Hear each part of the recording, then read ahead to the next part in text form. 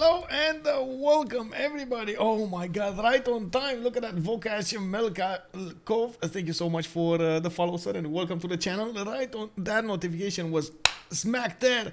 Hello there, Pizza Lord. Good evening, sir. Hunde Priester. No remap Friday. I would hope so, but we're gonna need to see what kind of map we're gonna have here. And of course, since it is gonna be Pangea, we might not have a remap. We'll see. Helfino, good evening, sir. Hello, hello. We got Tango Rango taking a look at the 2v2's, and definitely I do hope it's gonna be an awesome game tonight. We'll see what we're gonna have between these two powerful teams. Very experienced players coming up. SandroGames with Destroyer from Georgia. We got Hazaggi and Tidube from France, and we're gonna see who's actually gonna remain in the tournament, because this is an eliminatory game. The team that will lose will not get to play another one in the 2v2. Well, Rock, good evening, sir, and welcome. We got also Big Dog in the house. Hello there. Welcome, sir. Welcome, welcome. Nutrition Intense still looking, searching for Pauline. Good evening, sir. Bonsoir, monsieur. Bienvenue. And I do hope, of course, Pauline will join us tonight. Selected me. Thank you so much for the follow and welcome. Flying Conquest. Oh, man. I always see amazing emos from you. It's unbelievable. Thank you, sir. And of course, good evening, good evening. Natro0225, much appreciated for the sub. Thank you for the 8 months. Much appreciated, sir. Also, Commander Kim, good evening. This is gonna be a first for you. Well, I do hope we're gonna see how this is gonna entertain us, how this evening will come to be. How is it gonna come to light? Incinerating Toilet 28 picked up that first promotion and clicked the chat first. Hello there, sir, and welcome, welcome. Big shout out to Incinerating Toilet 28. Let me actually see what happened here. We do have Chetus Lanta. Good evening, sir, and welcome, welcome. I do have to take a look over here on the ban phase. We do have in the chat, you can see in the bottom right part of the game over here, we got quite a few of them, quite a few of the civilizations already banned. We got Cree Alexander, that's actually Macedonia. We got the Rome, a Black Queen, that's Catherine de Medici Black Queen, Spain, Chandragupta, Vietnam, and the Gauls. So they do have one more civilization or three more. That actually that's an information that I still don't know perfectly, if they have like 10 bands or 12 bands. Maybe somebody here in the chat can actually enlighten us. Let's actually take a look. Maybe we're gonna have one of the referees from CivFR 2v2's. Maybe, big shout out. Hello, hello, referee, Mr. Arbitra, Monsieur. Anyway, if it's not, it's fine. We're gonna find our answer anyway in a few moments here, and we're gonna see who's gonna get those picks. I'm pretty sure SandroGames is gonna try to get an advantage here, and it looks like they are taking their good old time to ban something. They did take out Zulu. Hey, a flying toilet raided the channel. Toilet raid, yeah, man. Your picture on the CWC is amazing, man. Having jetpacks on your toilet is incredible. I gotta say, incredible. But where are the controls? You need to put some controls over there, man. Good evening, sir. Thank you so much for the raid, and of course, welcome everybody. Okay, so it looks like we're gonna need to take a look here. What are they gonna go for? Since this is gonna be Pangea, I gotta remind everybody, there's not gonna be a lot of land for them to develop 14 cities for their empires. And we're probably gonna see them put down a few cities and then go smash each other in the middle. We're also gonna need to take a look if it's gonna be an east versus west situation, if we're gonna have them 1-1-1-1 or it's gonna be something like a north versus south. We do definitely need to take a look how this is gonna happen. And oh my god, we got an anonymous gift over here, dropping 5 tier 1 subs. Thank you so much, sir. Thank you. Rain 69, we got Canning Chen 23, Oni Terra, Ebon Rock 33, and Noldorin 777. Hello there, and welcome, sirs. Welcome to the Dreamers. Hello. We got also Crispy AG in the house. Hello. How are you doing, man? Oh, what are you cooking tonight? What's up, Doug? Or I should say, what's cooking, Doug? Mad Beats. Good evening, sir. Also, Takeshi left. Hello, sir. Hello. Looks like there are indeed 12 bands to go for, and the next one, Hazaggi is gonna go for Teddy Rough Rider here, and we got one more pick to go for from Destroyer, and I will see how this is gonna be happening. Having a poker game tonight, so I'm smoking a ton of wings and then ordering pizza. Wings and pizza. Oh, what's the sauce? I gotta ask, what's the sauce for the wings and for the pizza? Like that's probably the secret right there, right? The secret ingredient to having a good poker night, the sauce. Oh, people fat. Man, my family is actually telling me that I should lose some weight, and it's you know, it's a heartache for me, man, don't do that to me, don't take away my food, bro. Oh my god. Anyway, they're putting more on salads and, you know, like half portions of, oh no. What is going on? Yes, no, people fat. People small, then it's gonna be people small in a few weeks. What is this? No. Good evening, Pizza Lord. Also, good evening, sir. Crispy Z did put out over there, dry rub wings. Sauce is a myth. No sauce. Wait, no sauce? No shoshi? Oh man. You want some of my pizza? No man, I gotta listen, bro. I gotta listen. I took on a lot of weight. I gotta shave some down, you know. I'm trying to do as much workout as possible and getting out and so on and so forth, but it's food, bro. It's so good. He's going all in his oh no, don't do it. We got the Civs started here, and it looks like we got Destroyer coming up on Purge. Hazaggi is gonna go Aztec. We got Tidube on the big cons, the cons of cons, Genghis cons.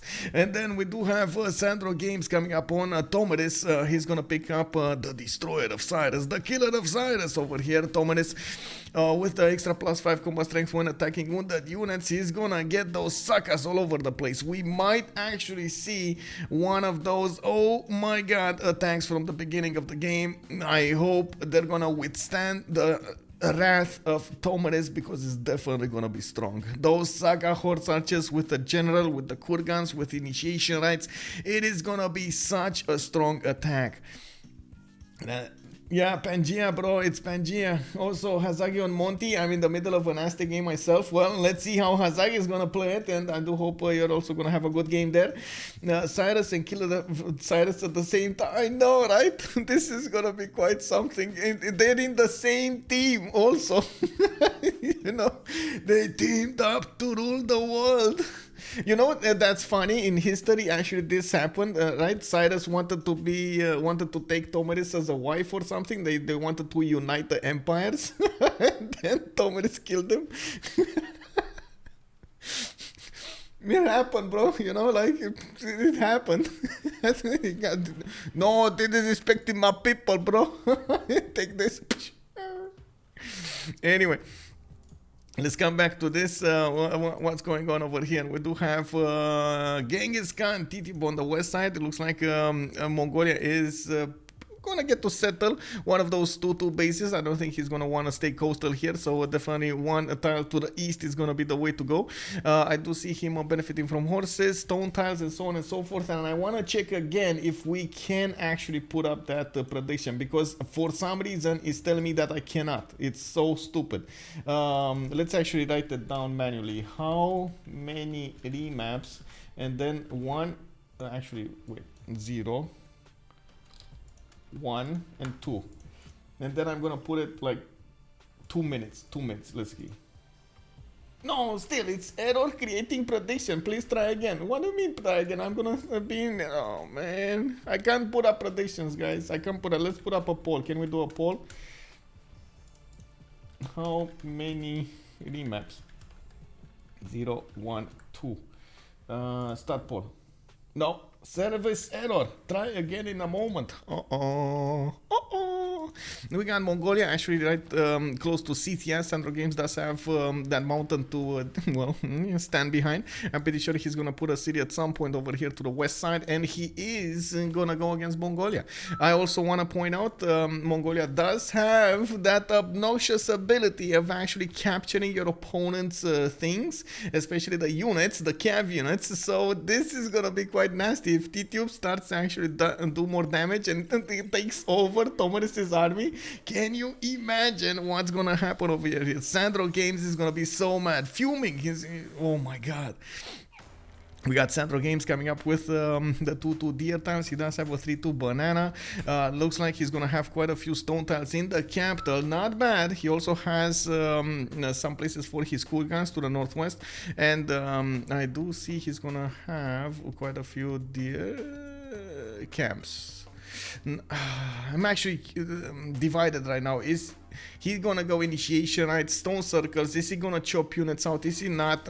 What do I, you know, like what do I advertise over here that he's gonna do? He has quite a few mountains to the southeast, and it looks like he's gonna be the front liner here. Well, that's good. That's good. Destroyer does have a much better sim position in the east side, and he might actually try to get those stats up much faster than their opponents. We do have over here to the south Hazaggi. Oh no, informing us there's a 5-minute Tidube phone call. No. Oh no, emergency phone call used over here. They're thinking about this. They're thinking about this, guys. They're thinking about this.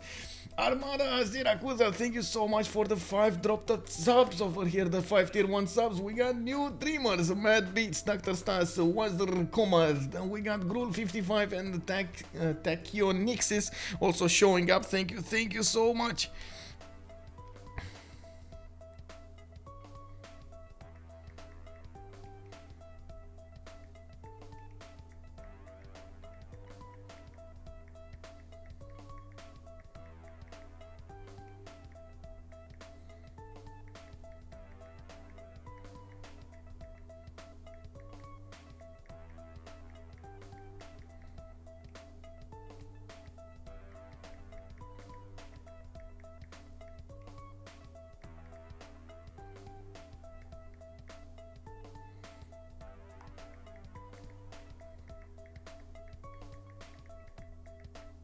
Oh, sorry about this. Okay, there we go. Tachionixis, with much pleasure, sir. I do hope you're gonna enjoy that sub, and of course you're gonna enjoy the emotes. Welcome, welcome. Let's take a look at the Montezuma's continent split here. We got Laurasia coming up, Eagle Warriors. He does have one single continent. Of course, this is the second continent, Pangea. Oh man, this is not gonna go well for him. He still will get probably a +4 coming up on his side. Now we do have Jade, we got Mercury, we got Silver quite close to him, and I do believe he's gonna get a 4th one. I don't know which is the first one, the 4th one. Oh, honey tile. So okay, so he does have +5. Maybe he can get the merchant going for the +4, going for a +5. I'm pretty sure he's gonna get quite a few advantages over here. Let's see also what's going on here with Destroyer. He has to the north the Dead Sea to play with, and this is going to be quite important since he's going to get he could get the Pantheon much faster, could also place multiple cities next to it. On the J tile, on the Honey tile, those will give him the extra era score, and I gotta say, in this 2v2 setup, like in the 1v1 setup, we got a bit of a problem for the era score. We do need to see who's gonna manage to get that era score to get a golden age, and I do believe that's one of the reasons the players are trying to pick as much as possible civilizations that could actually get the era score from their unique improvements, from unique units, from early advantages. So we do have on one side, of course, Pokrovka that could put the Kurgan down, could get the Saka Horse Archer. We got Aztec Hazaggi that also has the Eagle Warrior. We got Perja that could put down the Perideza and maybe try to go beeline those Immortals, so he should be able to get there before the next era.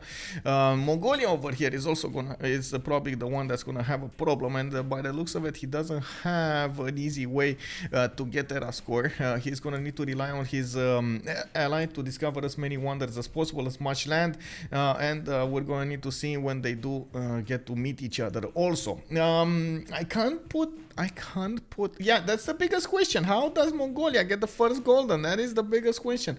We're gonna need to find that out soon. I don't know exactly the answer to that question, and we definitely will. We will have a challenge for Tidube to get all of the score necessary. Also, good evening, ma'am. Fire Tiger Page, how are you doing, ma'am? Also, KillWiz9, good evening, sir. Finarfin, good abend, my hair. How are you doing tonight? Welcome. The small indie company. Where's the small indie company, man? Show me the Mongolian Sakas. Yes, we want to see Mongolian Sakas over here. If it's ever gonna get the goldenish, that's a big question. Great. Oh, that's good. Oh, how is the deer? Are you still having a deer next to you? How about you? I'm doing fine. You know, still going from one day to the other, waking up, doing the CWC stuff, trying to figure out what to do with everything else and so on. I do want to ask you, did you guys see the CWC website, the Civ6 World Cup website? This one.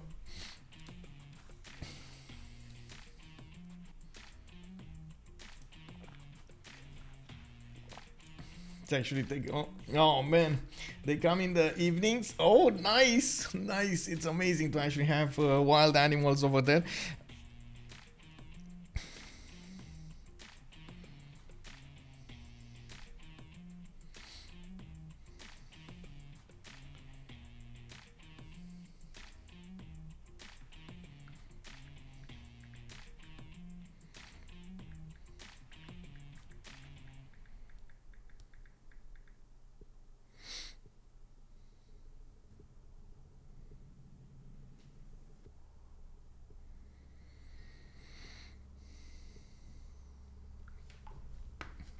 Hey, Sofnal, bonsoir monsieur, bienvenue.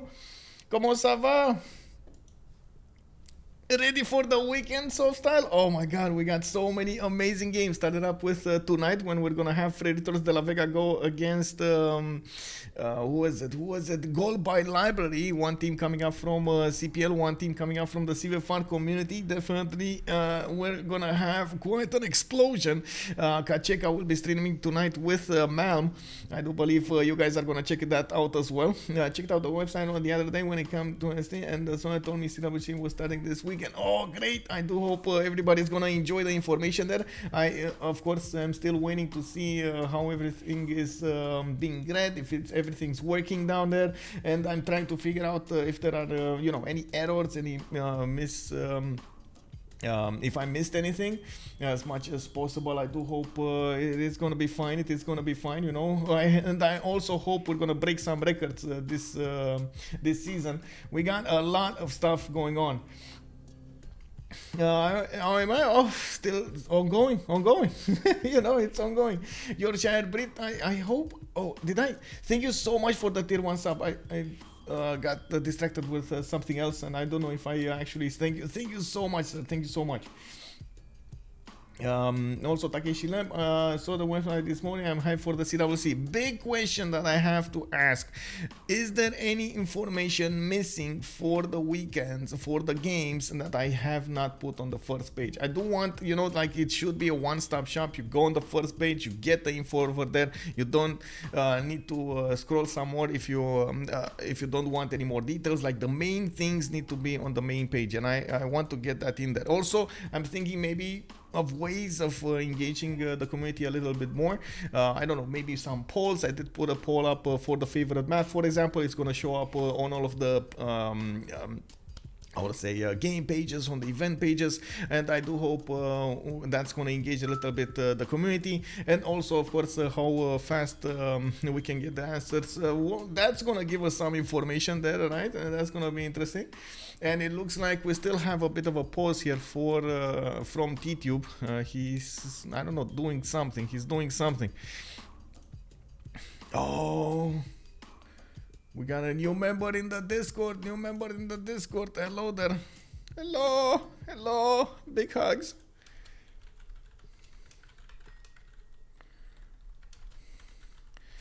Oh my God. I don't know if I should say.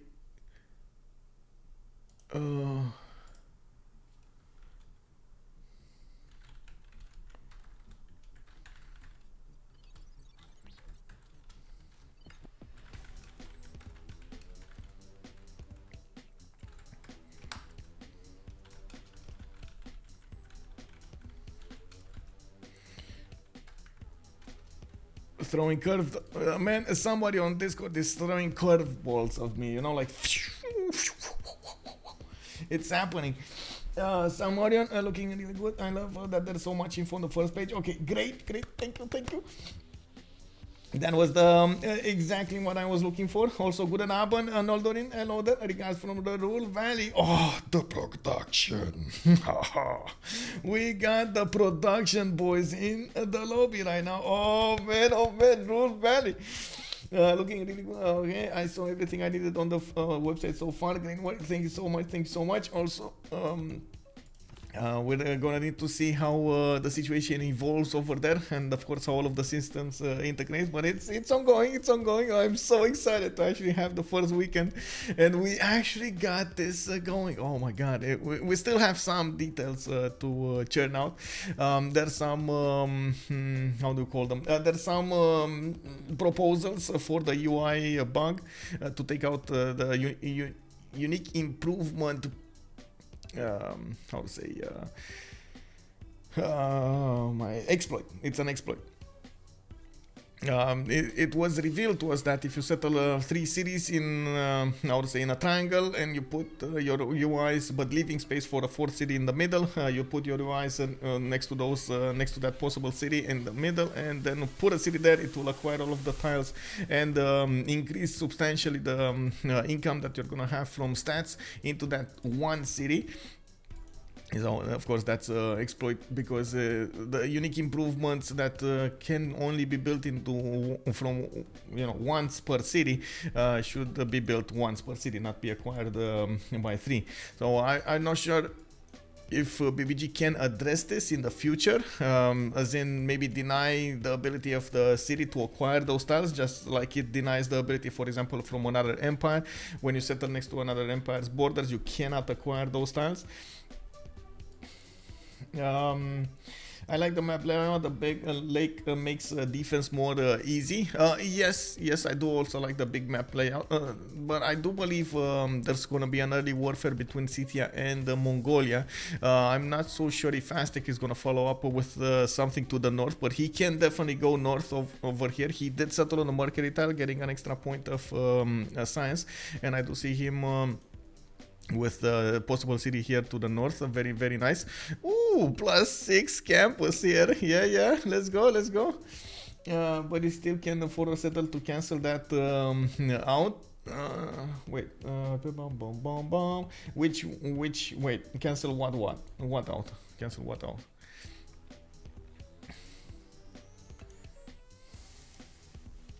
Anyway, is Twitch gonna fix its problems? Twitch down. I wanna make a report over here. Wait. Tidube is saying he came back. Okay, let's go.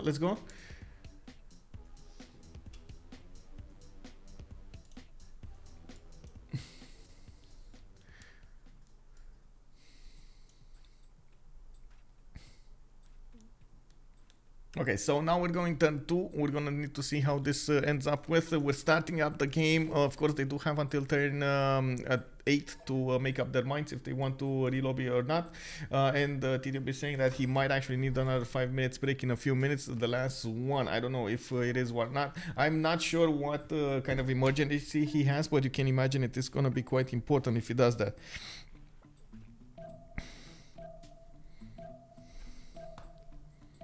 We do have Karakorum settling on that 2-2 base, getting a scout out. Looks like Tidube is putting out a warrior here, and by the looks of it, moving to the south to discover the land he has. In the city-state screen, we got quite a few city-states, 2, 4, 6, 7 to count. And from what I can see, we do have Auckland. We got, let's see, Armagh, Valletta coming up to the south of Mongolia. Cardiff is going to be on the seas, and Mohenjo-Daro is also going to be on the seas. It's very unlikely that they're actually going to get to meet Mohenjo-Daro for some time now. It doesn't look like it can actually pass through the deep water. You can see the deep water is the darkish blue over here, and it's yeah, it's not connected. It's not connected with the east side. We do have Halong Bay coming up for Aztec, and he can settle the uranium time, for example, and of course work those 3-1-1 tiles over here to get the extra food, working also the 1-3s for the extra production.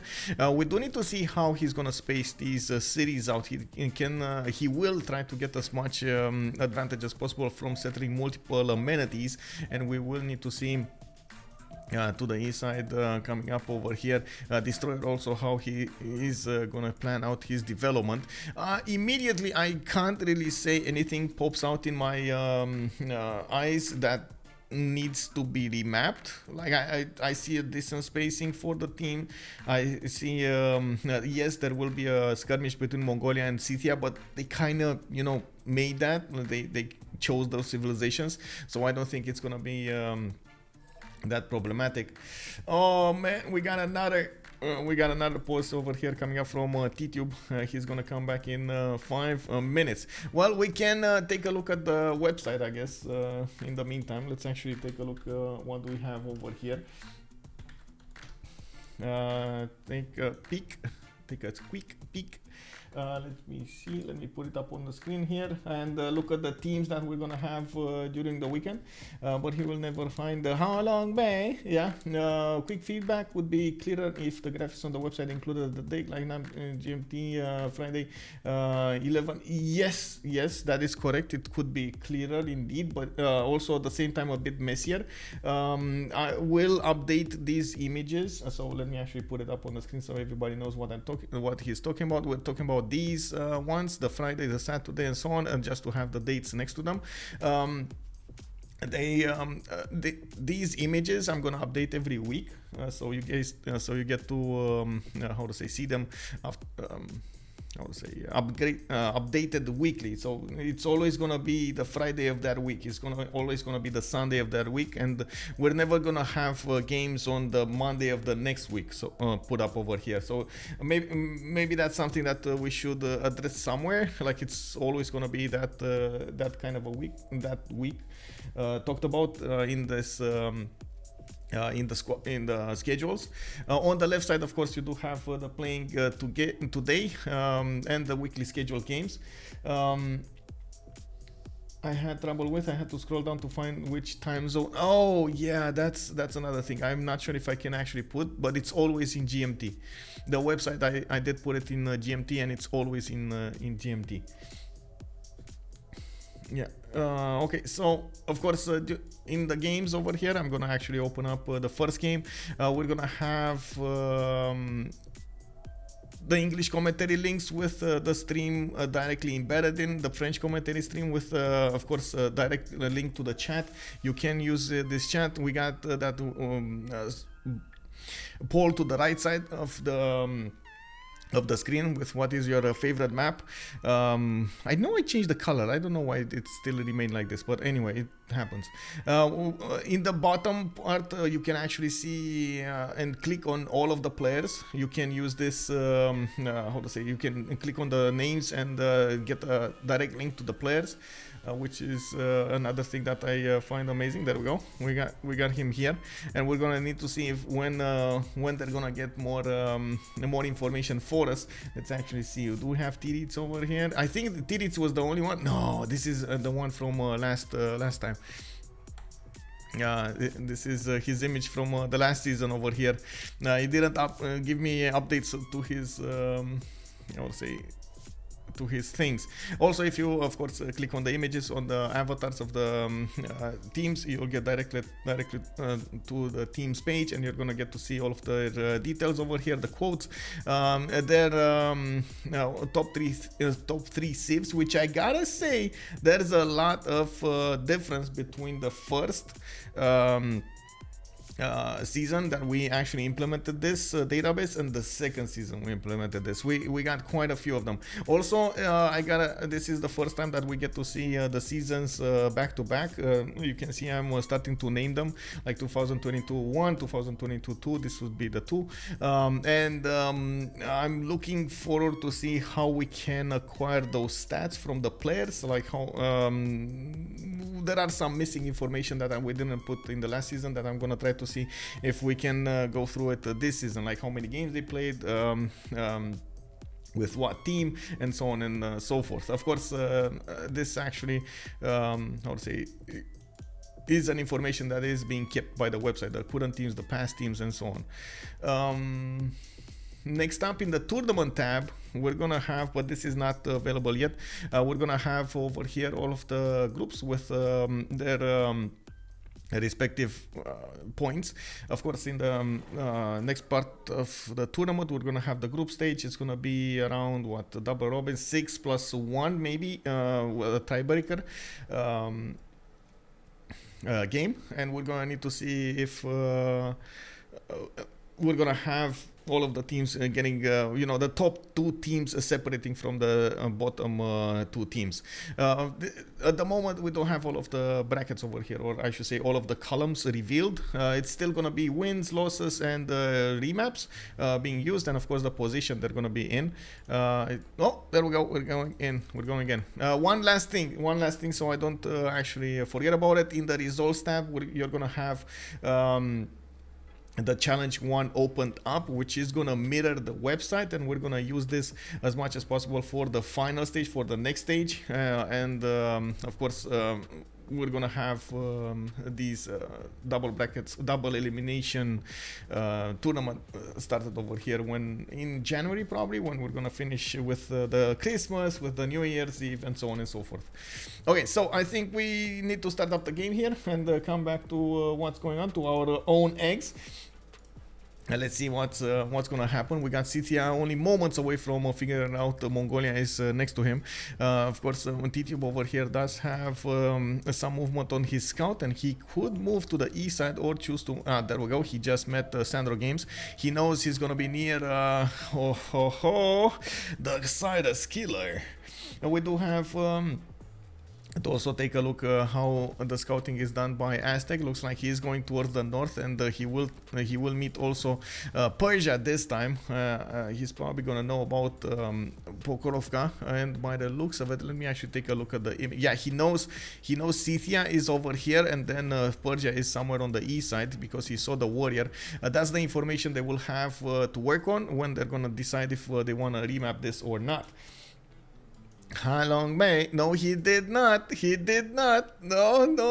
Look at that. He did not find the bay. Oh man, this is like the curse of Halong Bay strikes again.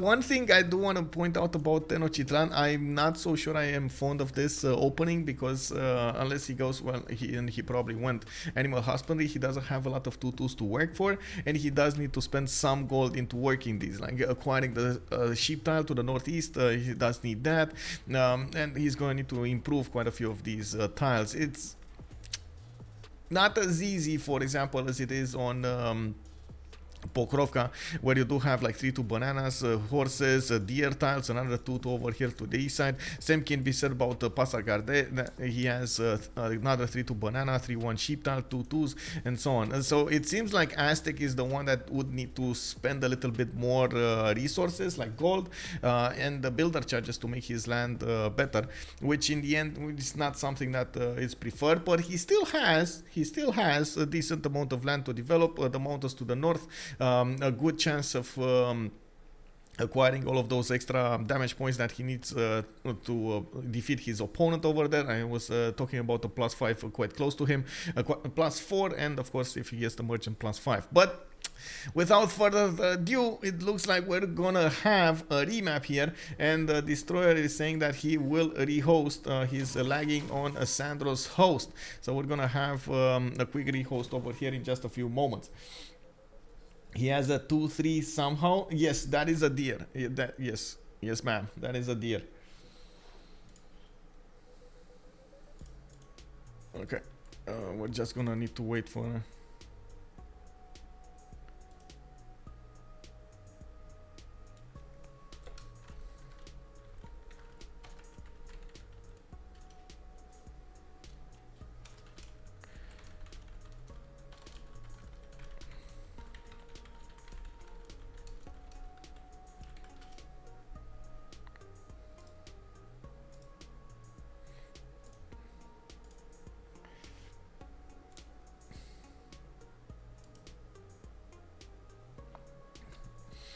Glad to have you back, Fire Tiger Page. How is life? Like, how did you find work where you did move, or is everything good? Like, are you I would say enjoying it? I would imagine there's a lot more sunshine where we are when you are now. I know you were also saying you like to go to how to say the gym very often. Are you still doing that? Wait, I need to find out Destroyer. Where is Destroyer? Destroyer. Whoa. Oh, thank you. You got it.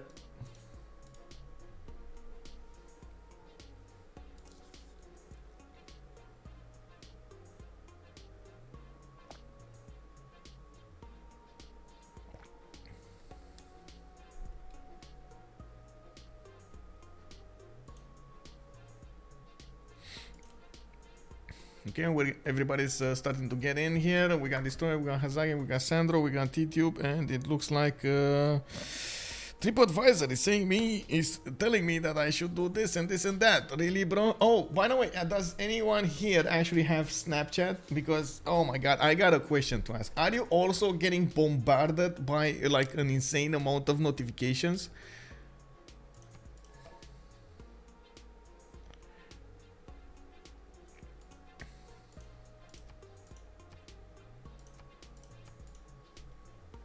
We are actually going into the winter here, just waiting for my husband to get his dental work done before we go to New York for Christmas. I've never been. Oh, that's amazing! Actually going. Oh, very nice, very nice. They must have amazing lights over there in New York, like all of those lights getting everywhere. That's so cool.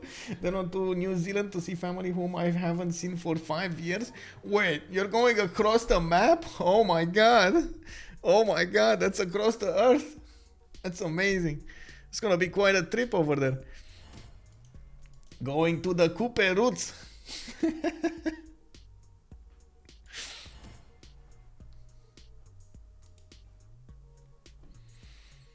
Okay, so it looks like we're just needing SandroGames over here to pick up his team. And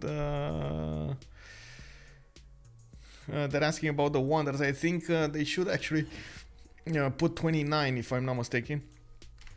Or 30 if you manually do them. But I don't want to actually... I don't know exactly in the 2v2, so I don't really want to speak out of terms here. They started to pick their civilizations. There we go. We got Cyrus, we got Tomidis, and Genghis Khan, and Montezuma. And by the looks of it, we're going to have Pangaea on a small map size. Yeah, probably, because it does need 4 players. Oh, tiny. Wait, they're going tiny? Oh, yeah, it is tiny. It is tiny. I think small is for 6 players actually. But Coupe was indeed a navigator, and New Zealand is very far. Yeah, not as far as if I was going from Romania.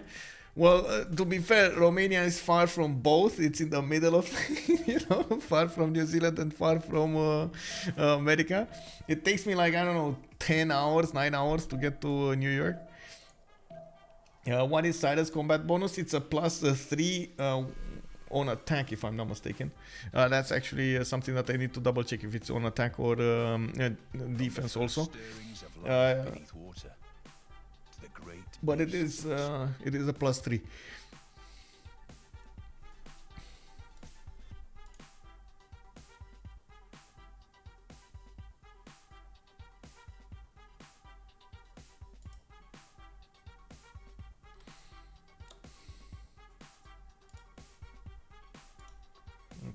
Okay.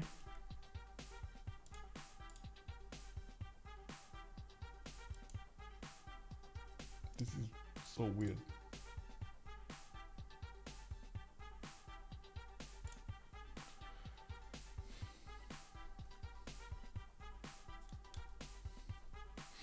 Okay, so we do have the new map started up on the west side. We're still gonna have Mongolia to talk about first, and it looks like we are gonna see him again on the coast with no possible 2-2. This time he's gonna have a 2-1 base, and he's probably gonna settle in place. There is a possibility for him to go on the cattle tile, but I don't think he's actually gonna do that. Of course, he's gonna have a much better harbor, but he's gonna lose that fresh water that he has to benefit from right now. And by the looks of it, he has vision of what's going on. A lot of whale tiles. I did like this when you're actually in coastal. The whale tiles do give you that extra gold, extra production for the food. It's gonna be quite nice for him when he's gonna get his lighthouses, if he's gonna go for harbors. He also has a lot of them. How many whale tiles? Oh my god, 1, 2, 3, 4, 5, 6, 7, 8, 9, 10, 11. Well, these are actually not gonna be acquired. So 9 tiles of whale tiles. Can you imagine 9 tiles of whale tiles? Really, bro? 9 tiles? The lamps are going to be well supplied with oil in Mongolia this game. Yes, exactly. I know. Paititi is also going to be to the east side. He can definitely take his time, before he's going to go to war here. He's going to be the one simming, and by the looks of it, Paititi is going to be a point of contention between him and Persia. We do have Persia to the northeast of that wonder, and looks like Destroyer over here is again going to have a bit of an issue making the correct choice. Is he going to go south on the Mercury tile to get that extra science? Is he going to go north on the sheep tile and give up a turn? We will see him catch back up when he's gonna go, of course, for the fish tiles, but he's gonna need a little bit of gold from his teammates to get the 1-3 acquired, so he keeps on having the extra production to work for. Yeah, there we go. It looks like Mercury is gonna be his choice. No 2-2 to work over here. That's a problem. He does need to buy one out. He's gonna choose to work the bananas for a little while, not the beginning. And it looks like he's pumping out a scout in 4. He does have to the northwest another city in the desert on the aluminium on the cattle tile, I would say, actually. But not that good, bro. Not that good. Oh my god, this one. Sugar, so much sugar and spice and everything nice. We got the cocoa tiles to the west side here. We got 3 of those sugar tiles. Oh my god, and another cotton tile to settle on the east side. This is gonna be nice. Second series I like. I very much like in this part of the city. I don't know. Pasagate doesn't actually convince me as a very good opener here. Destroyer and SandroGames were the ones that wanted to get a remap going last time, so they don't have a remap this time in this map. We're gonna need to see if Hazaggi and Tidube are gonna be convinced of keeping this map or not. And honestly, with so many whale tiles here and so much land for them to develop their cities, I can't see a reason of not keeping this yet. We're gonna need to keep on going. We got Hazaggi over here with Tenochtitlan. He already settled on Mercury tile, so he has an extra +1 on his Eagle Warriors from the beginning. We do have him with the cotton tile in the capital. Looks like he's also going to benefit from honey. That's his third. And olives with silver. Oh my god. Oh my god. Continent split. Continent split Aztec. I mean, why would you ever want to remap this, right? Continent possible +9 coming up over here for Aztec, the +4 and +4 from different continents, and then you get the +1 from the merchant. It looks like this is all in the cards over here. Oh man, Hazaggi did high roll.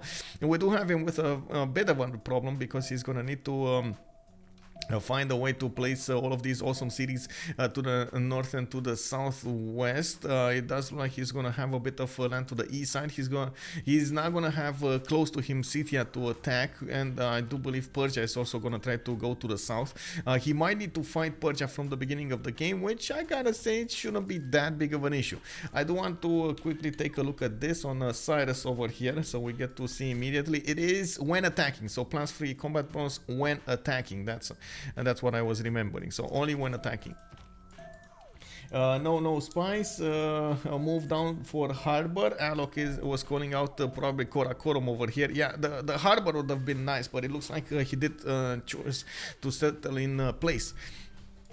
Let's quickly take a look at Scythia as well. SandroGames is gonna have a decent amount of mountains to benefit from. I also see very strong kurgans to place to the north and to the west side. Northwest, he does have multiple cattle tiles and horse tiles, and the same can be said about the south here. So very good kurgans that can be placed over here on his land. Not to mention the mountains will give him that nice and juicy science. Ainfaya Jokul coming up over here to the north, and of course it's in the tundra. We do need to see what SandroGames is gonna pull out of his hat over here. What's the rabbit gonna look like, and if he is gonna be on point with his simming, just as we know SandroGames is doing most of the games. Wait, there is no middle team. Ignore that. There is no middle team. Wait, middle team has large distance to the left and small to the right. Wait, middle? No, there's no. There's a southeast versus southwest versus a northeast type of war coming up here, and it looks like they will find each other next turn. Destroyer will meet Aztec. And they're gonna need to decide what are they gonna do here. What do you think, guys? Remap or no remap? This is all for Hazaggi and Tidube. They have the power. No remap, right? No remap. Yeah, I think the same. Mithro, good evening, sir. Beaver Simpson, hello there, sir, and welcome. UK, Europe to go through China to get to New Zealand which is not fun. Wait, you actually go, you don't go through the Pacific, you actually come through the Atlantic to get to New Zealand? Wait, really? What? I thought you'd go on the other way, you know? Annie George, all the whales, I know. Oh, wait, no. They want the remap.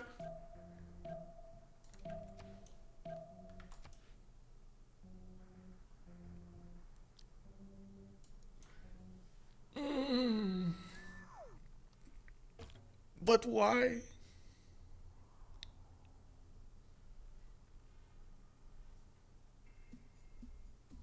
Man, I am so... Oh my god. Oh my god. What are the chances of Aztec getting another continent split? Another possible +9 on his side with a Free Sea Mongolia on the west. Maybe that's the issue, right? It's Free Sea Mongolia going harbors and not actually getting to use those Keshiks. Maybe that was the issue. Oh man. I'm thinking right now, did they just lose the 2v2 because they wanted to remap? We're gonna need to take a look at the next map here. But I find it extremely unlikely that we're gonna have such a good high roll for them. Oh my god. They would have had 2 versus 1, but Hazaggi is good in 2 versus 1. He's so good. He won so many games like that. Did he not see the split? Maybe he did not see the split. I don't know. Did he not split? Oh my god. Man, I feel like shedding some tears right now. Oh my god. No, bro. Bro, I'm gonna get something to drink. What is this? No, Hazaggi, no.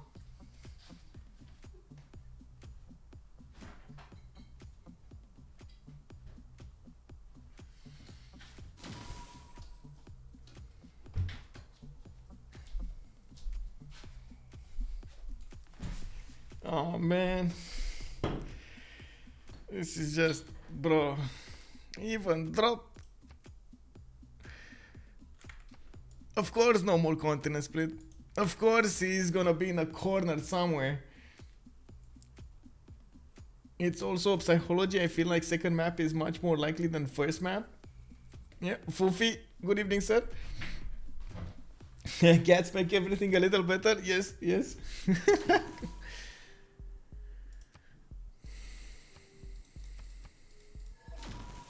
And we're just gonna have a lobby.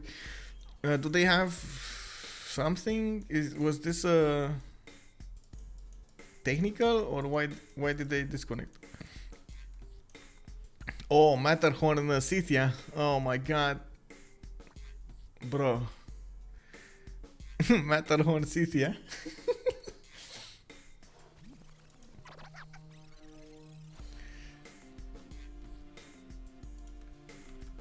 Oh.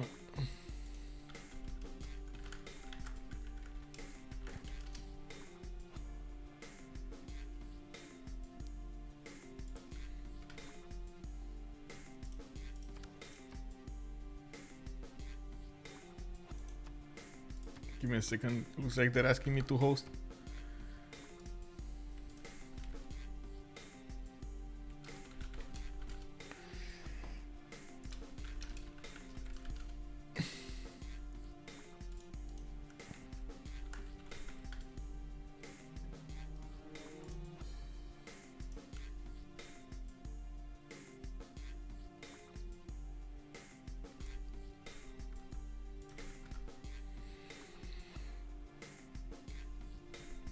Oh, this.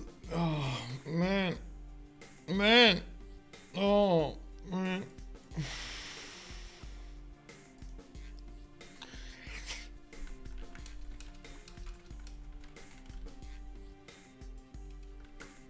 Are they allowed? Are those wonders allowed? I don't know if they're allowed or not. Disallowed. Let me actually take a quick peek over here. On.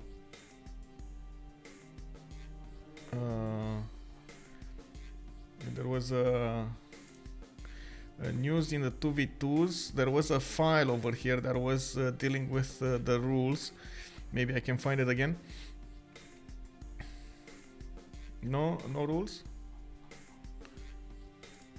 Lien, inscription. Okay, reglament. Okay. Boom.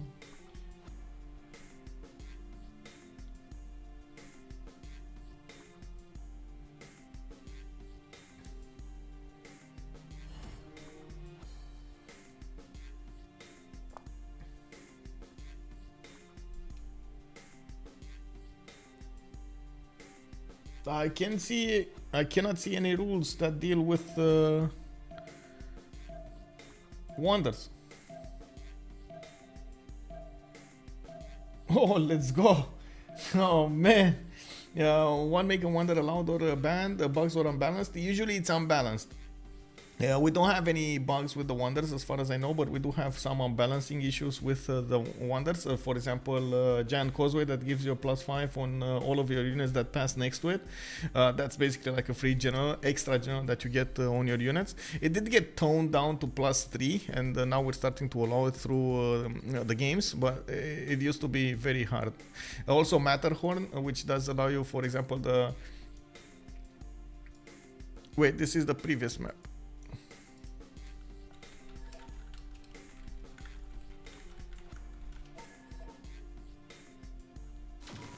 Oh, wait. The wrong map. Sorry. My bad. My bad. I loaded turn 9. My bad. Should have loaded. Oh, man.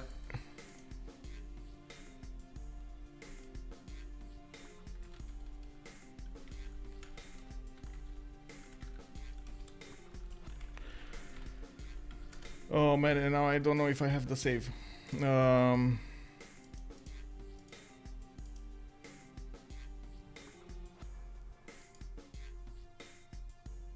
Oh, this is... It should be. It should be. It should be.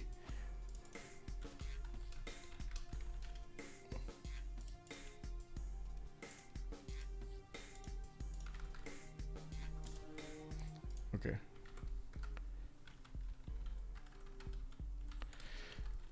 It should have, because I loaded turn 9, it should override the turn 9 at the turn 1. Okay.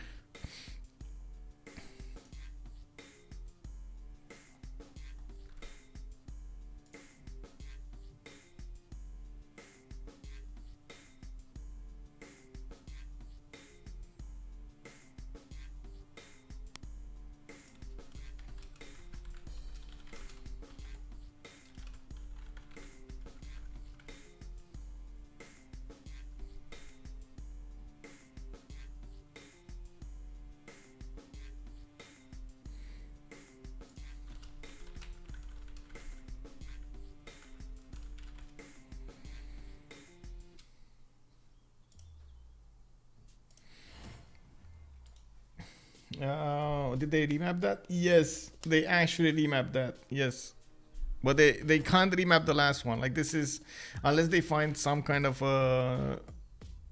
technical reason for it, which I don't see immediately. I don't see actually at all a technical reason for it. They're gonna have to play this one, and this is turn 1. I believe this is turn 1. Let me see.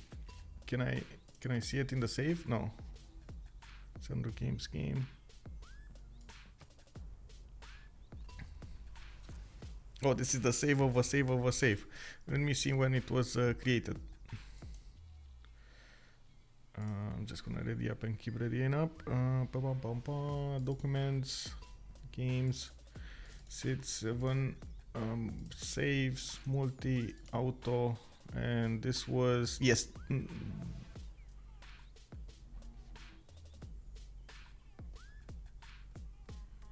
Wait, this doesn't look like the last save, honestly.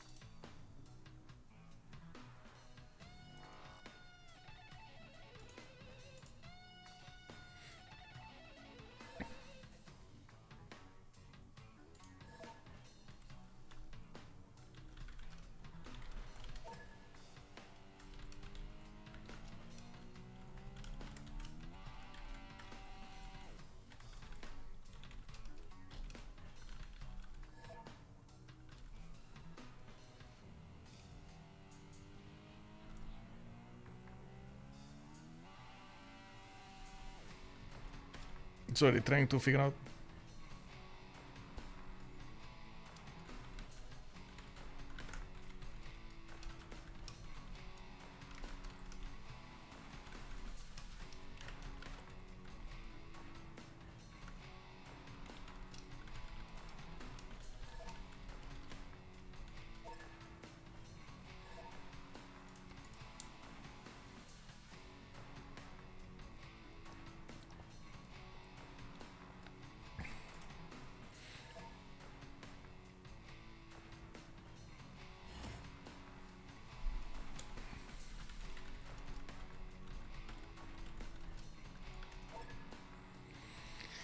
Is Destroyer gonna check, man? I don't think it actually gives you an information. It's JTS now. Good evening, sir. Isn't this turn 1 of the all map? Yes, that's what I'm...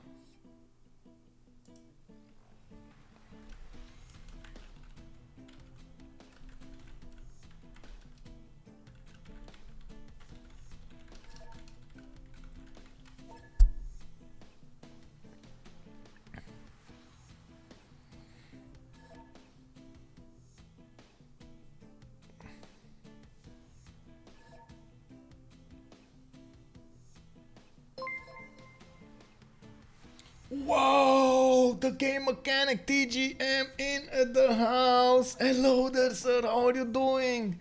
Good evening. Okay, it looks like we're gonna go for the anime remap over here in the second one, loading in and anime remapping. So we got a 2v2, big 2v2 coming up from the CivFR community. It's gonna be 2 players coming up from Georgia going against 2 players from the French community. We're in the phase 9 of the tournament, week 9 of the tournament in the lower bracket. Whoever loses this is not gonna be a part of the tournament anymore. Whoever wins has another shot for that win for the tournament. And of course, we're loading in and now. Big shout out to TGM over here. If you guys don't know TGM, you should know TGM. The game mechanic has an awesome atmosphere on his stream over here. You guys have to check him out. He also does a lot of informative streams. He also has a lot of fun coming up on his community over there. We will meet, by the way, with TGM when we're gonna go into the Civ. How to say, in the Civ Give 2022, which is scheduled on the 11th of December.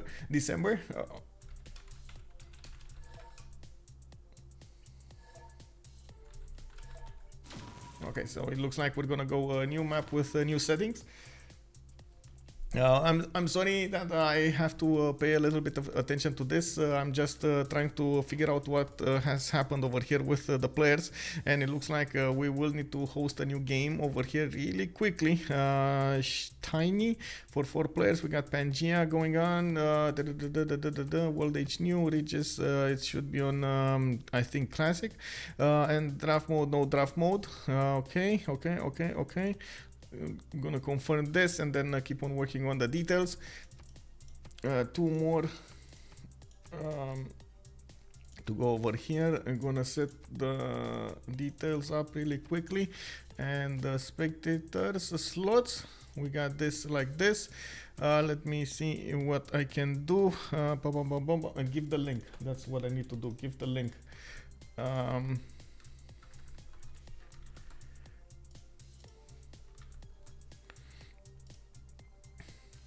Okay.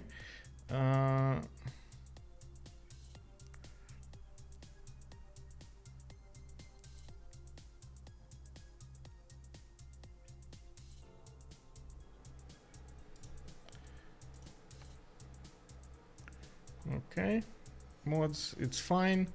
We got everybody going in. Okay, everybody can actually click the buttons at the same time. Okay. Custom 33, I think that's correct. Classic Regis, or standard. Okay, that's a question that I don't know. Start position should be the same. Strategic resource. Strategic. Wait.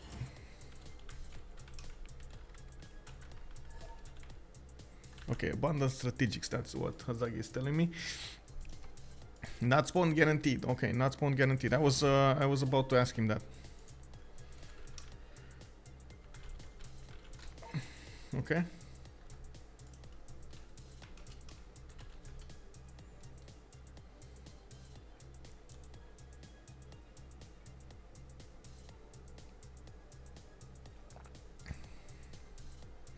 Competitive timer.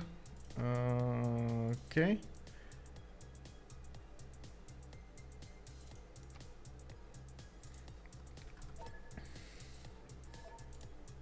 And no barbs. Wait, there were barbs? Oh my god, there were barbs. No. No barbs. Okay, there we go. No map pins. Map pins. It should be fine.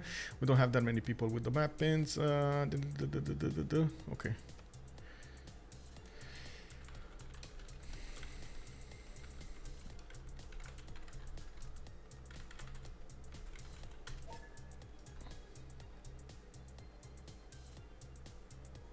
Laktanen, good evening, sir. Will they play Sunday? I hope so. I hope so. We're gonna get this going, rolling much sooner rather than later. Also, thank you so much for the follow, Roids74. Hello there, sir, and welcome. And Sasu, hello, sir. Oh my God, what's the Conga? That's the Star Wars Conga. Is that the penguin from the new Star Wars series? Wasn't the game supposed to start? Yes, but to be fair, To be fair to them, we did have 2D maps, so now whatever happens with the next map, it's gonna be the map. But at least, you know, at least we're not gonna have an immediate win on one team because the other team does have Matterhorn. You know, at least that. I'm just saying, you know, Matterhorn, Saka Horsages are not something you wanna find yourself attacking into or defending from.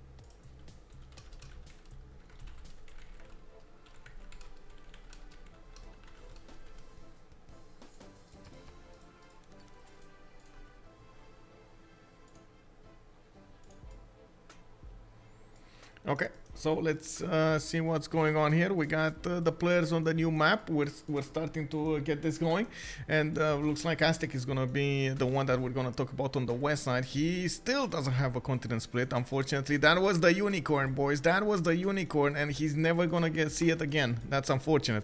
We do have Aztec with a 2-2 base underneath his settle with a few 2-2 tiles to work to the south. It looks like southwest as well. Does have a river for the fresh water and a decent amount of land to fight with. He's also gonna have Matterhorn between him and Mongolia. Oh, this is not good. This is, you know, I was talking about, well, actually they're on the same team, right? They're on the same team. For a second there, I thought their opponents, and just thinking of Tidube just sending those cash eggs against Aztec with Matterhorn bonus, I was like, oh no, I felt a shiver go down my spine, you know. It's electricity, bro, it's electricity, don't touch the button. We do need to see how Mongolia is going to want to play this. Looks like he did move to the north. He's going to go for the banana here. Certainly interesting. Looks like he's also away from a 2-2 base. Quite a few moves away from a 2-2 base. He does have a few land tiles to go to the northeast next to those rivers, and I do see him with an easy defense. This is a proper east versus west by the looks of it. We're gonna have on the west side Hazaggi and Tidube on the big continent, while we're gonna have Scythia and Persia on the eastern continent. Oh man, well, I guess get into a longer game.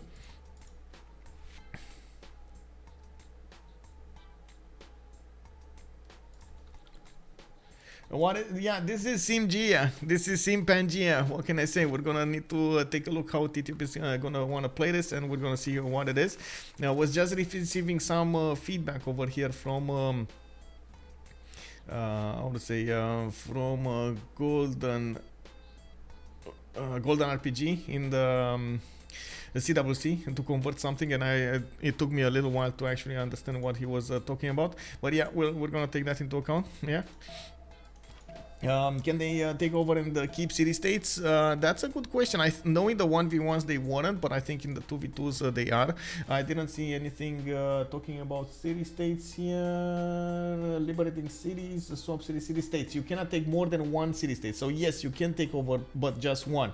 If you take a city from an enemy that was a city state, you can keep it. Okay. Nazca is extremely, yeah, it's crucial. They need to have this over here. They need to somehow close this choke from each other.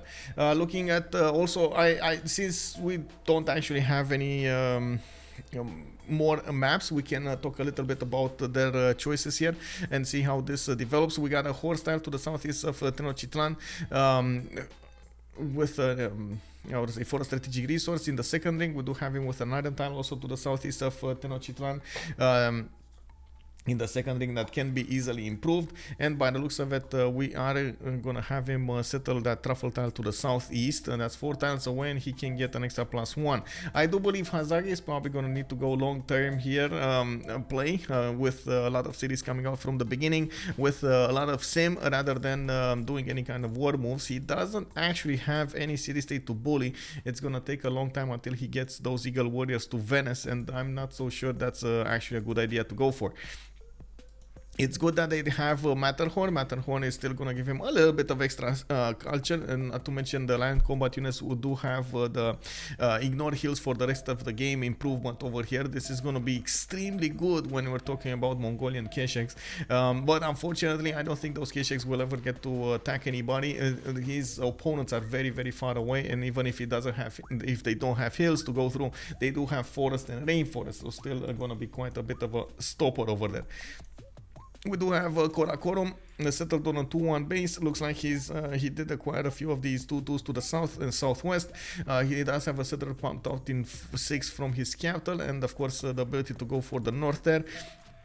I would actually say go for the southeast, but I think that's a bit dangerous because he doesn't know if there's anybody on the coast. He doesn't know how the coast actually unravels and goes around and connects and disconnects. We're going to need to see if Mongolia is going to choose to go to the southeast. This if you have the full vision, the rice style would be the best choice out of them all. He does have a tobacco over there for some extra faith from the beginning. Easy peasy pantheon, and a lot of food for a lot of 2-2 tiles to work.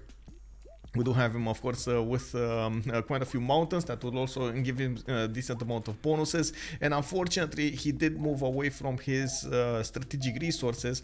He has a horse tile in the 3rd ring to the northwest, and he does have an iron tile to the north in the 4th ring that cannot be acquired without settling next to it or closer to it. On the other side of the continent, we do have Pokrovka coming up with settler in 3. Looks like he's gonna get some copper tiles to work to the west side if he gets them improved, and I do see a few 2-2s next to him. I'm actually curious. I think he's not working the extra gold. Yeah, he's not working the extra gold. Those copper tiles do need some mines on them if you actually want to work them. We do have him with a decent amount of rivers for his fresh water to the north, to the southeast, to the west side, and I do see him breaching the land between him and Persia. They are slowly discovering how the land looks like and how they can actually place those cities. We also have him with a possible 2-2 base to the north on the sheep tile, and I do see he does have one of these Science City stays to the north. This might be a pocket CS for them. Like it's so important if you do manage to get a pocket CS in these kinds of games, and of course having one Science CS over your opponent is quite important. Pocket CS is when your opponent doesn't get to actually meet it, and you have one envoy in there along with your ally. You don't ever seize it, so you don't reveal it to your opponent. It doesn't declare war. Also, Hunde Priester is saying Venice is a great city to have on this map, or will everybody trade internally? I think we're gonna have a lot of internal trade routes. Persia cultured victory maybe. Oh man, that's gonna be interesting to see if that's gonna happen. That's actually gonna be the next civilization we're gonna talk about after we see the strategic zone Pokrovka. Momiko, good evening, sir. Hello there. If Hazaggi go coastal, we can still have a quick game. Yeah, true. But it doesn't look like Hazaggi is gonna go coastal, and Destroyer, even if he is coastal, he's probably gonna still try to go inland with the next ones. Maniashuk Oblig, good evening, sir. Sim game on War Nations. What's the worst that can happen, you know? Lexad also, hello, good evening, sir, good evening. Yeah, Sim Fest, it looks like, yeah, definitely. Pokrovka does benefit from an iron tile in the 2nd ring to the northeast, and we do have horse tile in the 3rd ring to the west side. He also has one to the southeast where he is sending that settler. Maybe he's gonna get it faster with his 2nd settler. Pasagade, we do have him coming up with another settler in 4. He does have this one already on the way towards somewhere in the south, and I do see a lot of stone tiles coming up for him. Maybe stone circles is going to be a thing here. Does also have Yosemite to the south, and I gotta say, you know what, this is going to be extremely problematic. Like, looking at the era score over here, I don't think they're actually going to meet each other. If they don't meet each other, they don't get those extra points from meeting other nations. Oh my god, this is gonna be extremely problematic. What's gonna happen in the era score? Tidube, how is Tidube gonna get his golden age? Can he get to Eye of the Sahara? Maybe non-freshwater city on Eye of the Sahara, so he can get a golden age. Is this what's happening? Because he's definitely going west side. You know, maybe get a city on the coast to get a boat. Come on, Tidube, you gotta find a way. Does Tidube know the way? We do have a destroyer coming up over here with a 9 and 19 also keep going on the he keeps going on the coast. He knows that the fact that he put his city on the coast here, he's gonna need to commit to it. It doesn't matter what happens here, he does need to commit to it. And we do have him pumping out another a settler in 2. We do have a 2-3 deer tile work for him with I think he should be going campuses first here by the looks of it. No, he's going sailing. I was thinking maybe he should place a campus before that tile gets covered by a horse. I'm not so sure he actually knows about animal husbandry, but I think he does actually. I think he does, because you can see the horse is a 2-2. Usually if you don't know animal husbandry, it doesn't get it like that, but anyway, I guess it's fine. He can still work it, but differently. Been away cooking dinner for the family. What is this map? Eric Offen, welcome back. Yeah, we got a 4th map here. Yeah, Matterhorn not banned, Matterhorn not banned. It's very sussy. It's so sussy. Yeah, Matterhorn and Floodplain settle for the west side. Yeah. Hello there, Rafifi. Bonsoir, monsieur. Bienvenue. Okay, so let me actually see what's going on over here. Okay. Okay, so we got Hazaggi coming up with that city Chalco. Interesting position for the city. He did go for the 3-1, not 3-3 truffle tile for the extra gold, and of course adjacent mountain tiles. He could have put another city there. I'm a bit surprised about his choice, but you know, it is what it is. And we do have him going for probably an Etemenaki city over here in Chalco. We got settlers coming out in 2 turns from Tenochtitlan. That's his second one, and by the looks of it, he's going to improve his tiles here with a builder. He did manage to probably pop a builder from a hut, because I don't think he actually saved it.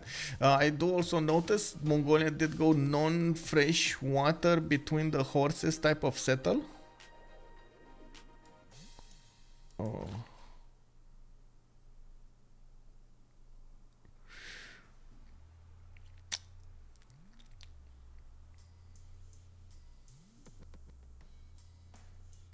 I mean, I like the horses, but right now I'm thinking, if you went that way, non-fresh water, why didn't you go for the Matterhorn settle to get the extra culture, to get the banana, you know, like...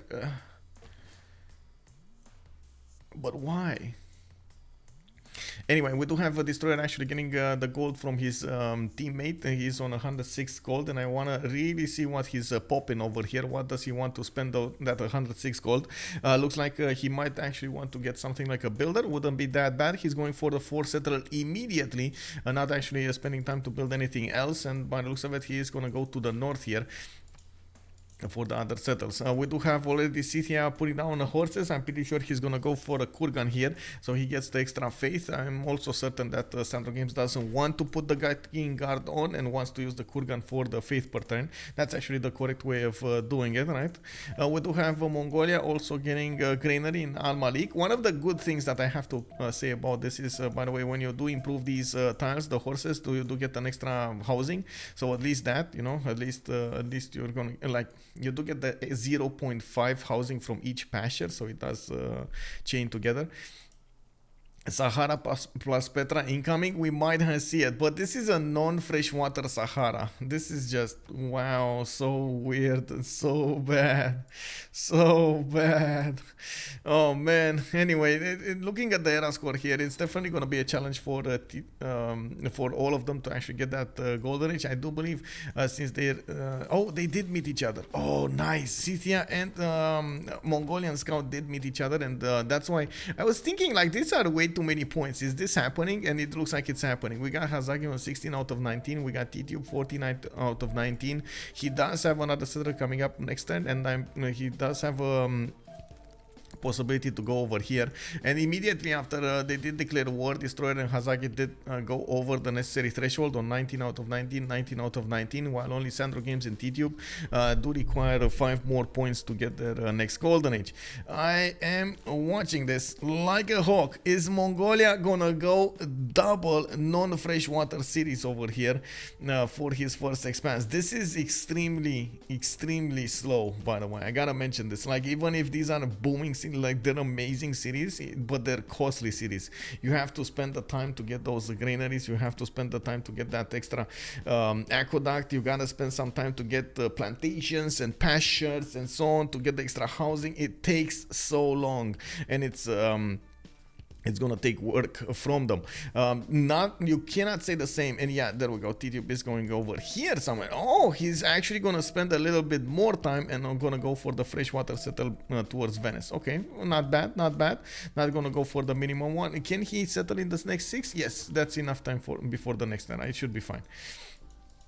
We got over here to the west side, we do have a destroyer coming up with that coastal settle. Pasargarte gonna get the traders going. We got a builder coming up from Tarsus, and it looks like that 4th settler is coming up in 3 turns. That's a lot of production for Persia. Not gonna grow that fast, but he's definitely gonna have the bonus points of production. City Patreon goddess as a pantheon for him. We do have him with the 50% of the 1st district, only the 1st district, and also ships don't get ships don't get Matterhorn. It's license for that gives bonus to ships. Scythia needs at least 1 coastal settle for trading. Scythia. If he can get a city on the cattle tile, yes, that would be amazing. Or even to the north, next to Nalanda, that would be definitely amazing. They could trade with each other. I'm pretty sure Persia will still want those internals. Persia's internals are amazing. You do get the extra culture, the gold, the production, the food. Depending on how you set up your Magnus City, you can get an insane amount of stats just from one single trade route. So I'm looking forward to see how they're gonna try to min-max this, and I'm pretty sure SandroGames and Destroyer are both gonna find the correct way of going about this. Now we do need to see also what Aztec is gonna do here. It looks like he's gonna go for a +3 campus on the west, and he's gonna try to get another settle to the south. Still did not get to this. Does he even see this? I think he does, right? He does. Oh my god. Oh, now we know that why he did not settle that one. Man, how is this possible? That one tile is how long truffle this time, you know? How long truffle? That one tile never actually got discovered. He doesn't know what's on that tile. Hello, Leonidas. Good evening, sir. Mekonzilla also, good evening, sir. Sandro loves the naval war and dreams of it, but Aztec stays off the coast. Sandro unhappy. Well, I see Hazaggi is going to put a coastal settle, and this is going to be a problem. He's not going to get to commit to the coast as much as he wants to, even though he can get quite a few cities on the coast here. He doesn't have his capital nor his 2nd city. It's going to take a while until he gets all of those boats going. I'm pretty sure Persia over here is going to be much better prepared when it comes to the boats, and I'm sure he's gonna get a boat at some point to discover the lands, or I should say the seas. Oh, this is oil, right? This is oil. Yeah, this is oil. I don't know why those oil tiles don't appear yet, but anyway. Oh man, Hazaggi going 1 city coastal versus Persia's 4. Yeah, exactly. The one tile Pepega stress again. I know, right? It's unbelievable. Man, when he's gonna get the vision over this, he's gonna be so mad, bro. He's gonna be so mad. Look at this. The one tile, truffle tile in the marsh tile. Anyway, Hazaggi getting more traders out. He's gonna get to improve his sources. Looks like he did finish his campus, and the first scientist is Hypatia. He can definitely go for it and try to get some projects out, while we do have Tidube over here gonna need to probably do the same thing. They're going currency, actually. They're going currency next. Okay, interesting. They're definitely gonna need to get a lot of commercials as well. Their opponents are going towards celestial navigation on SandroGames, and looks like sorry, on Destroyer, and SandroGames is going writing. He might actually need to go commercials himself. City over here is gonna go for the 2-2 base to the north. Could actually go one tile to the one tile more, but I don't think he wants to. He did place that Kurgan next to Kuloba and is getting an extra culture point from underneath that city center. Looking at the stats over here, we're going to need to take a look at the pantheons really quickly. Religious settlements coming up from Scythia. He's going to get extra tiles whenever he settles another city, and by the looks of it, he's going to get quite a few cities to settle. 1 and a 2 and a 3 and a 4 and a 5. Take over Zanzibar. That's a 6 one with the 2 that he has right now. That's 8 cities, possible 9 if he actually settles to the south of Kuloba also, and this city 10 to the northeast of Nalanda. That also gives Persia quite a few city states to settle to the south and the southwest, next to those rivers and of course the coast. Okay, somebody actually got 5 points. I don't know who got 5 points, but somebody got 5 points. SandroGames, bro. Tidube, bro. 23. Okay, they have a decent amount of time. They have, what, 8 more turns to go for the Golden Age. Tidube is 18 out of 19. SandroGames is 17 out of 19 for that Golden Age, and I'm pretty sure they're going to try to get it. Oh, hello there, Civ. CivFR, good evening, sir. Do we have this? Yes, there we go. It's Victoria's Brazil. Bom dia. We do have this exclamation mark CWC Civilization World Cup. You can access it on the civ6worldcup.com website, and you get to go there. CivFR, also, what is the info about the CivGive? They have a website now, so you can just check out the civshow.com, http blah blah blah www this. There we go. You can actually check out the civshow.com over there. And they're going to have a page dedicated for the CivGive 2022. And you can actually take a look at all of the streamers right now. We are trying to get $75,000. Oh my God. That's upcoming in December on the 11th. That's going to be such a high goal for us. We got some new pantheons coming up here. God of Craftsman coming up for Mongolia. He is already bullying Venice into submission. Looks like Mongolia and Aztec units did manage to put that city under siege, and Venice is trying to defend himself with a warrior there. Has another one coming up from the southeast and could actually take out one of the Mongolian scouts, but probably won't. We do need to see if Aztec and of course Mongolia will manage to take this out. I think so, because they do have the farms to get some food back, get some health back, and of course they can keep on attacking this city without that much of a problem. God of Craftsman is also going to allow Mongolia to get that extra production and the extra faith per turn coming up from all of these improved strategic resource tiles. On Matterhorn, he did get the extra points, and Tidube is on 19 out of 19 points to go for this Golden Age. We got a fourth settler coming up from Tenochtitlan, Magnus going inside of that city center, and I am curious, is this going to happen? No, Tidube is rushing as fast as possible towards currency. He wants those commercials. I want to see, is this a Temenanki going to happen in Chalco? Can you imagine a Temenanki over here? He could even play it out with Lady of the Reeds and Marshes. Does have a decent amount of floodable terrain tiles to work with for the extra production. Not to mention a Temenanki in Chalco will be awesome.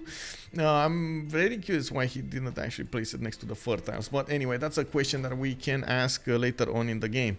Venice did go down, and it is gonna be one Hazaggi more city over here coming up next to Mongolia. Didn't want to give it to Mongolia, he took it over. We'll see Aztec over here get quite big, and I'm pretty sure Mongolia is gonna try to settle over here to the northeast. They have a lot more land to play with than Hazaggi, than SandroGames and Destroyer has. Can you show the pantheons, please? Yes, really quickly. Yes, of course. City Patreon got us on Persia. We got the religious settlements on Scythia. God of Craftsman coming up for Mongolia, and no pantheon yet for Aztec. He's thinking about it. He's he doesn't have he has no faith. No faith. He's, I don't know what he's doing, but he has no faith at the moment. He's delaying this a lot. He probably didn't like anything, but honestly, he did have a good Lady of the Reeds, so I don't know. We'll see. No problem. Quite long, I guess. You just disappeared. Yeah. He just disappeared. I made sure I came to say, are you back on Discord too? Yeah, good questions. We're gonna need to see everything pop up over there.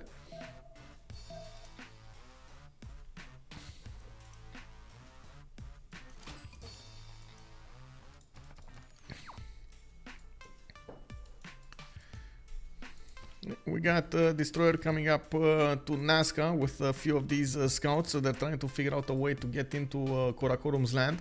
I don't see anybody actually choosing Nazca yet. There is SandroGames that has one envoy in there, and of course there's not enough desert to actually make Nazca worth, nor do we have somebody going for holy sites from what I can see.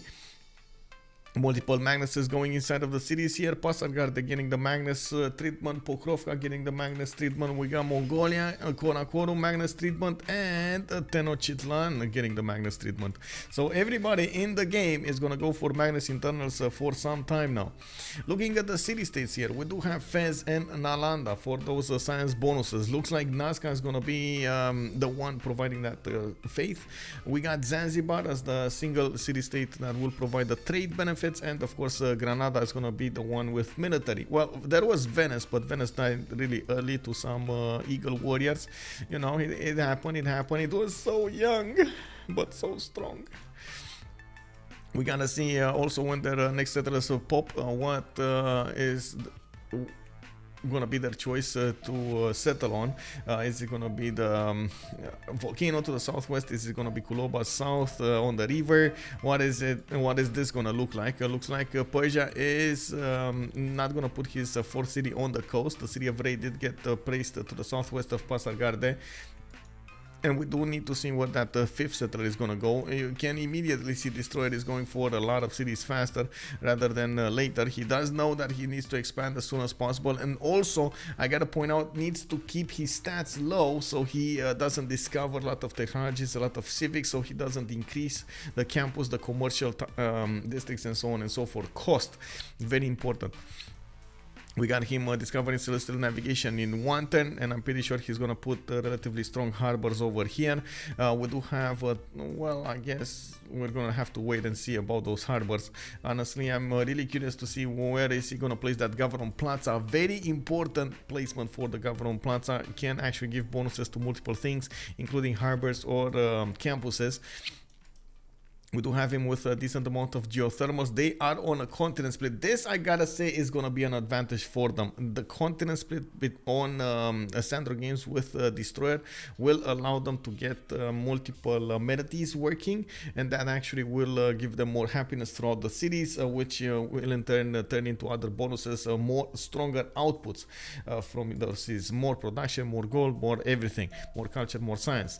Now, on the other side, of course, Aztec might actually try to go for a run for Colosseum over here. He did just get fertility rights as a pantheon, and he did put down another campus with commercial from Chalco. Going for the north settle next to the sheep town, he's gonna get a +3 campus next to it, and from what I can see, he does have more builders in production. He's not gonna go for a fast expansion like Persia is going for. Persia is going for 7 cities. He's going at the moment for just 5 or 6. And of course, we do have the same problem over here on Mongolia. He's going to have a few less cities than his opponents. Of course, we do need to see how they're also going to work the choke point here on Nazca. Definitely somebody, and wink wink is going to be probably Scythia from one side, and then wink wink Mongolia on the other side. Needing to choke out Nazca as much as possible and put those units on the defense. It's something I had to learn on Stellaris. You spend money on the game, it's trash, then you spend your valuable time following up on that decision, so I don't feel like you wasted money. I had some friends actually give me the rundown of how they think about this, and they always put how many hours they can play in a game versus how much the game costs. Like, you know, like if it's $30, like you should get at least like, you know, 100+ hours from it. And they're like, you gotta get your return on investment, bro. You gotta get that money, you know, you gotta get that. Like if the game doesn't actually give you many hours to spend and how to say, entertainment value and maybe some value with with your friends and so on. That's a problem, right? So maybe that's a lot of the people how a lot of the people think when it comes to playing these awesome games, like the games that are being played all of the time. Like, how many hours have you spent in Counter-Strike Go, or how many hours have you spent in Valorant, or in World of Warcraft, or in, you know, like all of those games? Well, World of Warcraft actually is a different beast. If you compare it, actually has an extremely low return on investment, because you always need to put money in, whereas in Valorant it's free, you know, or PUBG, or even Tarkov for that matter, Escape from Tarkov. I only played till Megacore expansion. I don't know the Megacore expansion, but the second they implemented this district thing, I stopped playing. Like, I totally disliked the game after that. I did not enjoy them getting an idea from what was it, space something, Endless Space. I did not enjoy it. Like, the second they implemented that, I was like, no, I'm not touching this anymore. I don't like getting the ideas. And since then, though, I actually changed my mind. I felt so big and strong when I beat the scary AI space dragon. Big fire tiger page strolling in like that. Oh, big brain. We got Mongolia coming up over here with Government Plaza next to Karakorum. We are just one turn away from flipping into this classical era, and you do see them on turn 30. Everybody is over the threshold here, and it looks like we got Government Plaza next to Karakorum on the west side. I'm actually surprised about the placement. He's not gonna get that many awesome districts to play with over here, but he's at least gonna get some adjacency. He's putting a commercial from Al Malik, which also could have been placed over here next to the river, and from what I can see at the moment, he didn't replace anything from Axu. On Aztec, we do have him going for the north with another settler. He just settled Teayo, and does have a builder going somewhere. I'm actually curious if he's going to start chopping these rainforest stands, which of course does require bronze working, which I don't think he has. I honestly don't. He doesn't. Oh wait, that's not right. Hazaggi is going astrology and political philosophy. Okay, interesting. Yeah, my husband is a faster runner than me though. Just as I'm getting into the game, he's mastered it and bored, so then I have no one to play. No! Yeah, that's bad when it happens. Also, are they still playable, or are they still really buggy? Yes, has he mastered the game of life? Oh, mastered the game of life. Wait, is that live from the movies? Okay.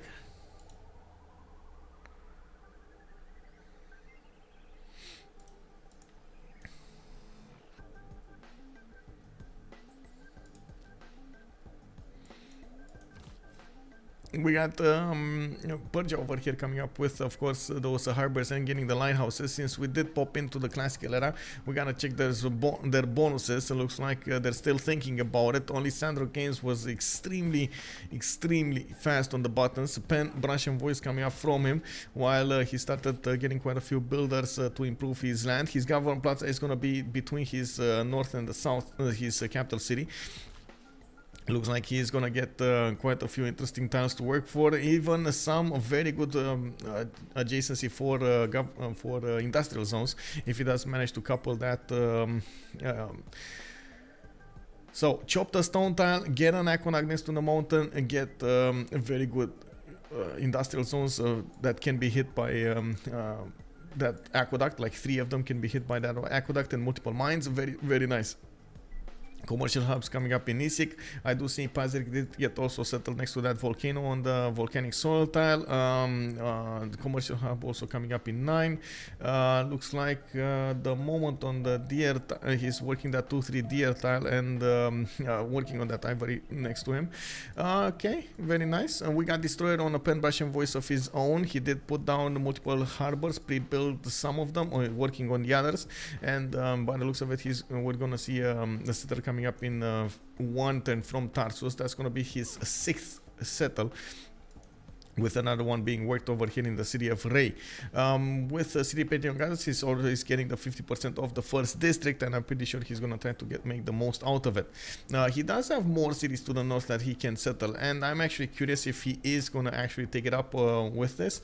He might actually go for the truffle tile next, and I do see, yeah, he's going there, and I do see he has another one over here to the south that he could place. Not a lot of good tiles to work. At least he's gonna have a +3 harbor, but that's about it. He's gonna need to spend some gold to get the 2-2s. At least he's gonna have some when he's gonna start getting those harbors online. On the other side, we do have still 3 cities, Mongolia, lagging behind everybody else at the moment, and we do have him getting his commercials built. Got a few settlers to go for. I see another 2 of them. One going for Eye of the Sahara, the other one I have no idea where it's going. Oh, I see where it is. I see what it is. He might be preparing for one of those Reina cities, Reina big cities. That might be a connection between the 2 capitals, Karakorum and Tenochtitlan, between them, and of course could give Mongolia a decent boost in gold. Will you invite yourself to your wedding? My wedding? I'm very far away from having a wedding. I don't even have like a stable girlfriend. What are you talking about? It's yeah, it's an ongoing process. What can I say? I couldn't get out of the house, of course, with COVID, and it's you know, I'm not really at that age that I can actually go and how to say find women easily. It's a harder process, especially whatever. It's a long story. It's a long story. We'll see. I don't know. We'll see what the future has in its surprises. Anyway, coming up next, we do have Aztec with Fort and Monument in Tayo. Looks like Hazaggi is going to get quite a few of those tiles improved, and I do see him using the builders to chop a few of his forests. Working those internals at the moment. Got his government plaza between the city of Tenochtitlan and of course Chalco, and I believe he's actually gonna try to go for some industrial zone shenanigans here. Could work. Actually surprised if he's not gonna go for something like Colosseum at some point. Unfortunately, he doesn't have an easy tile to work that Colosseum because of the flat land around this. Maybe this is gonna be a good tile for Colosseum. Not a good tile with all of his other setup, but that's at least gonna happen. Could also get it on the Niter tile. Since Magnus is in his capital, and I'm pretty sure he doesn't want to leave it out there and like move it from that side, he's gonna need to get an entertainment complex from this city. We do have him going for horseback riding. Oh wait, that's Tidube. We're going for celestial navigation. Hazaggi is going also games and Rex. So yeah, there we go. We might actually see this. He's also keeping.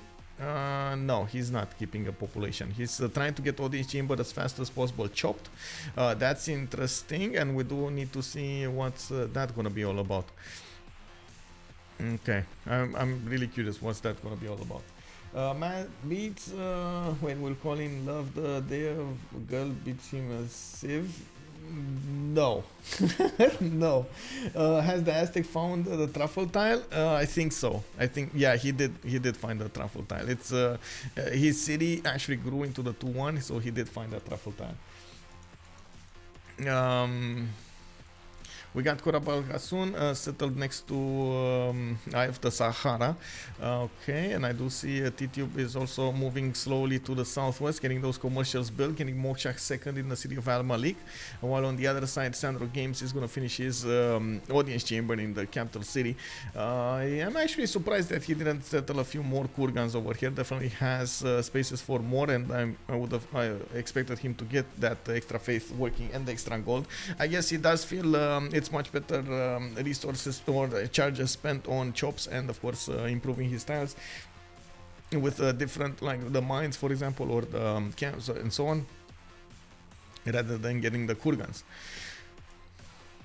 We do have more settlers coming out from Persia. He's starting to get a galley out from Sparta to try to figure out what's going on here to the east side, and I do see him getting traders. Settler coming up in 6 also from the city of Ray, and he is going to settle that city to the south over there on the truffle tile. He is going to settle the truffle tile. The destroyer over here is going to benefit from the pigs, and he's going to get the extra gold, extra amenity through his settles. He is also going to get that 5th settle out, while his 6th is probably going to be on the maize tile. I'm pretty sure he's actually gonna go long term for a city here next to Yosemite. It's just Yosemite right now is just not that good of a city. It's gonna be good for the second era when he's gonna need some more bonuses when it comes to his era score. I don't think it works that way. I like getting him a nice Romanian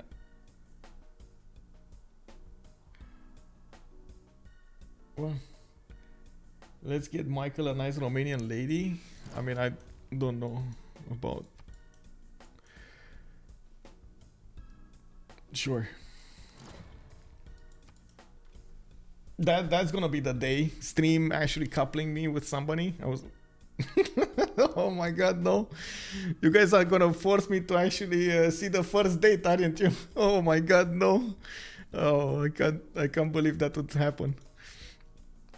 We got Monument coming out from there in 110. We got Hanging Gardens coming out from Tenochtitlan. So at least he's going to work on some wonders here. It's going to be good for him because he's going to get the extra growth. And not to mention the extra...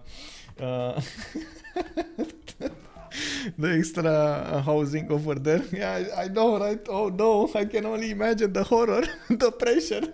So it's not only the pressure of having to meet somebody new, it's also going to be the pressure coming up from like hundreds of people watching the stream. Oh no. With comments, live comments and everything. Oh man, I can only imagine what the horror of that would be. Audience chamber is also going to be the choice of the day here for Mongolia. Karakorum is, or I should say, Tidube is trying to chop it out as fast as possible. Temple of Artemis is going to be settled in Al-Malik. This is going to be nice though. This is going to be a +6 Temple of Artemis in the city of Al-Malik with the honey tiles and of course the 4 horses and the cattle tile to the south. And he's going to get the housing and the extra food in it. It is going to be a very nice city. Still 4 pop. It works nicely. He can pre-place one of those campuses. I'm actually surprised he's not pre-placing them. Maybe he's keeping that second district slot for something else, and we're gonna see what it is. They still don't need to actually go for an army here. Neither of them do. And from what I can see he's getting one. Wow. Even if when I say that, I wanted to say they don't really need to get an army to go against each other. And then Scythia, boom, he gets horses out to go against Zanzibar probably. I don't see him actually settling a waypoint for his horses, but I'm pretty sure he wants to take out a city-state here. I don't think he's gonna want to kill Destroyer, right? He's his ally. Like, come on, let's be real about this. He's not gonna attack Destroyer. Zanzibar will probably be the one dying. Yep.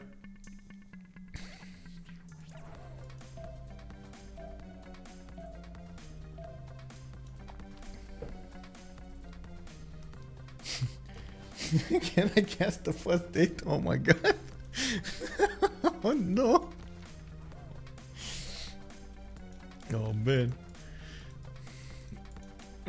We do have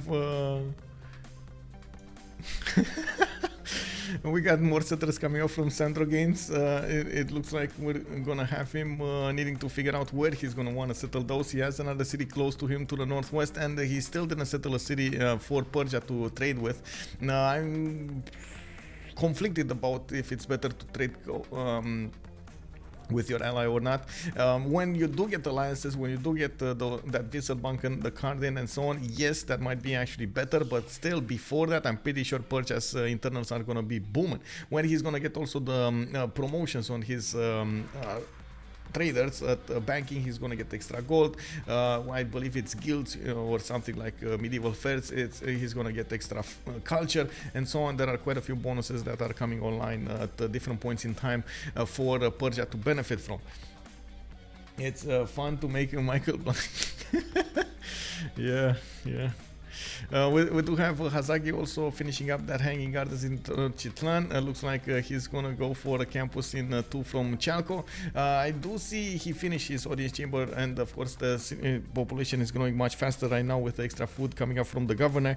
We do need to see if that's actually gonna give him a faster get him very soon to 7th pop, so he can get what he wants. And I'm really curious if he wants to go for entertainment complex in the 7th population when he's gonna get the 3rd district. I'm also quite a bit surprised that Teo didn't go for a settle at the moment. He is going to try to chop that 1-3 tile next to him, and I'm pretty sure that's going to be a campus tile. At the moment, we do have Hazaggi actually on 22 science and 37 culture, still charging ahead to get all of his bonuses going. Mongolia starting to put down a few campuses and finishing off that audience chamber in the city of Karakorum, 3 turns away from getting Temple of Artemis, and I don't see him yet with any classical unit. He's fighting off a few Persian scouts, but that's about it. And still Nalanda is going to be one of the pocket cities. Doesn't get a lot of bonuses yet from them. SandroGames was the one that actually sues Nazca. By the looks of it, he's going to keep an eye out on this connection between those 2 continents, and we're gonna see what that looks like. There is a possibility that Destroyer is gonna figure out what's going on the other coast at some point, and of course the second he's gonna see harbor points, oh my god, he's seeing harbor points. Like the second he's gonna see over here in the great people screen, his opponent Aztec make great admiral points, that's gonna be the second he realizes, oh, Aztec has cities on the coast, let me have one, cookies. This is like pizza. And you're just gonna be honest and be yourself. We can't help him with. Wait, are you still talking about my date, guys? Oh my god, why are you talking about an imaginary date? Come on, it's hard enough to be authentic and get vulnerable in a relationship to reconnect with someone without having people watching you do it. If Michael streams his date, we all can help him find the right words to say every time. I mean, can you imagine that happening? That's gonna be a horror show, bro. Like if I have to watch my something like my phone every time I wanna say something, it's gonna be a horror show. No. No. Gallagher died. Wait, what? What died? Oh, no. Zanzibar is gonna die though. Persian will control 1C, okay. That is, you put a harbor in the lake and you wait your opponent to make ships for nothing. Yes, that is an idea. That is something that you can definitely do. Oh, thank you, Fire. Thank you. Hello. Oh, the comedian, he died. Oh, may he rest in peace. I don't know. Let me actually see who he is. Okay. Oh, I see. It's 1 hour ago, but I don't think I know him.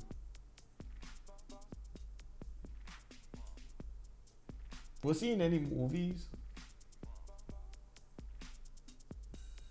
Oh well. May he rest in peace. There is a Batman voice actor who died. Oh, rip.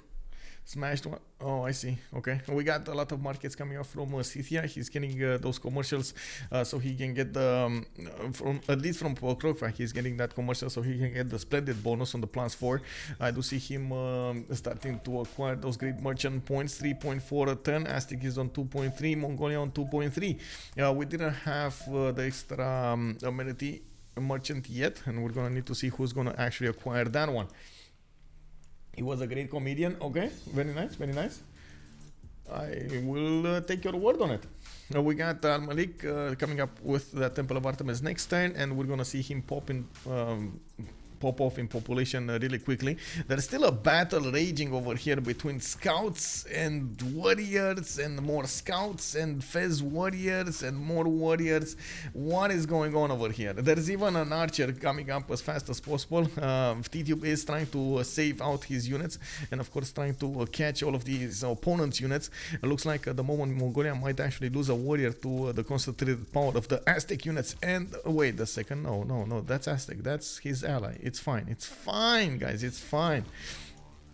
He gonna get these going. We got the fence coming up over here. Okay, and it looks like we got Scythia managing to take out the Zanzibar really quickly. He's gonna take that 18 strength city-state with only a few horses. Didn't need to build that many to do that. I do also notice he's going, guys. He's going for that city I was mentioning earlier. He's gonna get the fresh water from the one-tile lake and gonna get up close and personal with Nalanda. Gonna have very strong tiles to work next to it, and I'm pretty sure that's gonna be a connection city with Persia's economy.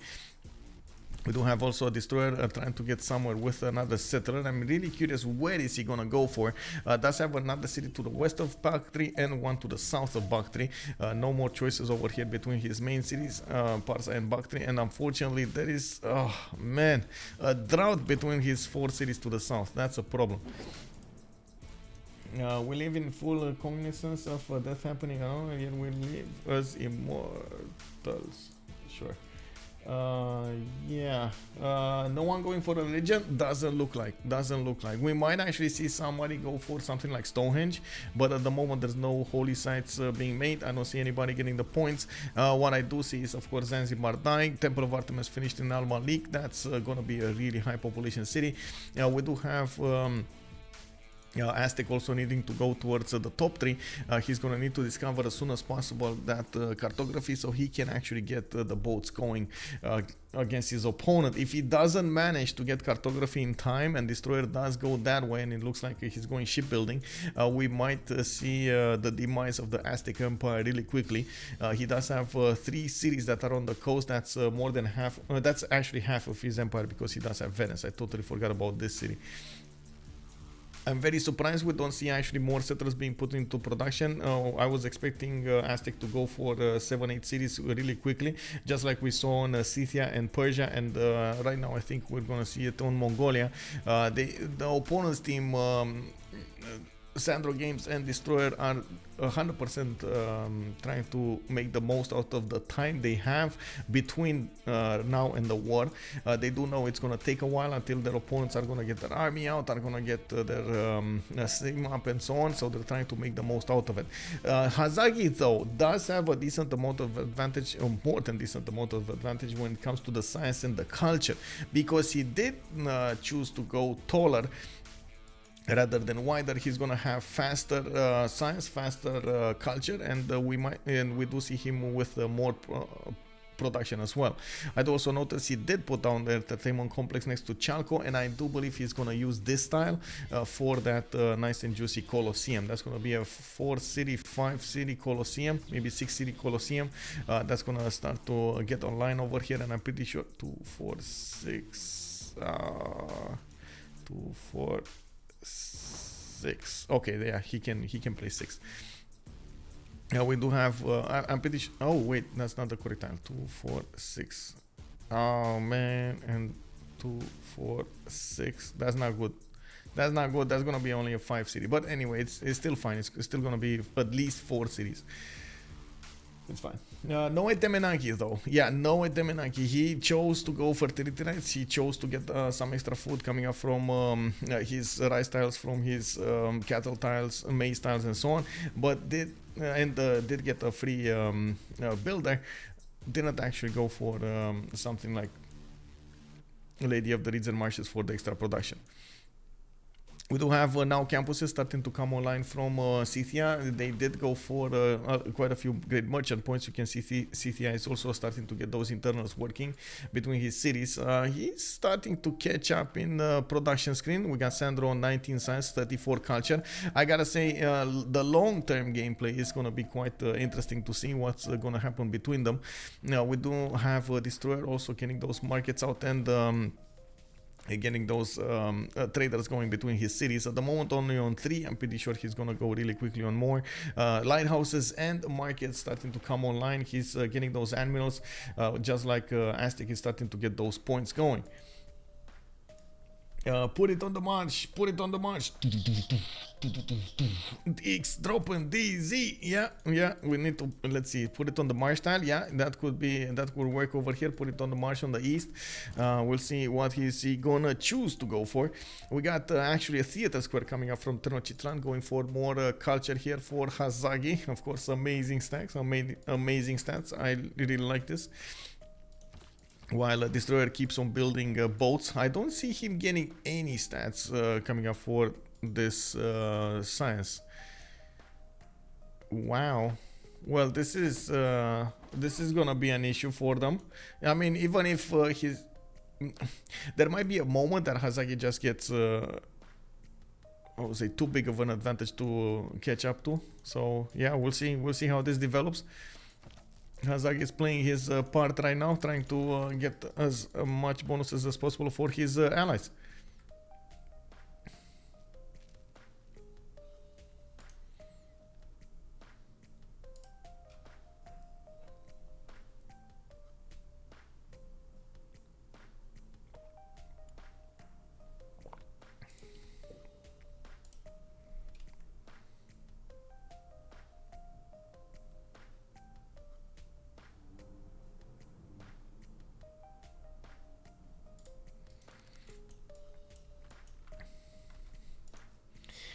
What is better as a first district in every city, campus or commercial? Depends on what kind of civilization you're going for, but most of the time, if you're working internals, commercials are gonna be better.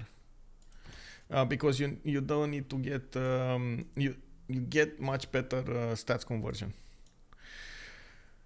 You're the trade routes, you get more production, you get more with the production, you get more stats. Then you get to build your second district faster, you get to build the buildings in them, units and so on and so forth. So you convert much better. If you are asking yourself though questions about life and teetering on the brink of existential crisis, you're off to a good start. Yes, asking yourself questions is always a good thing. Now I do see Chalco is gonna go for Traci, and that's the unique building of his empire, and of course he replaces the arena in the entertainment complex. We do have it over here. Not sure what's that gonna be all about. We got the first encampment coming up from Mongolia, and that is gonna be a question that we're gonna need to answer at some point. Is Mongolia gonna be over here spamming Keshex at some point, or is he just gonna ignore that option of his empire?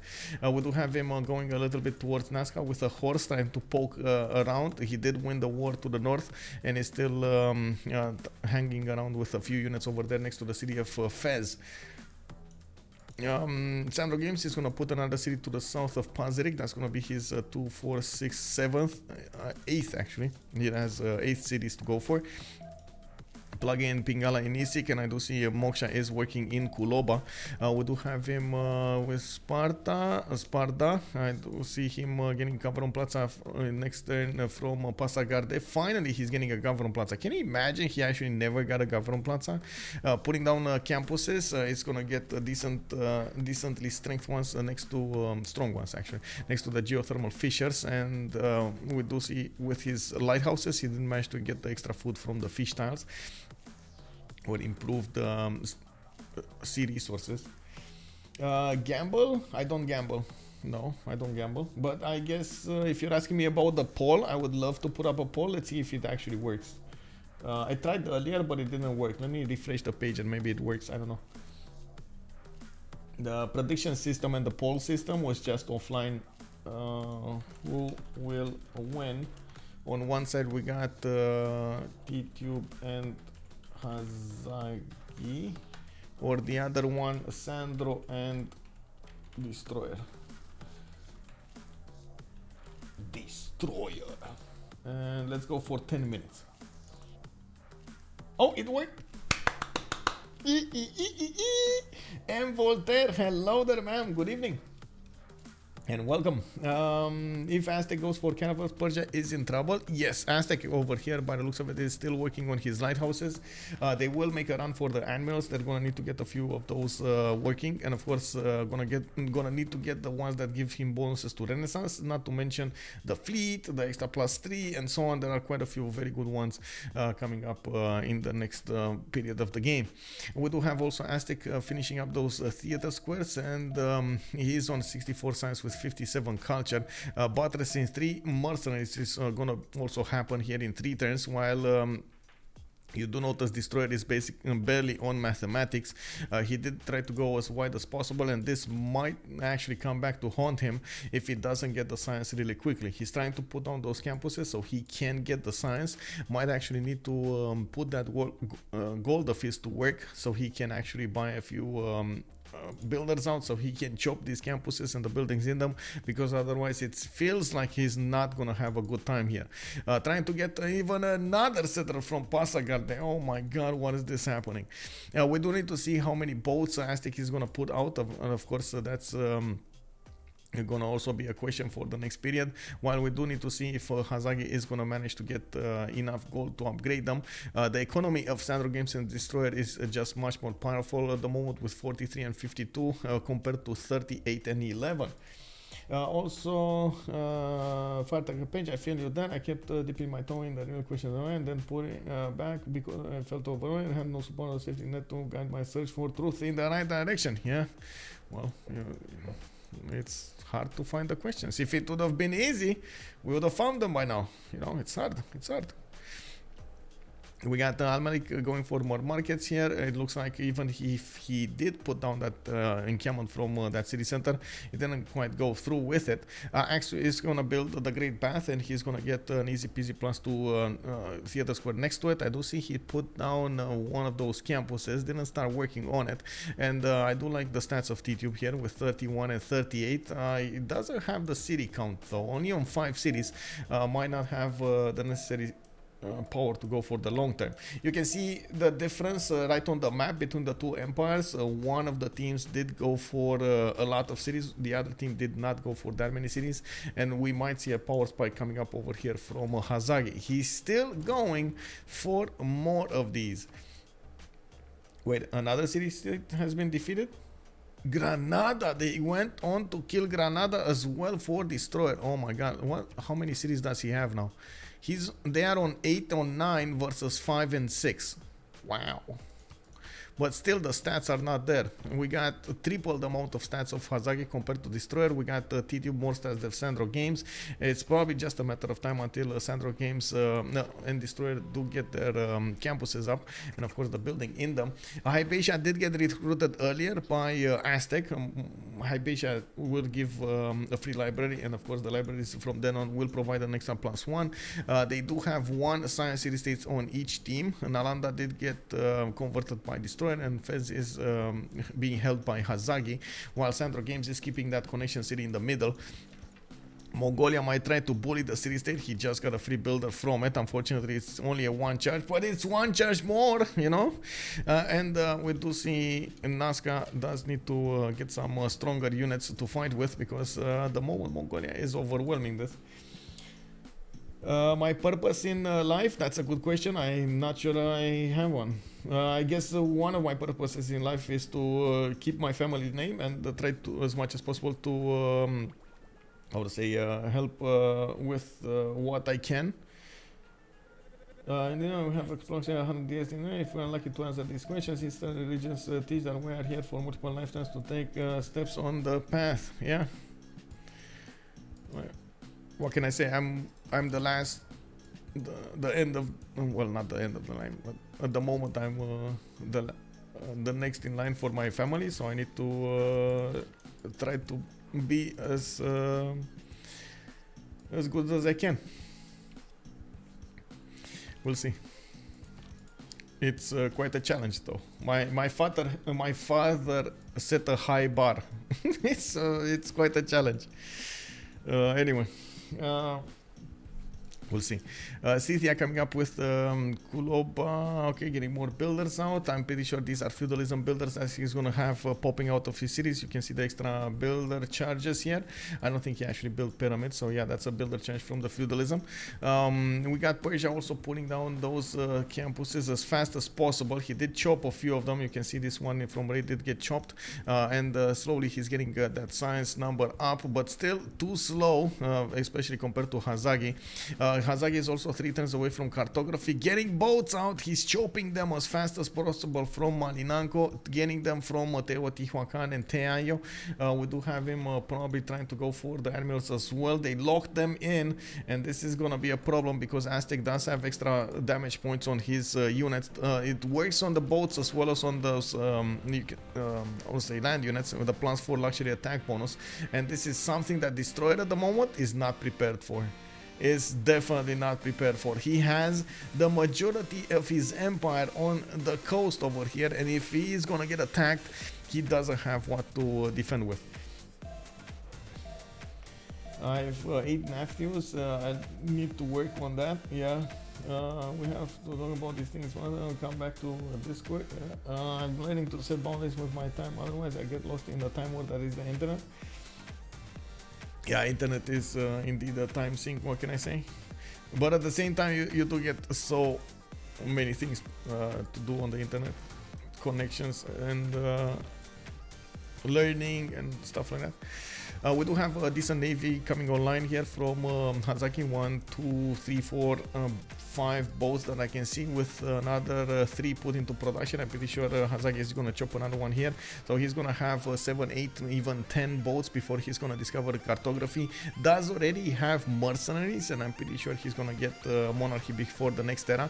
We do have him on 74 culture with 68 science. Cartography is coming online in 2 turns. On the other side, Destroyer is 6 turns. Oh my god, I need to repeat that. 6 turns away from Butters.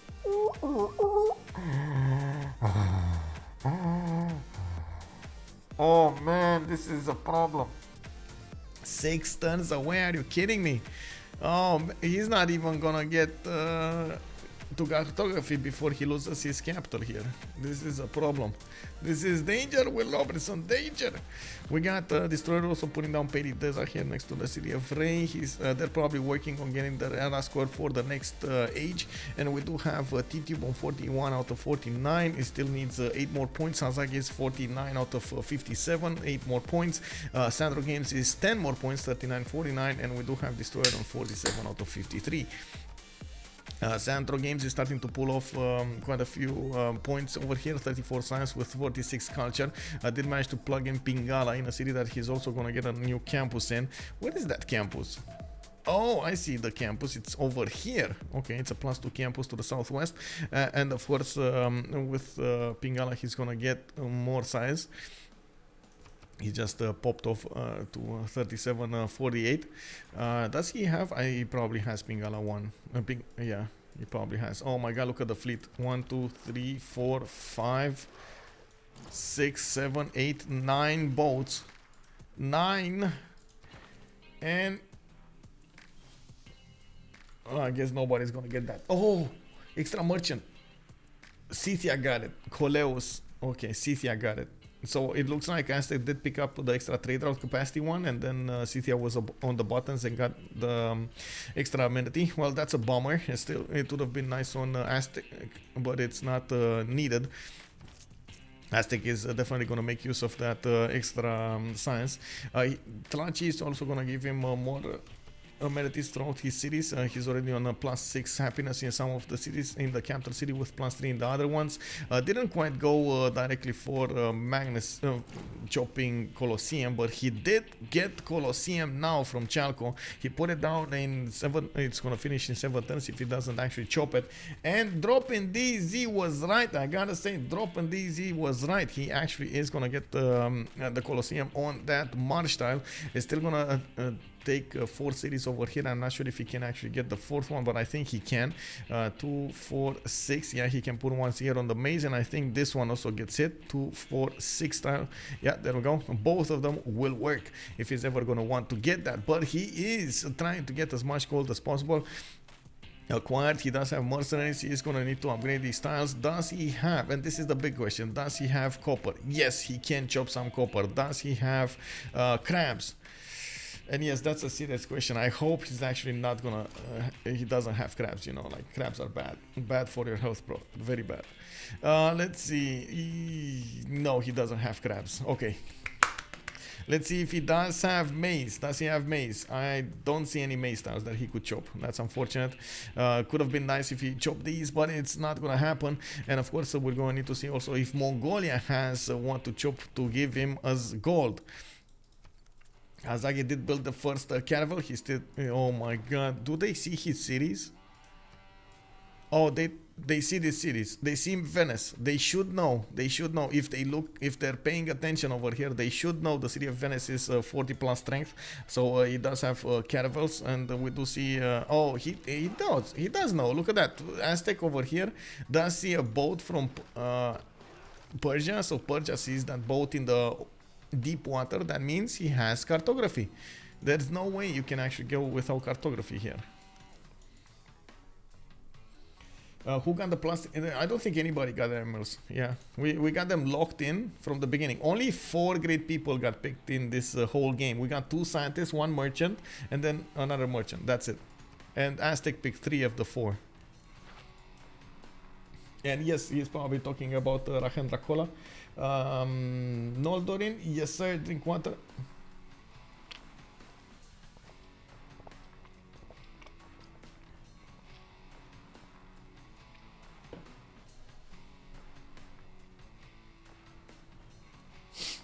Wait, are you making me a cute cat video on Instagram? Oh my god, bro. Leonidas, what? What? What do you mean? Yeah, that's a new one, guys. That's a new one. I'm a cute cat video on Instagram.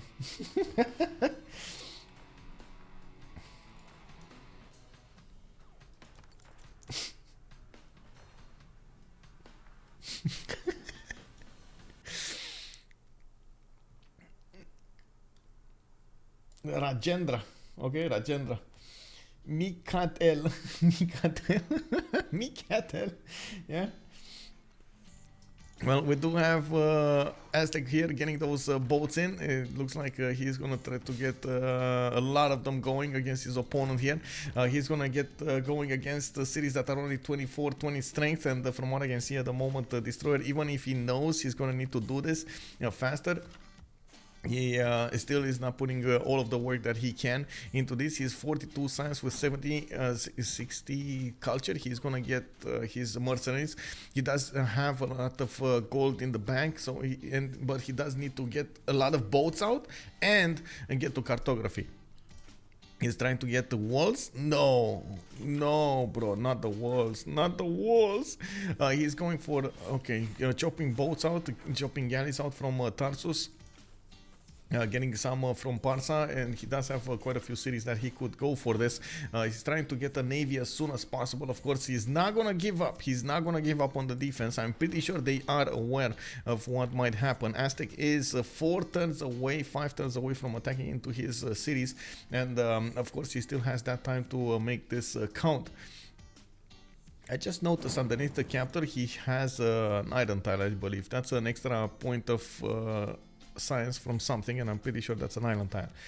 Nazca has been taken down. We got Scythia fighting with Mongolia over here. Scythian Saka horse archers are on the scene, trying to do something. Mongolia did raise that city to the ground, and it looks like at the moment he's trying to get more of these settlers going. Has 3 of them in the build queues, and I do see, of course, he can go to the north and to the east to get them.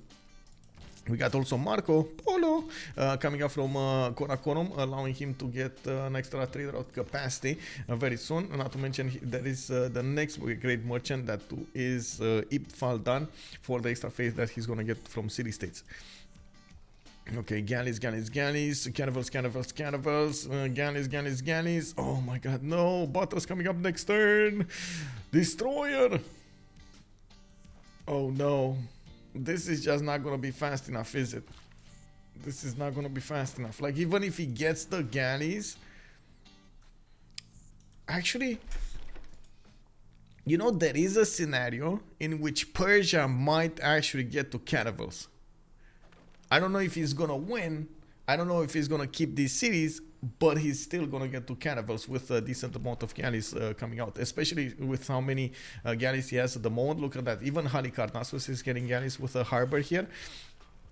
He does have a decent chance of keeping his capital and trying to counter-attack into his opponent here.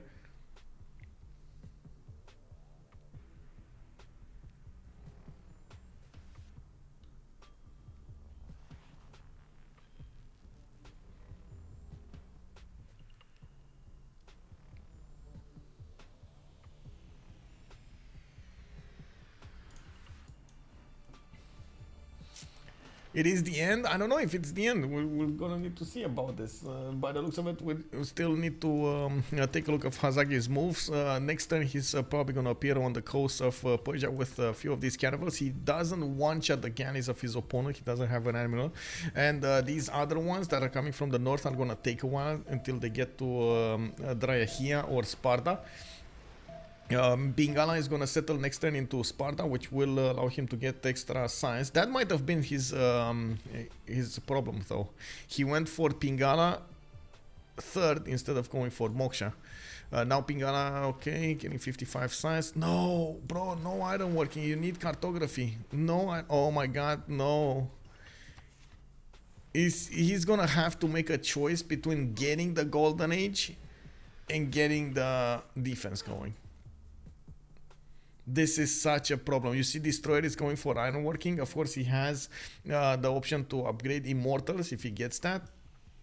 But that's just such a trap. That is such a trap. These boats of Hazaggi are not going to fool around. They're going to get in there. They're going to smash the navy of Persia to smithereens. Is Destroyer... Wait a second. Military tradition. Oh my god, he doesn't have mercenaries. That's what I wanted to check. I was pretty sure you need to discover military tradition to discover military training, so you can actually have mercenaries. He doesn't have any, so he's gonna need to spend at least 3 turns. I'm pretty sure it's gonna be more than that. At least 3 turns, so he can actually get mercenaries along with his other one. Oh my god. Buttress in 1. Wait, didn't he finish? But hello. SandroGames getting astrology, getting divine right. He's also running for his points. We do have Tidube over the necessary threshold, Hazaggi over the necessary threshold. Looks like SandroGames did also get a Temenaki from his capital city, giving him a few science points throughout those floodable terrain tiles. While SandroGames does need 2 more points to get the Golden Age. We do have Sandro also on 51 out of 53. I'm pretty sure Divine Right is going to give the points to SandroGames. I don't know what the Destroyer is going to make, though. We do have the caravels appearing next to the cities of Destroyer, and we do have a lot of galleys coming out from the cities of Destroyer trying to mix. Oh, 4 turns! He needs 4 turns to get cartography. That's a lot of turns. That's a lot of turns. It's good for him that Hazaggi doesn't have a lot of boats, but you can see he is trying to get a few more from his cities, and from what I can see, of course, that's the whole navy he can defend on. Hazaggi over here did manage to get a decent amount of gold and production coming up from those cities he made. He's 2 turns away from getting Colosseum, and from what I can see, he does have feudalism. Of course, he does have mercenaries. He has mercenaries, right? He's going to need to improve his... Wait, what? No! Oh my god, a niter tile improvement there? No niter tile improvement? Oh my god, he's going to actually need to get that going. He does need to go for frigates after this. Okay, see Tarsus trying to get walls. This is not gonna work well. This is really not gonna work well. Persia's only survival mode will be to actually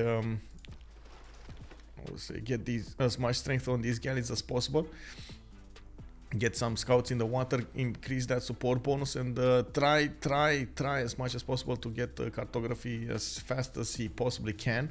I'm actually a bit surprised he's not trying to do some projects from the city of Ray, so he increases his science per turn. Maybe it will boost it from 4 turns to 3 turns. Oh no, bro, Tarsus is left open. Hello?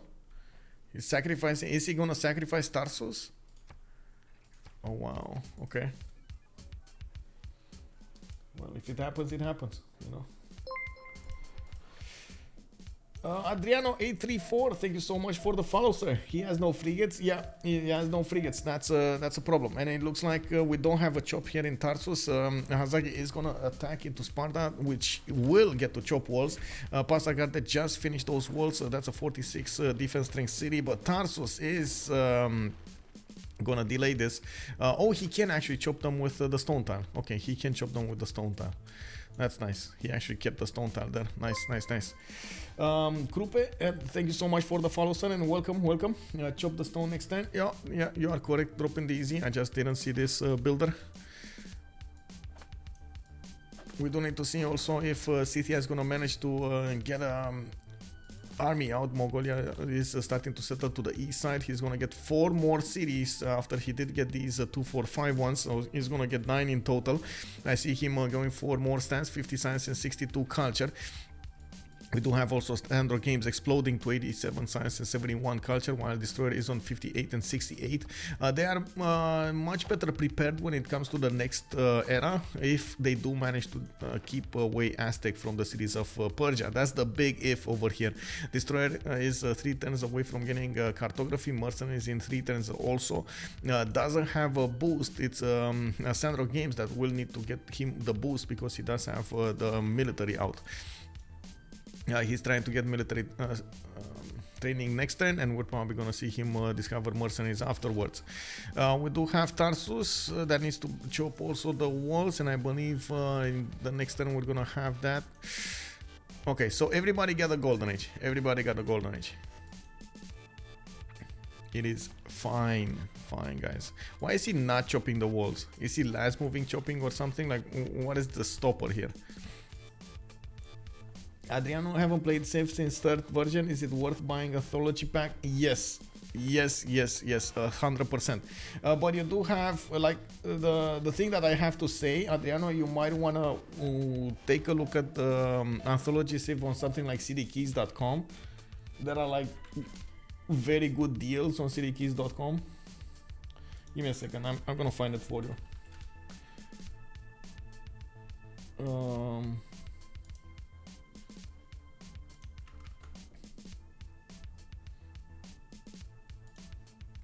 There you go. It's like 90% off or something. Instead of being 200 plus euros, you only spend like 20 or something. Yeah, that's why I'm saying it's definitely worth. On the other side, we do need to wait to see when Civ 7 is coming out. We don't know, and that's something that I do want to stress. As much as I would want to be excited about an opening date or something or some kind of news from them, we do not know, guys. We do not know when Civ 7 is coming out. We do not know if we're gonna have a DLC on Civ 6. We don't know if there's gonna be any new content over here until they tell us. So, like, I know it's nice to have some kind of, you know,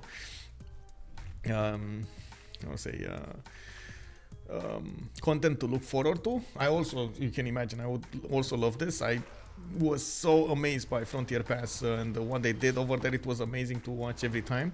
But until they actually officially do something, I would stay away from assumptions. First, there is more DLC coming. It got leaked. I don't think it got leaked. That might have been just like how to say, like how do you call it? Like a mistake from somebody, or even how to say, or even a joke. So we'll see.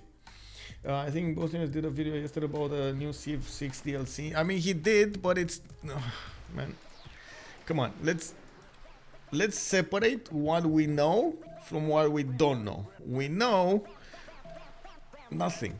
They didn't tell us nothing. They didn't tell us anything. And that leak, it's all speculation. Like that leak never, even if there was a picture, that's just a picture, guys. That's it. It can be anything.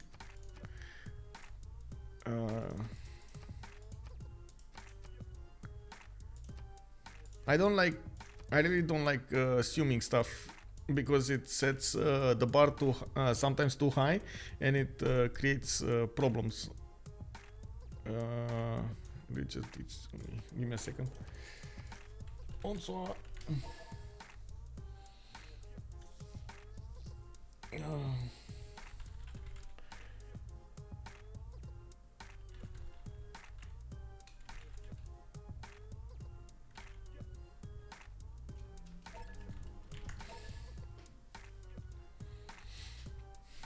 and the other stuff that was from Steam database chart and so on, those I understand there's something tested, but it can also be something tested as a module for Civ 7.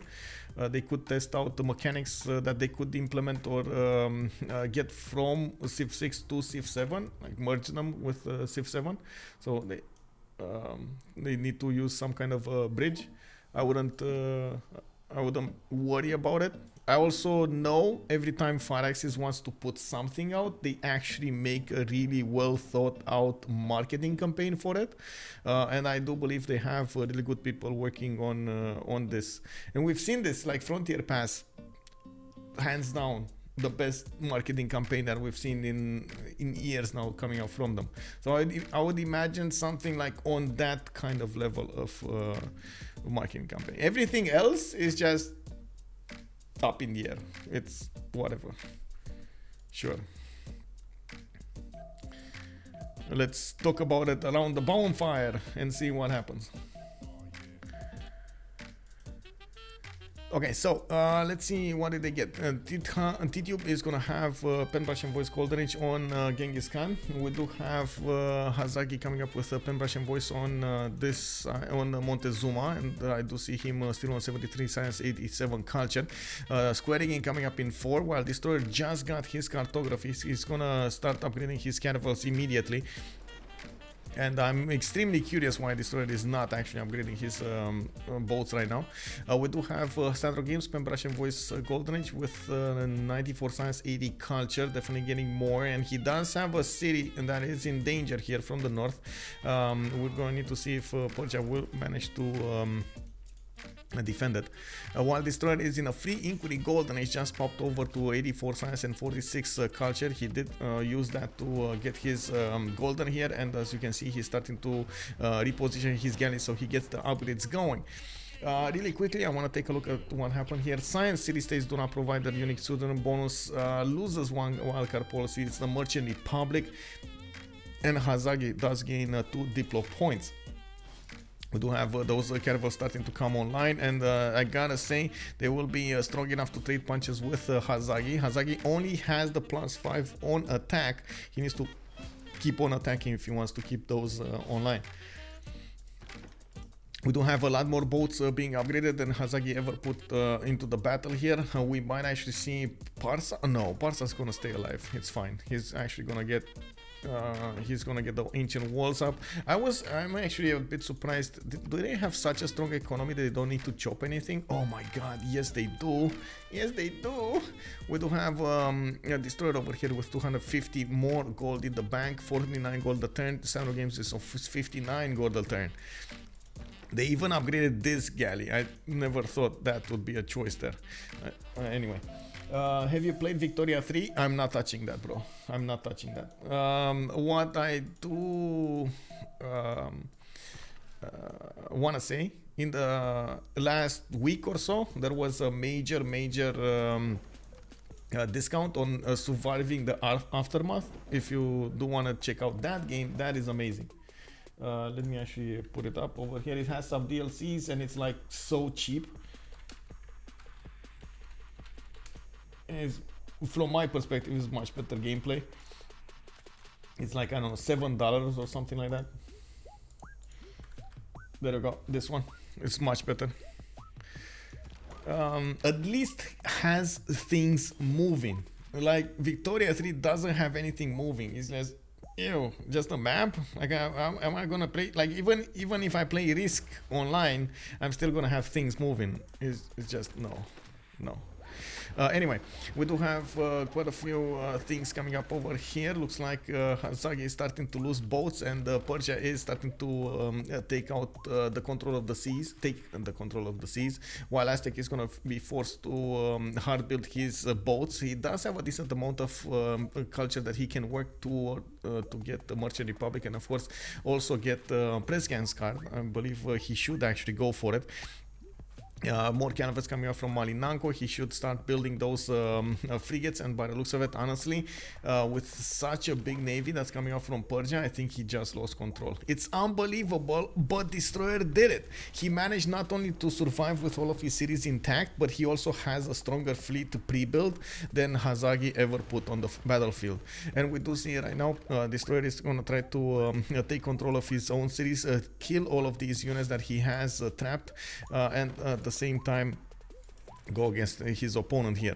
We do need to see when those animals are going to be revealed. We might actually see need someone like Scythia, for example, or Mongolia to put a city on the coast and get that going.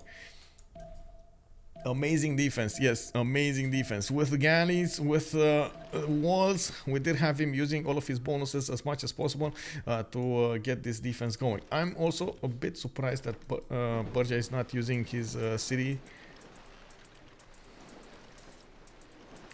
Okay, another trade-off with the boats. We got three boats taken down from Persia, while 2 boats did get taken down from Aztec. Or only 1. I think it was 1 actually. So 3 for 1. Persia will need to do something to take this back. I do also want to point out Aztec is using as much as possible his scouts to get the extra support bonus into his opponent, while you do see Destroyer is trying to get some experience points from those scouts, taking them out one by one, so they don't, first of all, they don't get extra support bonus to the caravels, and second of all, give him some extra experience. We do need to see if this is gonna be enough for him to come back into the game. Still has a few issues in the south, doesn't have a working fleet, and he's by the looks of it, what is that? Oh, they went here, okay.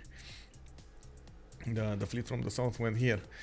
We do need to see if he's also gonna get Merchant Republic soon enough, so he can actually get the Press Gang's card going. Yeah, there we go. He just switched to exploration. We do have Hazaggi going for humanism now. It looks like on Hazaggi's side we do have Press Gangs online. I'm a bit surprised that he didn't actually go for monarchy there for the next tier government. We do have also Colosseum coming up online for him. He is going for intelligence agency from Tenochtitlan. His happiness level is quite good here, and working on some privateers. While at the same time, Mongolia did manage to get a decent amount of cities out, and by looks of it, we got Oracle on Korabalga soon. That's gonna be finishing in 4 turns, while Pyramids is gonna finish next in the next 2 turns from Al Malik.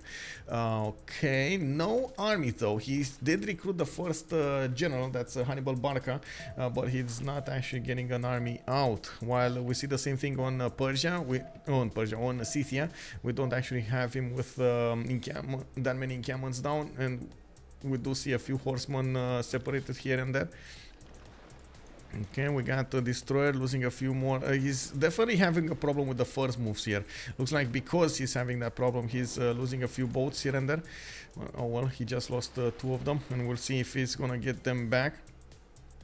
Hazaggi is also trying to pressure as much as possible his opponent's boats to not get out of the cities. You can see this one, for example, from Tarsus. Is this 1 boat or are these 2 boats? Because it definitely feels like there's another one underneath there. Can he attack with it? I don't know. You can't attack if it's like this. You can't attack out, right? Anyway, I hope it's just 1. Did Persia get golden? All of them did get golden, yes. And we do have SandroGames here with 215 production. We got the Destroyer on 147, while Hazaggi is on 198. Definitely a lot more production on Hazaggi, but a lot less cities on the coast, though. So, you know, there's a balance in everything, I guess. Hazaggi did get the first frigate online from Texcoco, and he's gonna get to move it on the front line as soon as possible. We do need to see if we're gonna have the same things happening over here from Destroyer. He did manage to take out the majority of these boats from sorry, the majority of those scouts that were helping out the boats of Hazaggi get the extra support bonus. And as you can see over here, he's starting to get the promotions on his quadrims also. That's very nice. Does need a lot more caravels to work with, and from what I can see, he can keep on attacking his opponent here, trying to do the necessary damage against the caravels. And yeah, there we go. He's trying to do just that. Yeah, does need to get them out though very quickly. They did manage to equal each other when it comes to the science. Of course, in the total tab we still have Hazaggi way ahead. He had that science account from the beginning of the game, and it does seem like it's giving him so many good advantages. The gold though, the gold in the game is still on Destroyer. We got him on 1800 gold from the beginning.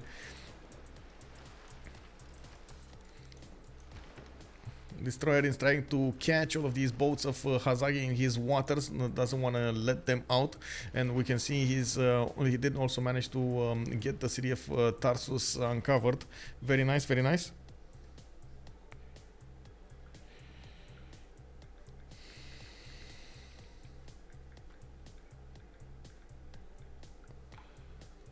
Check admirals. I think they're still locked. Oh no, they actually unlocked them. Oh my god, let's see what happened. Artemisia got picked up by Scythia. So Scythia got the first one. Rajendra Kola was on Persia. It looks like Zenki is on Persia as well, while Lee Felixson is on Aztec.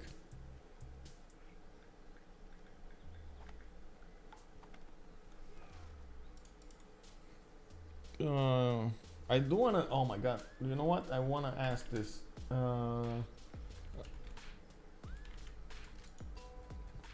Rajendra. Okay, Rajendra. Which is my favorite district? I don't know if I have one. I guess it must be a unique one, because anybody can actually choose from the other ones. It must be a unique one, and it must be a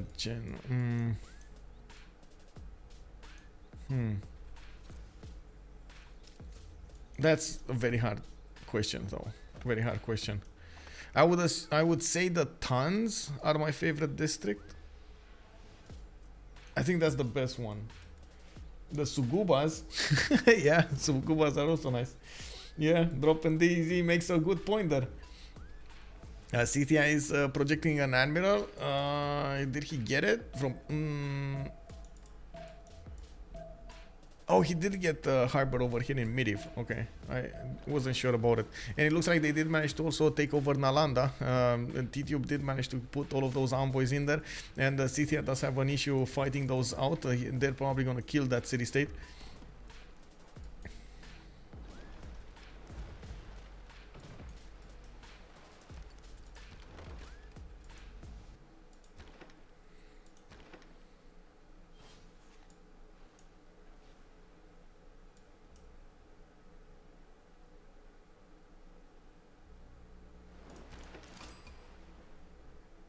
Hello, Fibodrome, cause free tagmas.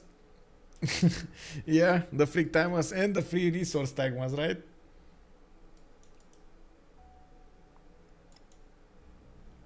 We got knights coming out from Mongolia. He did build quite a few of those.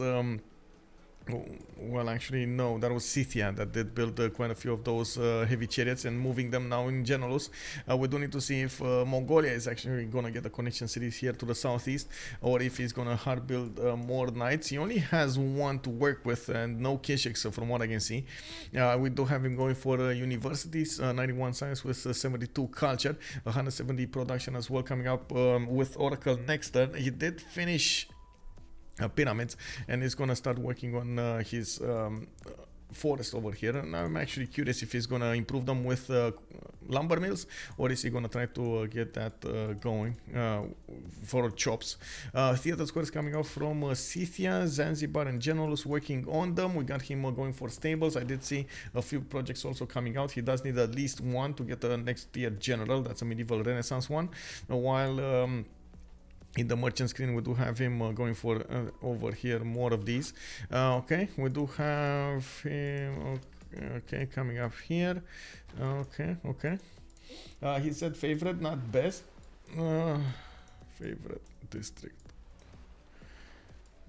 I think the commercial is the favorite district, and it's usually coupled with Persia. You know, get the gold, bro. Just get the gold. We got a major fleet coming out from Aztec here, going against Persia. It looks like at the moment we didn't have that much production on Persia to recover, and he did lose the war in the boat count. Hazaggi did manage to get very good moves going, and he did outsmart Persia when it came even with lower numbers. We do need to see if that's going to be enough for Destroyer to defend with, and from what I can see, he's desperately trying to get more cannibals out. We're probably going to see him chop a few from Halicarnassus with the builders he has coming out. We got him going over here. Okay, these frigates are going to change the game, though. They might win Hazaggi the game, especially since the frigates do benefit from the extra points of damage. The +5 luxury bonus, the military alliance coming up for Hazaggi over here is going to be instrumental at giving him the necessary points. I do see an admiral also moving from behind, and we do have an admiral also on Persia. But this is going to go wild really quickly here. Wonderful electronic invention I want you to see. Show you.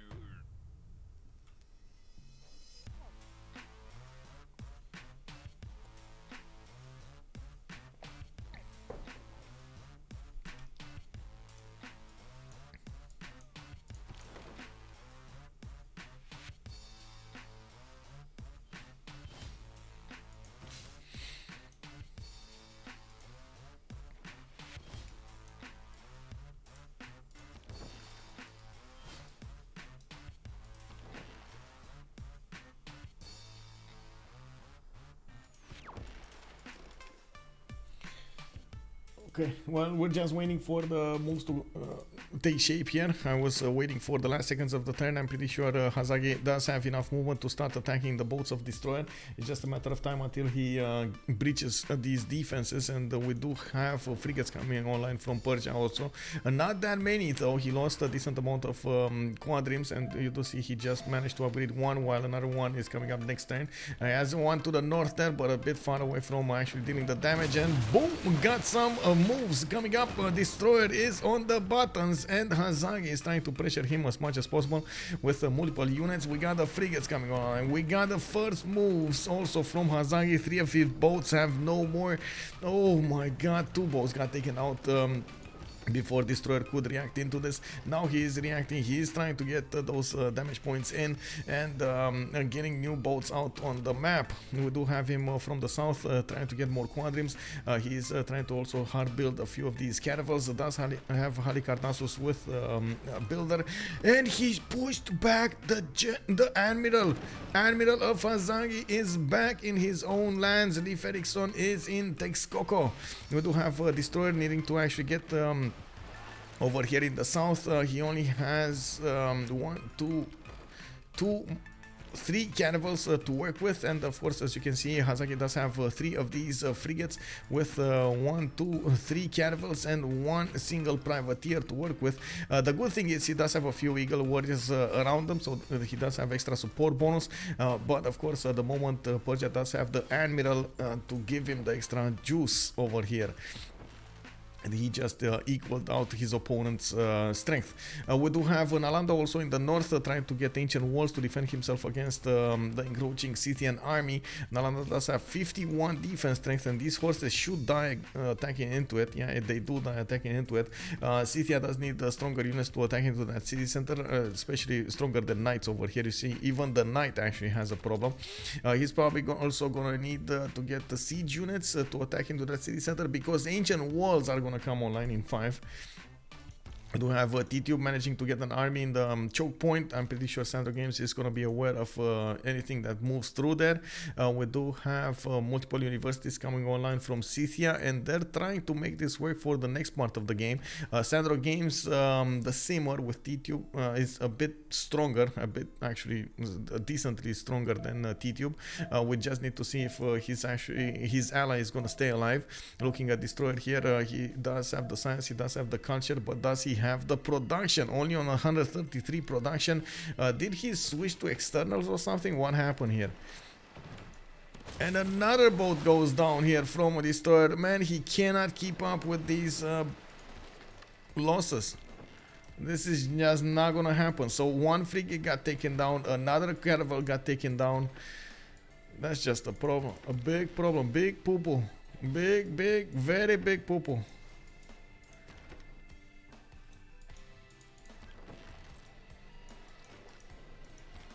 Aztec also trying to hard build as many boats as possible from his cities. He is trying to reposition the admiral towards the north, and of course we do have the same thing happening here from Persia. I'm extremely surprised we do not see a destroyer trying to chop a caravel out from Halicarnassus. He should be able to get more, or even a quadrim to upgrade it into a frigate. He should be able to do just that. He's bringing more units from the southern cities, and of course trying to get an advantage over here. They're still trading units, and it looks like at the moment it's still Hazaggi on an advantage.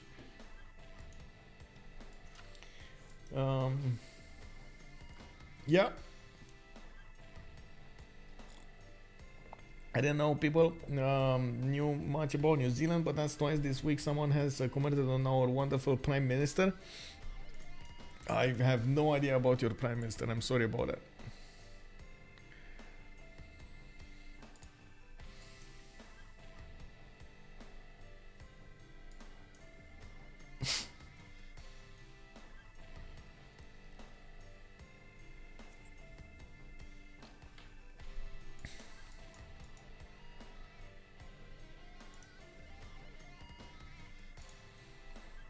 Well, by the looks of it, we're going to need to see Mongolia getting back up, getting more stats up, and we do have him on 91 science and 81 culture, trying to go for more theater squares here. And I do see him working on Terracotta Army from Al Malik. That's going to give theater square more bonus points, not bad. That's only a 0 adjacency. We do have theater scores coming up from Korabaga soon, and let's go back to the warfare. This is extremely important. Finally, Destroyer did manage to save one of his ships. Another one is attacked right now. Saved it. Oh my god, saved it. He's gonna need to get back up there with new points. New boats. Of course, Aztec unfortunately didn't lose any boats, and that is going to be a problem. It will take time for these caravels to recover, and that is time that Persia does not have on his side.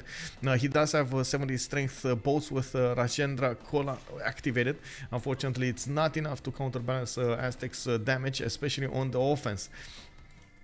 We do have finally some caravels coming online, or trying to get into the production queues of Halicarnassus. 6 tons to go for. Pasargade is going to get 4 tons. He does have quadrims that could turn into frigates, and he will probably try to upgrade them. He just needs the niter to work for this. He's going to need the niter from his ally. Oh, doesn't have a lot of it. We do have only 5 niter on 5 niter. That's not enough. We do need to see when he's going to get that going. Hazaggi did also put a spy into Scythia to steal some gold here from Pokrovka.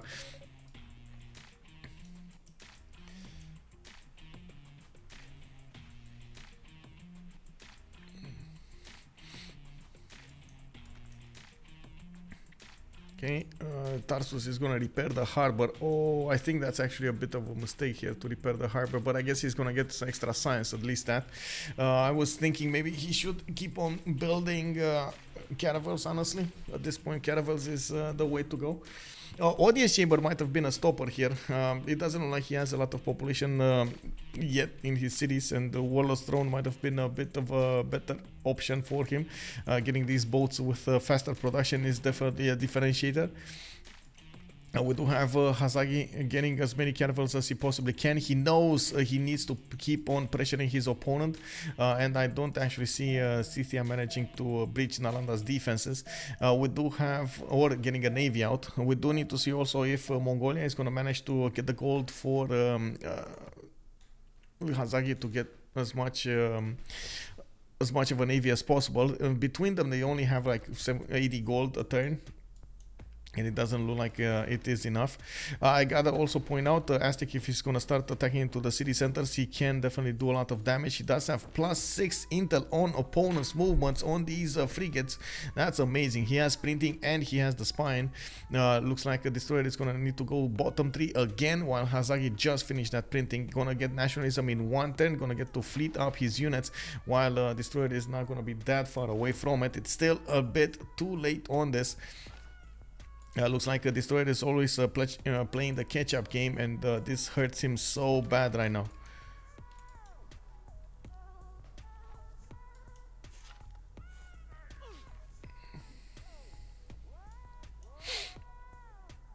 We got Sparta, Halicarnassus, and Passagarde all building caravels. One of them did switch to a spy. He does need to equal out that as much as possible, but I think at this point it's still a numbers game.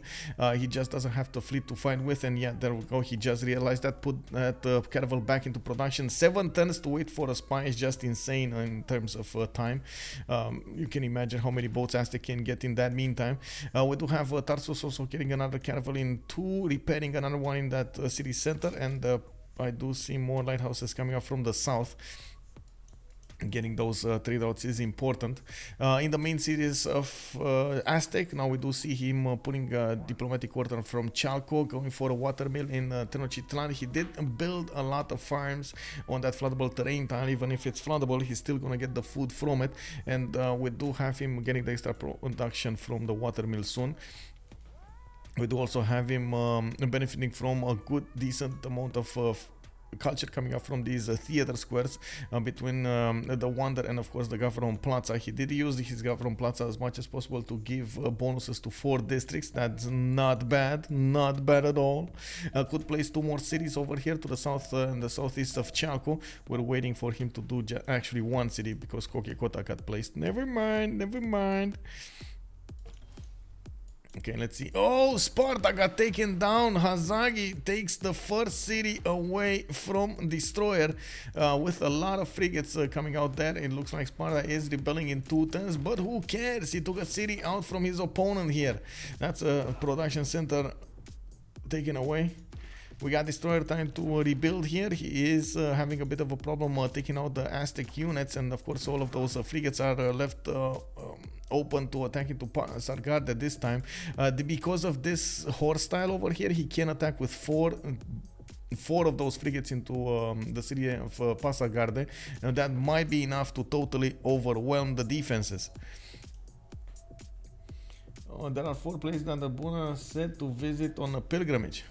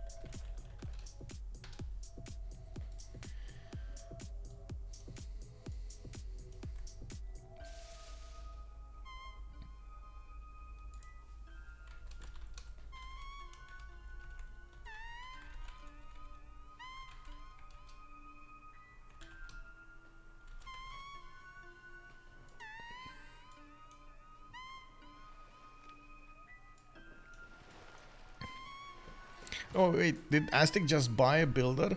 Oh my god, he just bought a builder from that city. Is he gonna chop everything he has over here? He gonna chop another caravel out? Going against the northern city, it seems, and trying to take that city that I must not name. I don't know what that is. He's gonna take that one out, and we do have a destroyer sacrificing one of his caravels over there.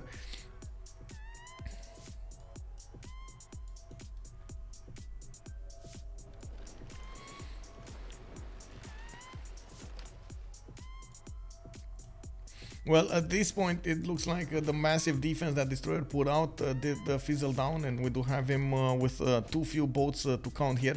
He's still gonna try to get the boats out, and I'm very surprised that we didn't have an attack from Hazaggi into the capital city of Passagarde. If he would have managed to take this one down, it would have been extremely important. Now we do have Scythia from the north getting a few quadrims to get a few frigates out of his own, trying to help out his teammate as much as possible, while Destroyer is chopping down caravels to get as many boats, as many new boats as he possibly can. He does need more niter so he can upgrade his quadrims into caravels, and it looks like SandroGames is on that errand. On the western side, we still don't see Mongolia starting to get up when it comes to an army. He's still on 136 military strength, while we do have SandroGames on 400. He's even Tidube is using those few horses and of course the knight that he has online to go against Scythia over here in Generals, while Generals is gonna get defended by Governor Victor, and the knight, a few horses over there, is still gonna put pressure on the moves of SandroGames. He's gonna need to defend on the west as well as on the east at the same time. We will probably gonna see a city take over here, another one taking over. Oh, he did figure out SandroGames does have frigates coming online here from the north. Gonna go for the cities now, and those frigates from the north.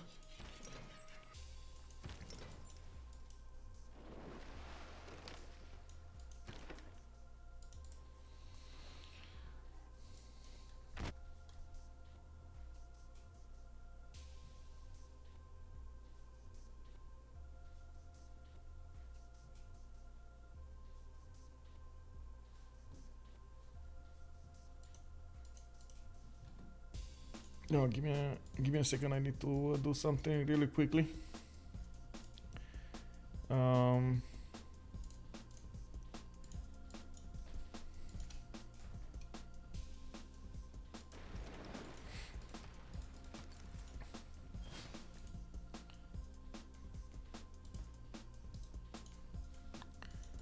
Okay, so it looks like Hazaggi did manage to take out that second city, and he still has Sparta.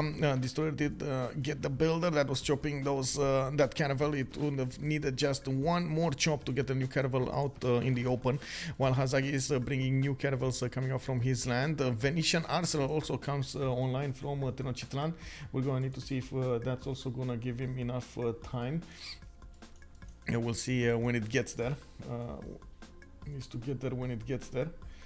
Give me a second. I just realized that there's a missing picture on something, and I'm gonna put it right here.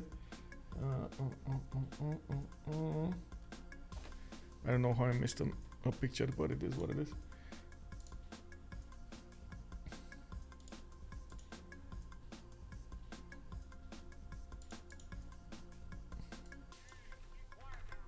Okay, done. Okay, RBCM's coming out from Kuloba. SandroGames is getting a few knights out, but unfortunately, unless he goes for something like siege units to go against the cities that Aztec got taken away from Persia, he's probably not gonna have success into taking them back and of course liberating them.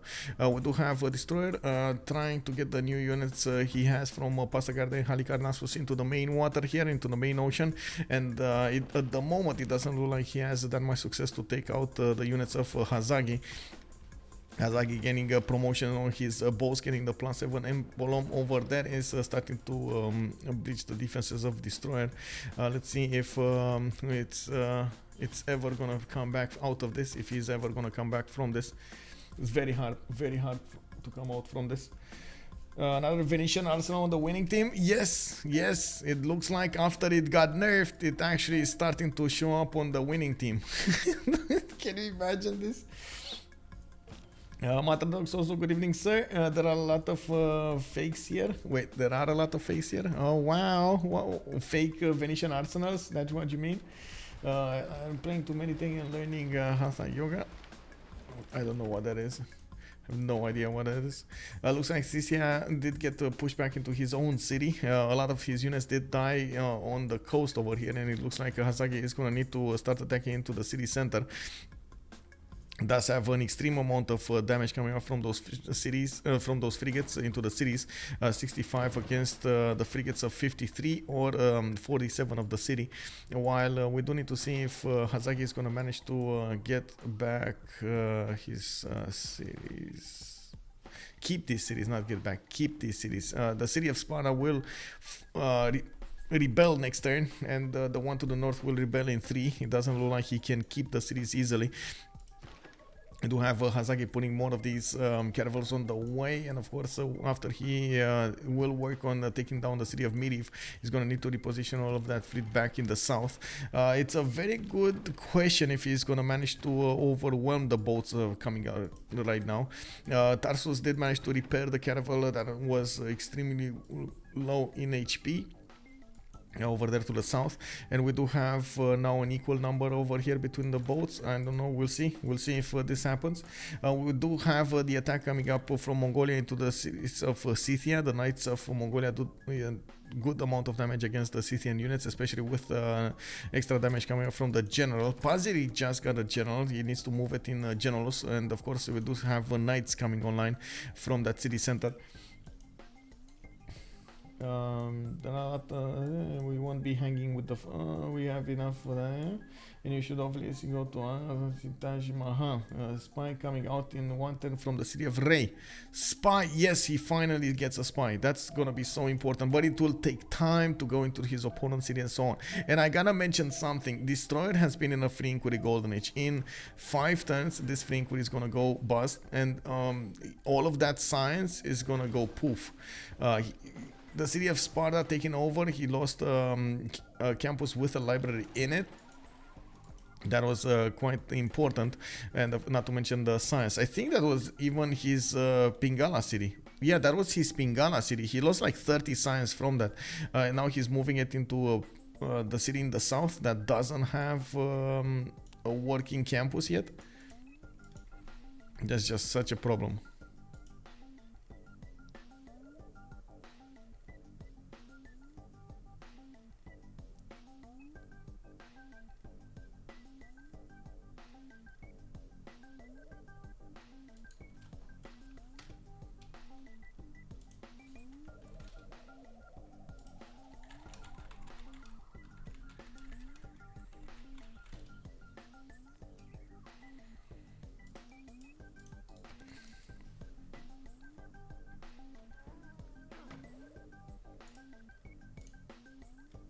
Okay. Okay, Hazaggi bringing more military hardware on the front line. It looks like he did manage to stabilize the offense on Passa Garden, while Destroyer is getting some upgrades. He's not managing to push out Aztec and destroy enough units from Aztec. We're going to need to see if that's actually going to happen here in the next few turns.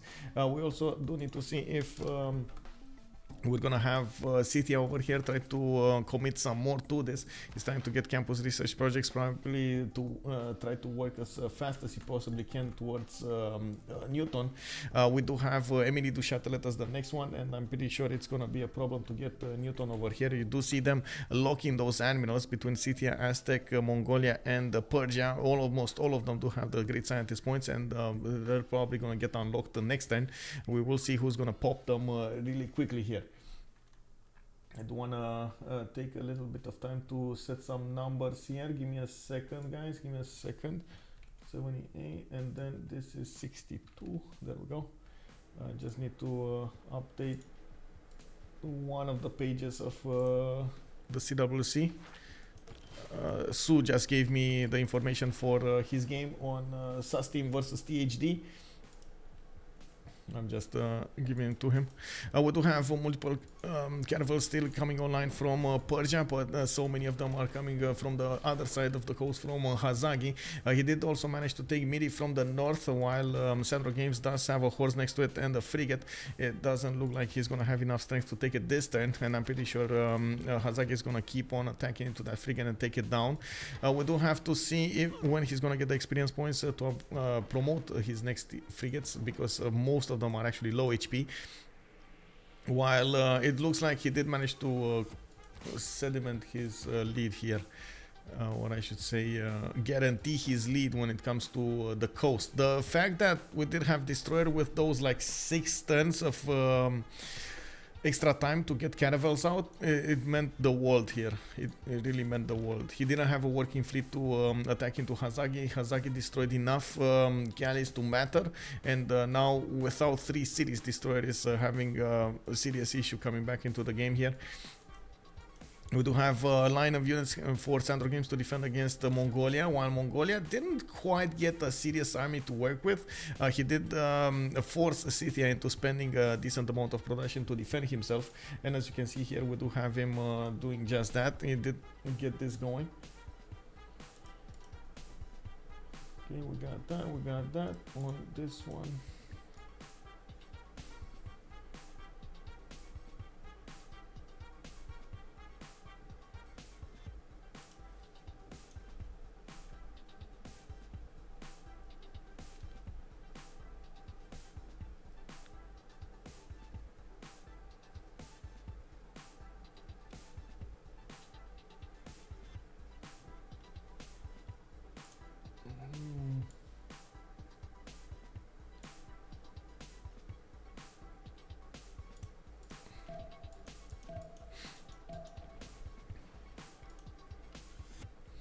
Did people suffer from the off-water city? Freshwater? I don't think so. I don't think so. Well, he's not that ahead of SandroGames, but it looks like he did make good choices coming up with Temple of Artemis over there, and did also get God of Craftsman from the beginning, so he had a lot of production from a few tiles, and he made that work. I think it was fine. I still would have loved to see something on the Rise tile here. I think it would have been much better, but he didn't know if the volcano is going to explode and so on and so forth. I know Mongolia has no swimming bonuses, but he's not keeping up with Scythia. Yeah, he's not keeping up with Scythia. Scythia is doing amazingly well here. The problem is he gonna have what it takes to get into the next part of the game? Mongolia does have already a level 2 spy in Scythia. Yeah, by the looks of it, we do have over here Mongolia getting +6 intel on opponent's movements, and his ally is dying, right? So he has 200 science, 173 culture, but if he's not taking back the cities that Persia is losing on the coast, he's gonna have a serious issue in the next part of the game.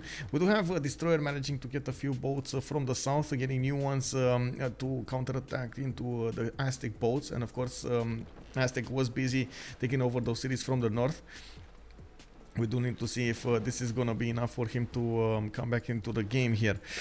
We do have a new Hazaggi boats coming in. Venetian Arsenal is gonna finish from Tenochtitlan next turn. This is gonna be a serious advantage coming up here. It's only what, 75 damage, 75 production extra. Yeah, it's 75 production extra from those from that wonder. But all of the cities will get that bonus, and of course we're gonna see a much faster navy output coming up from Aztec.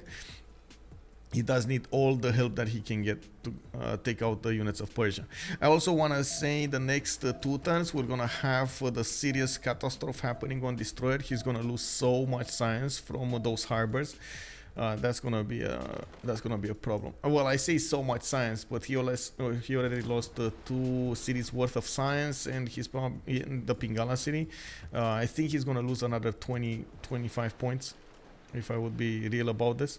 Oh, good moves coming up from Destroyer. He did manage to get that promotion off exactly on time. Now 3 of Hazaggi's caravels are left out in the open. The fact that they already attacked and couldn't destroy an opponent here, they lost the movement speed. They can be counterattacked in, and there is a chance for Destroyer to take out at least 2 of them. It's a very good advantage. Let's see if he's gonna manage to do so. There we go. One of them got taken down. There's a possibility for him to take down another 2 here, and it doesn't look like these ones that are coming from the east side have enough movement points to take out the next ones. What they could do is maybe force... Oh no, they can't actually. This one, oh but yeah, they can. Maybe force some zone of control thing so he doesn't get to double attack into this one. Nah, it's too late on that. Too late. That one's gonna die also.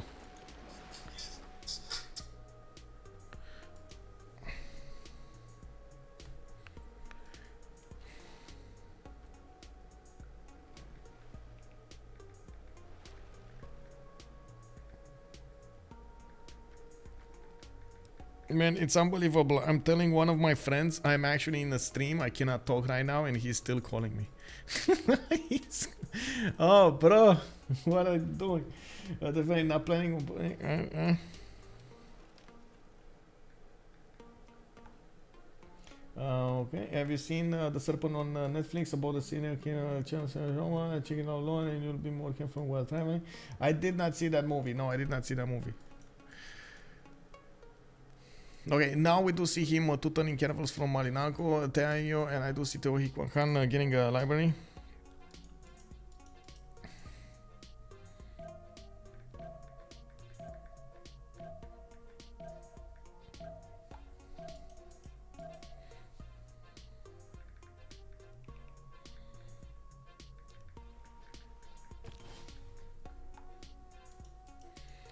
Anyway, Tutors University, okay, campus research project coming up in one in Chalco. Looks like Hazaggi is gonna try to improve that truffle after all. Oh man, that took a long time. I do see Persia managing to kill off quite a few boats here, and Hazaggi will need to somehow reconsider how he's going to do this attack. He did, Destroyer did manage to counterbalance the extra diplomatic visibility. Aztec was benefiting on his side, and since both of the admirals that Hazaggi was benefiting from went to the north, he didn't have any advantage on the boats on the east. He did manage to take those out. That's gonna give him a serious advantage here. We do need to see if Destroyer is gonna manage to kill enough boats so Hazaggi doesn't get in too many of them. I believe that's a problem though with Venetian Arsenal finished in Aztec's land. We do have a lot of boats coming out right now in the build queues, and he's building them much faster. You can see how fast they're coming out from the cities here. 1-2 turns is gonna be overwhelming probably the defenses of Destroyer in the long time, but it is a slow grinding game. And yeah, there we go. Destroyer did lose 20 science a turn.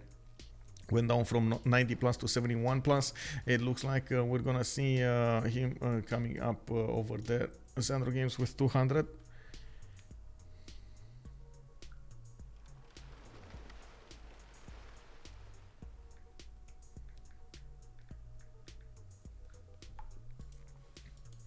Let's see Byzantium and need Crusade. Yeah, well. What are you talking about? Religion pretty useless in multiplayer? Religion is extremely useful in multiplayer. What do you mean? No, it's extremely useful.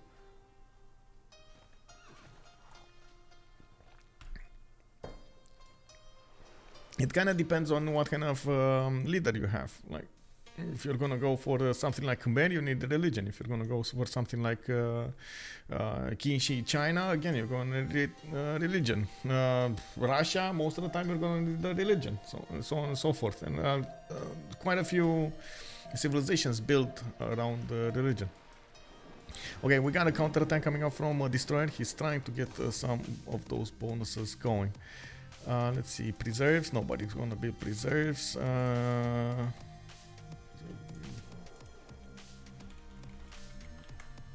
Hello.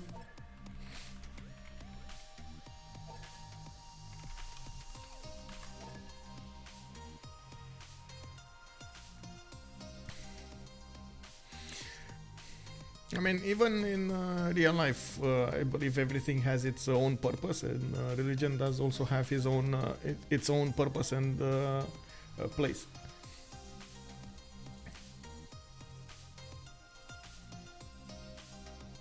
It's good to have some certain societal rules.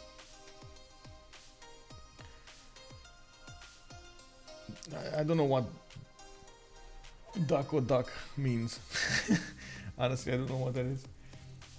You gotta have faith in Santa. Yeah, exactly. You gotta have faith in Santa also.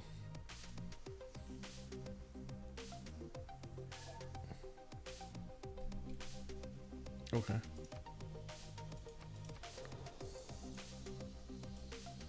Oh, is this a d'accord? That's like a...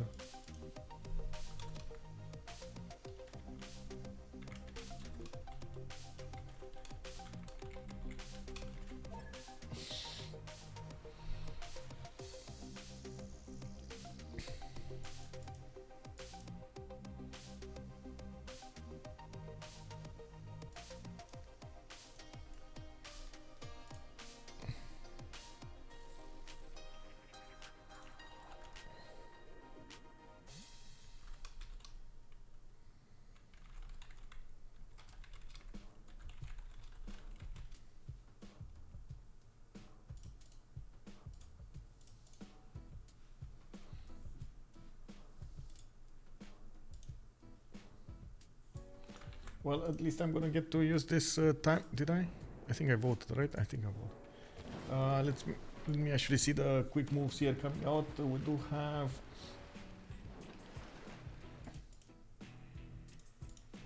Quite a few boats taken out. Aztec is counter-attacking, and the Persia just lost half of its fleet with more boats from Aztec coming out on his shores. He has a serious problem counter-attacking into this because of the position of his boats that are resupplying. Not to mention he lost these northern cities. It does look like Aztec is, oh man, managing to take out so many units with the first moves. We don't need to see if Hazaggi is gonna keep on building boats, but I think he is. He knows that he's gonna need to totally overwhelm the Persian military to manage to get this win. Yeah, we do see Aztec also having. Actually, not Aztec, sorry, Persia having a problem totally taking out the Aztec units. Every time he leaves one of these low HP units, of course, Aztec can take it back and repair it, which is going to cause a few issues for Persia. 1 second, guys. 620, 78. There we go. There we go. That's one. Alright. Quite a few boats coming out from Destroyer. I do also notice Tomidis did go into a Dark Age this time, and he did manage to successfully defend against Mongolia. Well, honestly, this wasn't that type of an attack. It was just an attack to force SandroGames to spend some production in gold. We do have a serious amount of gold actually banked up on SandroGames, but he's not using it for anything. And it looks like at the moment Mongolia did choose to go for the gold rather than his stats. He is on 145 gold a turn, more than his enemy teams combined. Hazaggi is on 122 science with 90 culture, wishing all of his empire to go against his opponent here against Persia. And after managing to take out 3 cities from his opponent's coast, we do have him going against the capital city and the remaining fleet of Persia that he managed to rebuild. We don't need to see if Hazaggi is going to manage to counterattack attack successfully into this, and it does look like slowly but surely he's getting the advantages against his opponent. 2 more boats went down. We do need to see new ones come onto the front line here, and we do need to see if Destroyer is going to manage to get new ones. It does look like his production counts, its production line is too slow to make up for the boats that he's losing, and of course Hazaggi with finishing arsenal is going to put a lot more on the front line.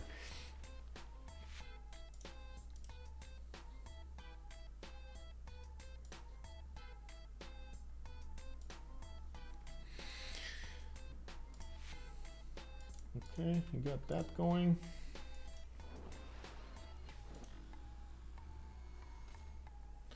Oh,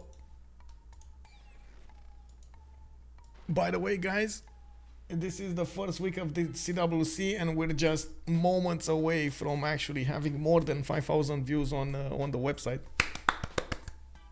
Woo! Yay! Come on, let's set the records, guys. Let's set the records. Bonjour, Kolga. Bienvenue. How are you doing, sir? Yep. In the session, we got, okay, Tomidis gaining that. No buildings can be created in the encampment. They're probably trying to stop any kind of attack coming up from Mongolia, even though, honestly, I think nobody cares about this. We do have Tomidis getting no growth, okay, via culture, of course, and that's also going to be a problem. Can you check on the inside info for Civ6? There's no inside info on Civ6. Also, Inca, how many lux Hazaggi has? 5, actually, 5, I think. That was so on the lux. It looks like he has lost a lot of boats, so he's not that great when it comes to happiness level. When it comes to the luxes on attack, he's on +5, if I remember correctly. Let's see it. Yes, it's +5 per luxury attack bonus. He did go into a Dark Age. He has an extra +5 from the Dark Age card, and I believe Persia should be using the same thing. Like you can talk to... No. And even if I could, I wouldn't do that. So happy. Also, good evening, sir. So it's really important for a company to work in a certain way, and one of the most important thing in a company you have is the trust between you and your employees. So I wouldn't want to betray that trust in any case. It's the only way you're gonna get some inside information is if they want to, not if anybody else wants to. Is there any culture victory plays going on? I don't think so. I didn't see any. Well, there's Tidube here with 3 out of 62, but honestly, it's not that great. It's only 58 tourism coming out from him, and SandroGames does have 41. SandroGames here does have a more than decent amount of culture for the defense. I don't think that's gonna happen. SandroGames did get going here.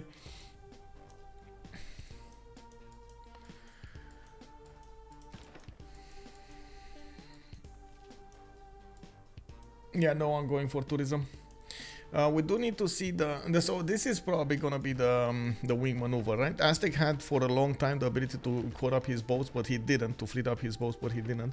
We do have him now actually doing that exact stuff, and we don't have that many boats available for Persia to counter. He lost his frigates in the city of Passagarde, so he cannot attack from range, and it looks like from the south he's only building caravels.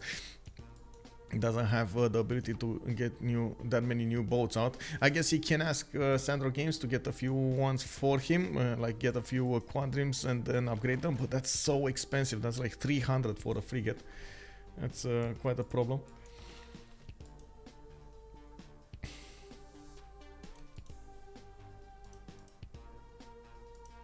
Let me actually close a few of the windows I have, because honestly there are way too many windows. Way too many windows.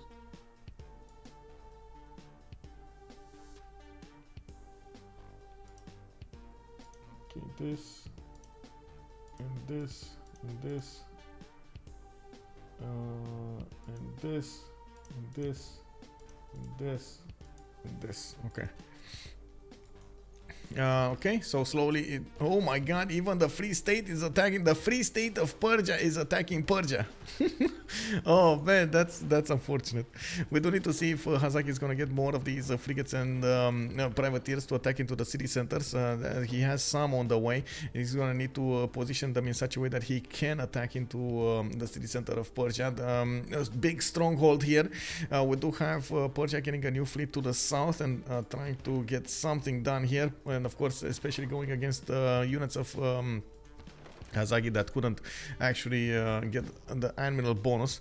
SandroGames just got a field cannon. He's upgrading the units next to Nalanda, and he is gonna try to take over that city state. Unfortunately for him, he did allow Tidube to get those in there, get those envoys in there, and you can see Tidube did dump 23 envoys in the city of Nalanda. They did fight for it for some time, but Destroyer just didn't have enough culture to work with. We do need to see if SandroGames is going to be successful to take over that city state, but even so, it's going to take a while, and the bonuses are just at the moment on Tidube and Hazaggi. We also see Tidube did manage to get more science now than Hazaggi on 154 with 115. We got him going for more universities, and he has decent. Wait, did he? Oh yeah, he does have a decent economy going. For a second there, I was watching the score screen, and the score screen is saying totally different numbers than the yield stamp. They're opposite. We do have him finishing that terracotta army for the level 2 spy, and going for Alhambra from Karakorum. More campuses and not that many cities. He's not going for a military though, and of course it would have been nice if they would have managed to get encampments down. It would have been, or at least we would have seen it from afar, him going for something like domination victory later on in the game.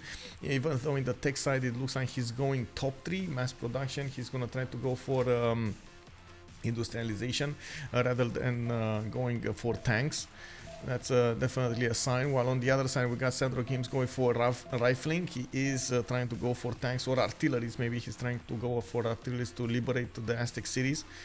One city did get taken down entirely. Persia lost the city of the north altogether, while Hazaggi is bringing more of these frigates to come to help him out delete the city of Passagarde, or the defenses of the city of Passagarde, so he can take it back. Gotta wait till 21st of November for next Rick and Morty episode. Oh wow, there's a Rick and Morty. Oh my god. Did they, by the way, did they make a... Oh, I totally forgot about this. I got with other stuff and I totally forgot about this. Was there another episode, like a 10th episode or a 9th episode for... how do you call it? How do you call it? Star Wars Andor? For Andor? Was there? Oh my god, there was! And it's called One Way Out. Oh, I didn't see this. Oh my god, I need to see this. I need to watch this. Oh my god. Oh my god. Oh my god. Oh my god. Are you guys watching Andor, by the way? The series? Looks like we got the Persia. Yeah, getting a caravel fleet over here. That's what your husband is watching? Yeah, it's amazing. The Andor is just amazing.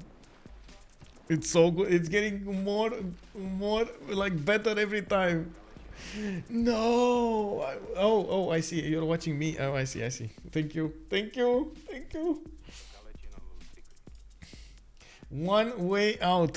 One Way Out. Oh my god. I don't want to do spoilers, guys. I don't want to do spoilers, but I would talk so much about those episodes. It's unbelievable.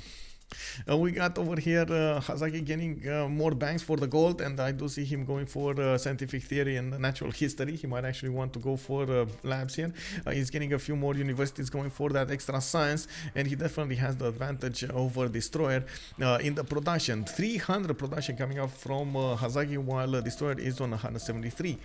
We do have those field cannons going to the north. They will try to take out the city of Nalanda, but unfortunately I don't think that one single field cannon is going to be enough to take that out.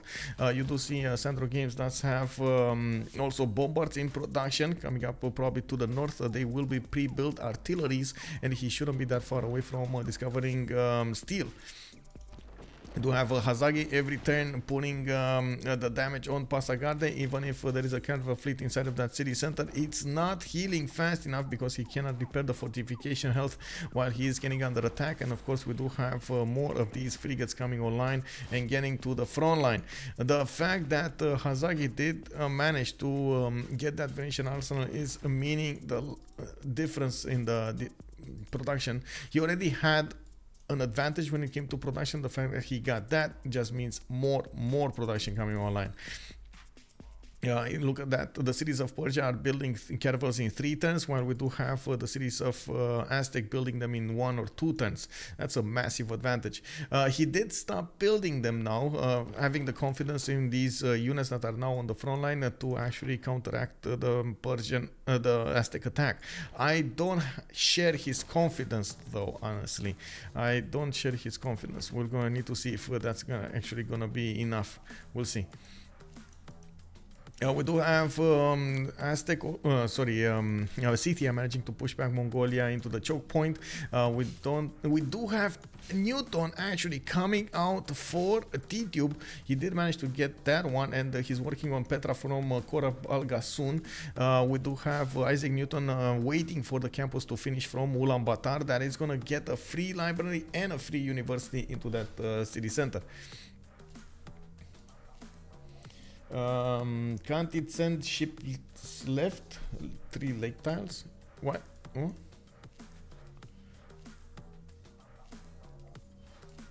Sea is in the hand of Aztec for good. Yeah, it looks like at this point it's in the hand of Aztec. Like it doesn't look like there's anything major happening over here. I would just would have hoped for at least 2 or 3 more frigates, but I guess Hazaggi can deal with this anyway. Yeah, he's calling up units. He's fleeting up units. This is gonna eat into his numbers. Yes, he's gonna have strong ones, but he's gonna have less of them. Passagarde. Yeah, going into Halicarnassus is definitely gonna be a thing here. Put a unit on the crab and take out that city center. He does need to buy out a unit in that city center. It's gonna be an issue. And I do see Hazaggi does have a bit of a fear to attack into the city of Passagarde because of the wall strength. He's putting those frigates out more than 2 times, so they're far enough so they don't get hit.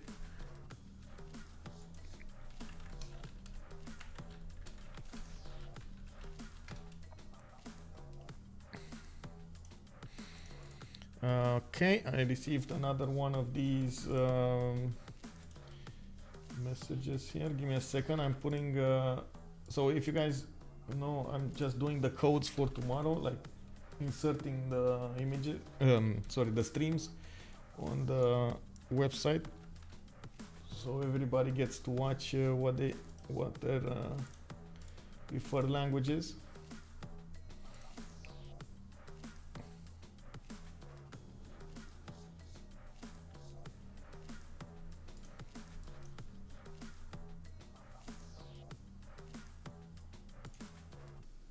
Okay, this going okay.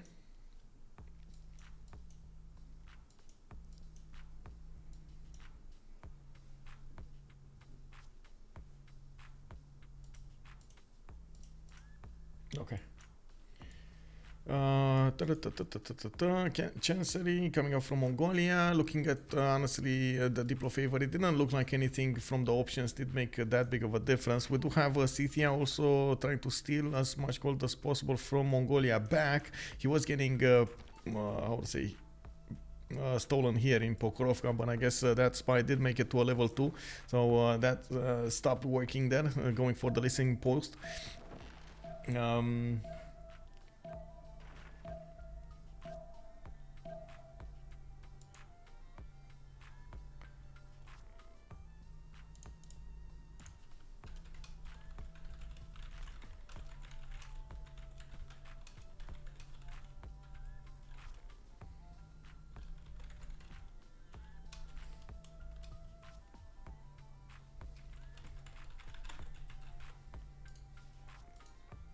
It looks like Hazaggi is gonna need to clean up, and Porja is pushing out with a caravel fleet. Definitely a strong unit. He is one-shotting the units of Aztec, and this is what I was thinking. More units, he needs more. He did manage to take out the naval power of Persia from the south. There was 4 or 5 boats that were built from Parsa and Tarsus, and now from what I can see, Hazaggi is spreading his advantages again. It's a bit of an issue here. Every time he spreads his advantages, Destroyer gets an upper hand, and of course we do see that Hazaggi is gonna resupply with 2 more frigates here. Maybe this is gonna be enough, but it looks like at the moment there's not enough damage to take out even 1 caravel fleet from Persia. That is a major problem here. We got more of them coming out, and of course since Hazaggi also has the fleet button, he should go for it. He's not going for it though, and that is quite an issue.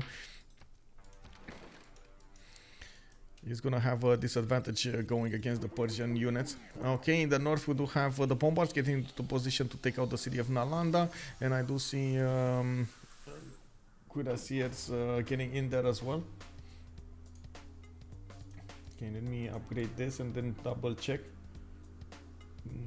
Where's the double checking law? What did I? Let me see. Is it good? Yes, this one is good. And then the other one.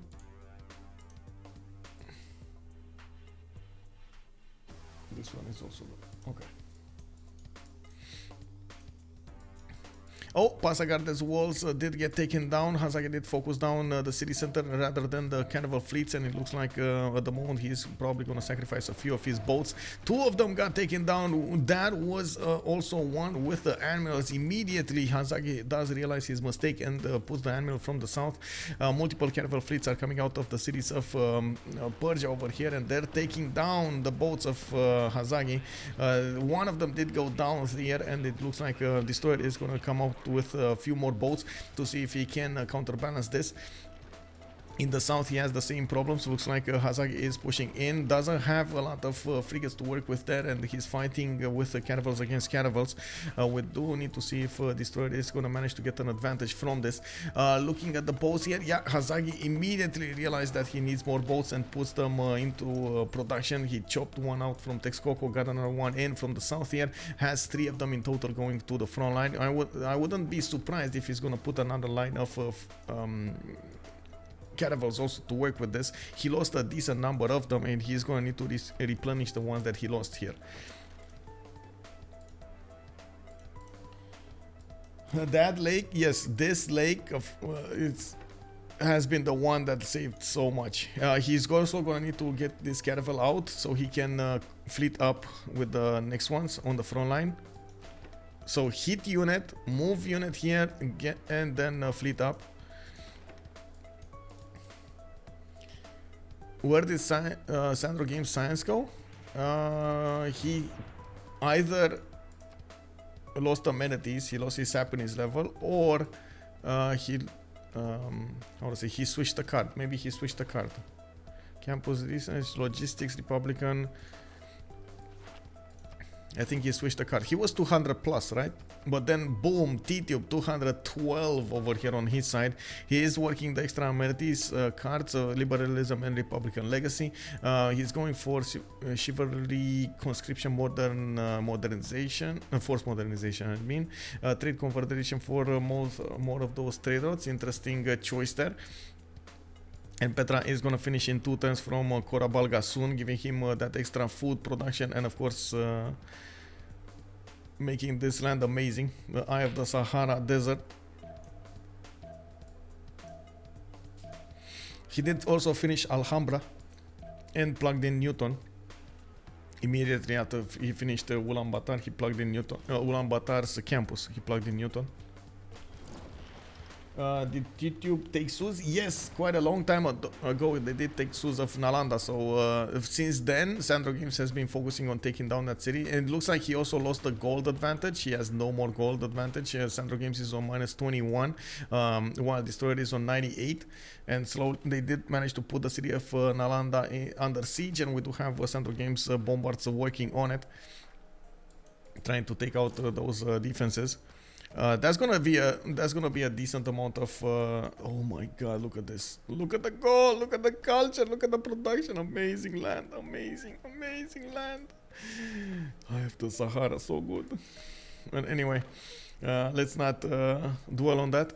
SandroGames. So we got Hazaggi on 6 out of 20 Diplo points. Sandro is on 6 out of 20. He's trying to get Statue of Liberty. That's why I was checking this from Pazerik, and I wanted to see if this gonna be one of his victory conditions or he's trying to take it away from his opponents. They're definitely not giving up on this. They don't want to give up on this game. We do have Hazaggi also managing to get more boats on the front line here. Has only one single frigate and caravel to work with next to the city of Pasagade, and we do have multiple frigates coming online from Aztec to attack into Persia. He does need to be careful how he's gonna play this out and not lose more, while Persia can actually fleet up on a new unit here. I'm actually curious if he's gonna do that, getting a new quadrims from his cities to upgrade into frigates. In the south, he did force Aztec to fleet up those boats, and it looks like at the moment he did manage to take out a decent number of them. Oh my god, did Aztec just lose? Guys, I cannot believe this. Did he just lose his advantage on the seas? He only spent 4 turns of not producing units and worked on universities and bullshit like that, you know? Like, instead of going for frigates and caravels and keep on the advantage against Persia. Those 4 turns, was that enough to allow Destroyer to come back into this game? Oh my god, I cannot believe this. Okay, 2 boats taken down here. It looks like Hazaggi did manage to get some quick moves here. He might sacrifice his caravel for it, and we're going to need to see if Hazaggi is gonna manage to take these boats out. We got new caravels coming online. Can they? Can they? No, they don't have promotions. Oh my god. Looks like Scythia just liberated the northern city.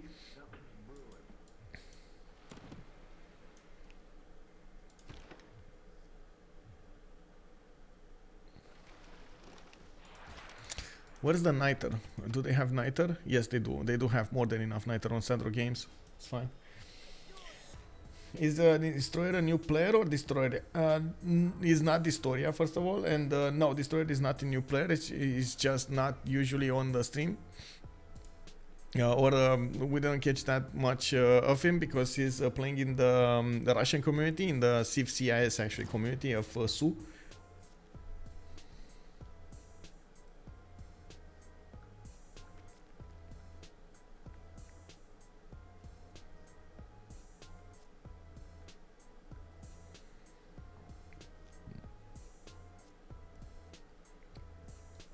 So it's hard to follow when you watch Sandro stream. It's well.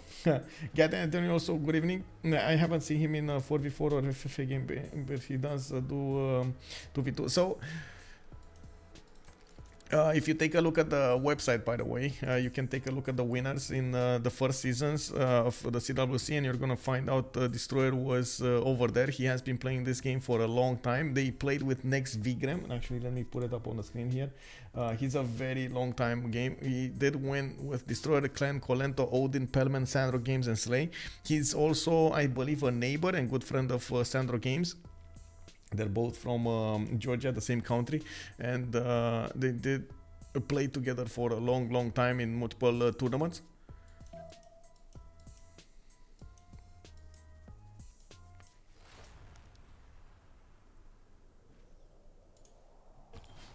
Well, are they speaking Georgian? I don't know what's like. I think speaking. Pasagarde falls. Hazaggi has said enough is enough. You know, this is gonna happen. Whatever you want, it's gonna happen. We will take your capitals. And it looks like he didn't wait anymore. Hazaggi did attack with multiple frigates into that city center and managed to push through his last caravel into that city and took it over. We do have it repelling importance. He's going to need to work on Tarsus and the other cities now to take them out. But of course, taking that city, that important production center, did put them back Aztec a long time. Loss is advantage coming up from the government Plaza bonuses. We do have a Destroyer here getting a few gold points back, but not enough. He might actually need to buy a unit out from Halikarnassus so he can have an advantage taking back that city. Maybe with a caravel, maybe with the frigates he has here, maybe he can do something. We're gonna need to see what the Destroyer is gonna choose to do so. In the meantime, more boats are being built on the shores of Hazaggi, trying to get in there. It has been a bloody war over here, a very bloody war happening between them, and each of them did try to get their own advantages when they could. We do have also Mongolia coming up over here with the art museums, getting Queen Asias from Al Malik and Korab Al Ghassun. He is now building up a military to send to the east side. Still in the Great General bonus, he's going to need quite a few more turns to recruit one of those industrial ones, not to mention going for a modern one. Scythia's main army is going to the north towards Nalanda, and I do think he got a religion, the first religion of the game, getting Mahabodhi Temple. They're trying to go for Diplo victory. Zen meditation plus 1 amenities over here is Defender of the Faith, an extra +3. And looking at the score screen here, he's 6 turns away from Statue of Liberty, 1 turn away from getting Mahabodhi Temple, and he has 6 points, right? He has 6 points, so that could be 5 more points that he could get from these wonders. Okay, I'm pretty sure they're gonna win the next World Congress because they did liberate a city, so they should make more diplomatic favor. Yeah, there we go, 224 and 64 versus 131 and 46. It's just a matter of Destroyer staying alive for the next 2 congresses, and they need to win the next 2 congresses. This is gonna be the problem. I'm not so sure they're gonna manage to do so. Oh, another liberation. Oh my god. They did liberate the city of Pasagarde with one of the Scythian camps. Got in there and got them another 100 Diplo favor points. If they do manage to do the math properly and only put enough Diplo favor as they need to win and keep the other Diplo favor on their side, they should be able to win the next World Congress also. They can't burn a city. You cannot take out a capital city. This is a capital city, that's why. They can't take it out. Also, good evening to Left Sand channel. Hello there, sir. It's a cap indeed. Sandro's artillery is on the way, yeah. Also, Gath Anthony making the real questions. Real question is, what is the age gap between them? I think it's 0, actually. We can check that out. They're on teams in the CWC, if I'm not mistaken. I think I have both of them. Give me a second. Profiles. I can find that out for you. They're like, I know Sandro is like 18 or something, and Destroyer, I don't know. Destroyer.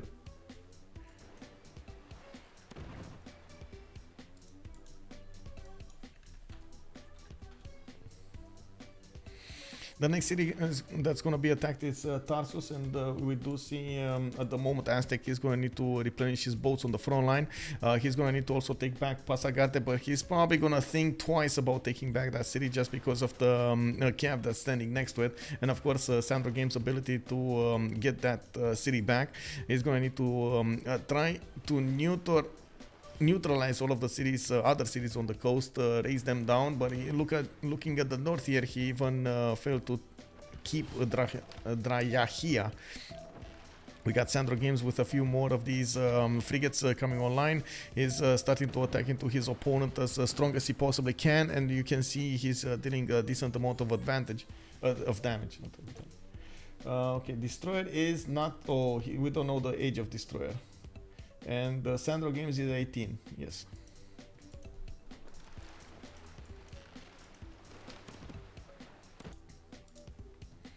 Oh, we got the walls of Tarsus taken down entirely, and the city is half HP.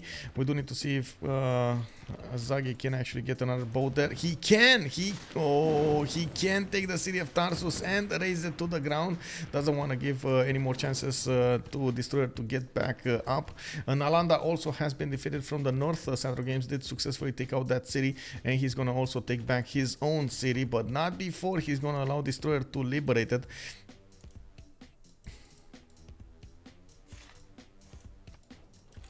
Yeah, 18 and Hazaggi is 22. Yeah. Also, Gamer Phoenix, hello there, sir, and thank you so much for the follow. Good evening. We're watching a 2v2 game coming up from the CivFR community. We got so many things happening on the map here, even if there are only 4 players. And we do see them trying to fight for every inch of this win. Statue of Liberty coming up from Teotihuacan. Filippo Brunelleschi is there. Is Filippo going to manage to get that faster than Paziric? Oh my god, look at that. Paziric is 3 turns out. Can he get it in 2 turns? I don't think so. I think that's way too much production even for Filippo. Filippo! Where have you been for such a long time? SandroGames got Fez. He got Fez away from Mongolia and also managed to get Amani double in there. Oh my god, that's a 123 defense strength city.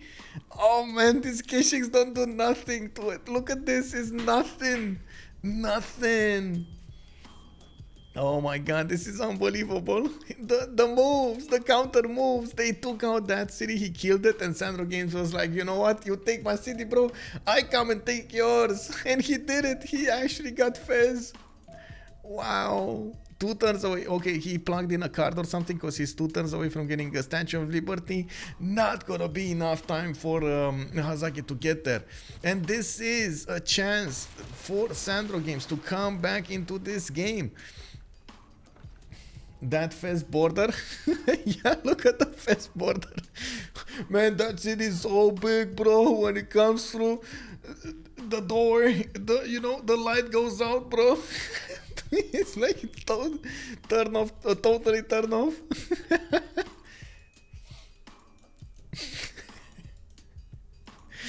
We do have Hazaggi also needing to go against Sparsa to take out another city from his opponent, while Destroyer is gonna try to replenish his boats into Pasagarte. He also has 4 cities that are inland. These cities are not gonna be taken off for Hazaggi, and it looks like he might be giving up on trying to get back in there. We do have a Tidube on 211 science with 188 culture. I gotta say he needs to prepare for tanks. He's 4 turns away from combustion, gets his cuirassier cores over here soon. Looks like he's getting quite a few of those going. I don't know if he actually has a general. He's trying to get there. 12 great general points a turn, 91.8 out of 120. Getting more of these encampments going. We've got to remember we are in the Congress with the no encampment buildings. He can build encampment but no buildings in them, so he's gonna need to wait a while until he's gonna get orders from each of these. He's gonna get his armories and his military academies. He definitely needs all of those so he can start outputting a lot of oil per turn. It's gonna take a while until he gets there. He has a bit of oil in the city of Yai. I see an oil tile there, and I believe there was more oil here, but I don't. Oh, there we go. There's another oil. So at least he has a 6 oil coming up from those tiles. We are 6 turns away from getting the next World Congress, 5 turns away from getting the next era. And by the looks of it, Hazaggi is gonna be 9 points away from getting his golden age, while SandroGames is over his necessary points to get a golden age. Tidube is also gonna hit a dark unless he pulls something out of his hat here. Destroyer is also probably gonna be in a dark age, 91 out of 99, and he's gonna lose another city over here. Parsa is gonna bite the dust. Sandro has Potala Palace as well. Yes, you're correct. So he's gonna have like what, 16 points. So he finished Statue of Liberty, he got Mahabodhi Temple, and he's gonna get Potala Palace. He's 11 out of 20 points right now, and he's gonna get 12 out of 20. Okay, 12 out of 20. 12 out of 20. He can get a maximum of 5 points from a Congress. And he's going to need to get another one. And he has a city state. It's very important he has a city state, by the way. Very important that he has a city state. That city state is going to mean gold for them. Sorry. We need to see Persia also getting a Diplo quarter. And this is extremely important for him to get the Diplo's favor on their side. While Hazaggi over here did manage to get one. Yeah, he does have one in Chalco. Okay, we got Colossus coming up from Tayo.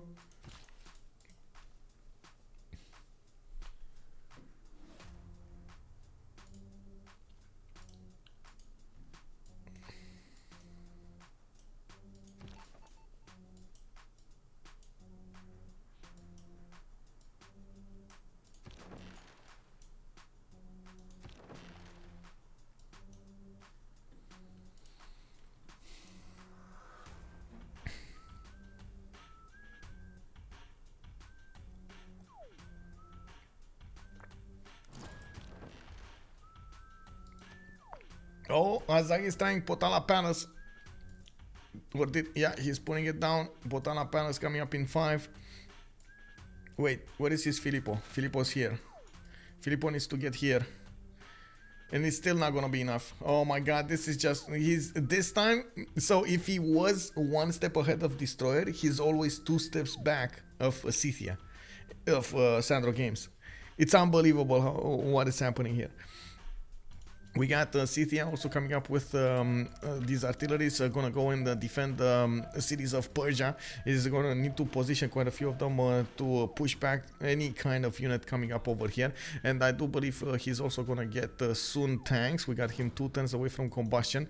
There is a strong possibility of him also managing to get the balloons so they can shoot from 3 tiles away. That is gonna be so disruptive over here on the attack of Aztec.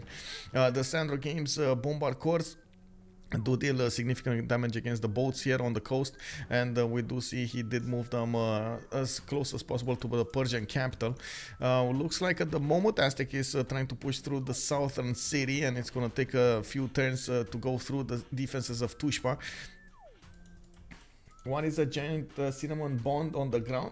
There is a giant cinnamon bond. Wait, are you talking about Petra? Or what are you talking? There's a cinnamon bond on the ground, bro.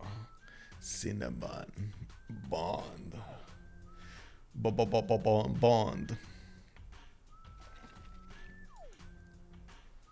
Oh, there we go. Potala did finish, and now we're Do have SandroGames 12 out of 20.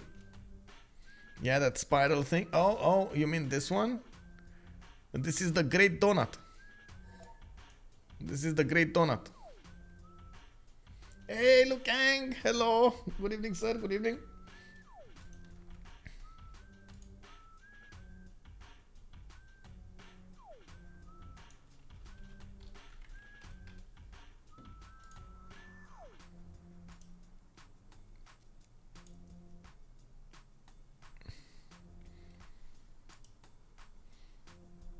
It's filled with sugar.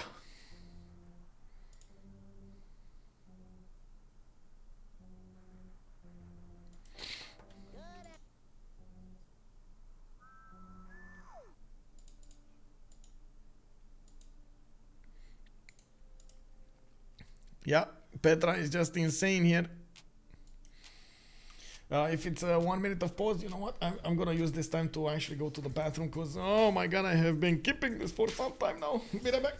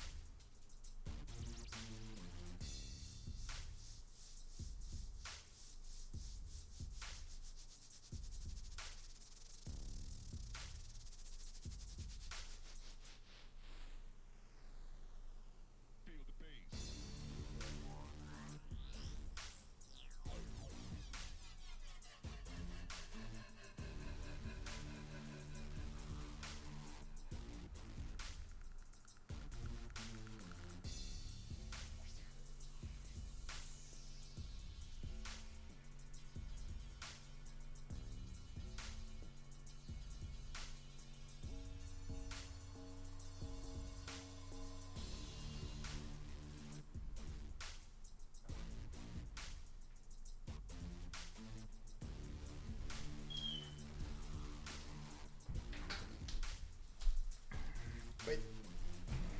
We're not back. We're not back. I will come back. Can you imagine when nature calls, he answers, right? Yeah. It happens, man. It happens. You all get turns to stream on my channel. I never understood how this happens, by the way, with the guest thing on Twitch. They implemented some sort of a mechanic to allow guests on the stream, but I have no idea. And I'm thinking, like, have you not heard of like Discord? KickW?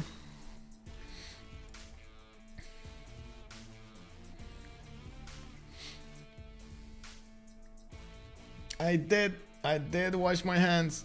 Yes, of course, I did.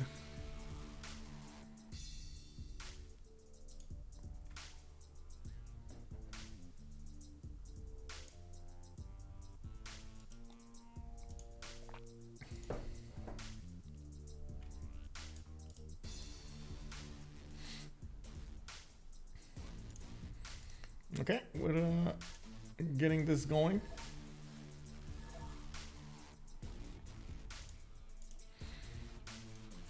There aren't that many boats left for Aztec to attack into Pasagarte with Pasagarte.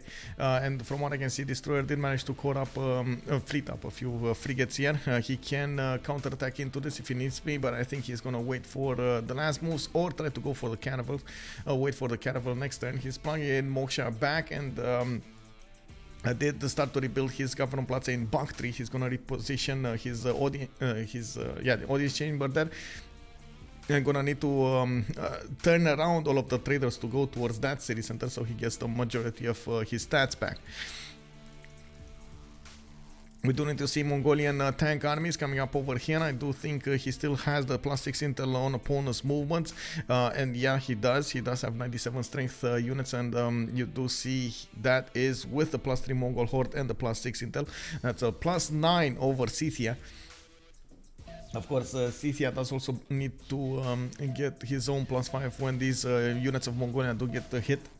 Easy deploy win for Sandro? That's the good question. That is the big question, right? We already have 12 out of 20. In the next few turns, we're gonna see if he's gonna do the math right, and they do have a significant difference when it comes to the diplo favor. They could win all of the votes, and I believe they should keep some in return, some in the some diplo favor in store. Since they do have the city of Fez, they can also. Oh my God, the city of Fez, bro. Man, that's a 200 garrison strength city with the medium with 133. Bro, that's never gonna go down. Like, even tanks die against it. What is this? Look at the Cuirassier army just dying against it. Oh my God.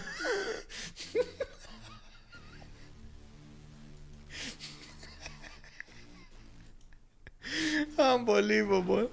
Man, they're doing one damage against that city. He's trying to get medieval wars. I don't know how that is 200 strength. Well, I get, oh no, it's 75 fortification. Okay, never mind. Man, that's too strong, bro. That's too strong. Can he finish it? Because usually when you do get hit by attacks, you shouldn't be able to build medieval walls anymore. Are the city states different in that way? I don't think so, right? The mechanic still stays true.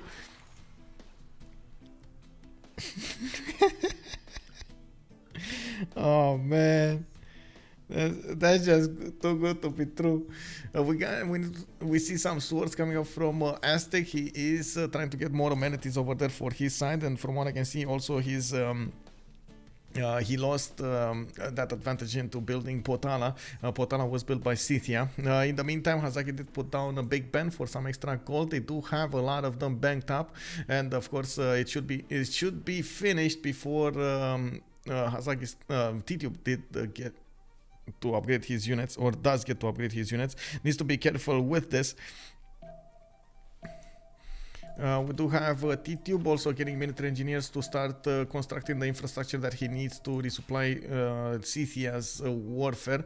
We do need, from what I can see, also some Scythian upgrades here. He does have his own cuirassiers, and I'm pretty sure he did manage to discover, yeah, there we go, tanks. He's just gonna need to get to oil. Does have quite a few of these. Actually, I say quite a few, but he only has 3 of them. Yeah, he only has 3 of them. Does he have oil in the water somewhere? No. Oil here. He can settle for it from Isik. He can't take it, but he can settle there. And I think there was an oil tile here, if I'm not mistaken, underneath Miriv's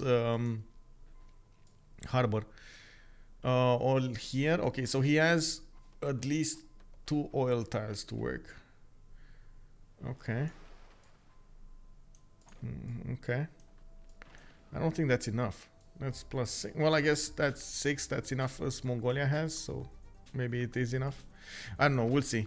At the moment, it's hard to tell because it will come down to how much they go against each other.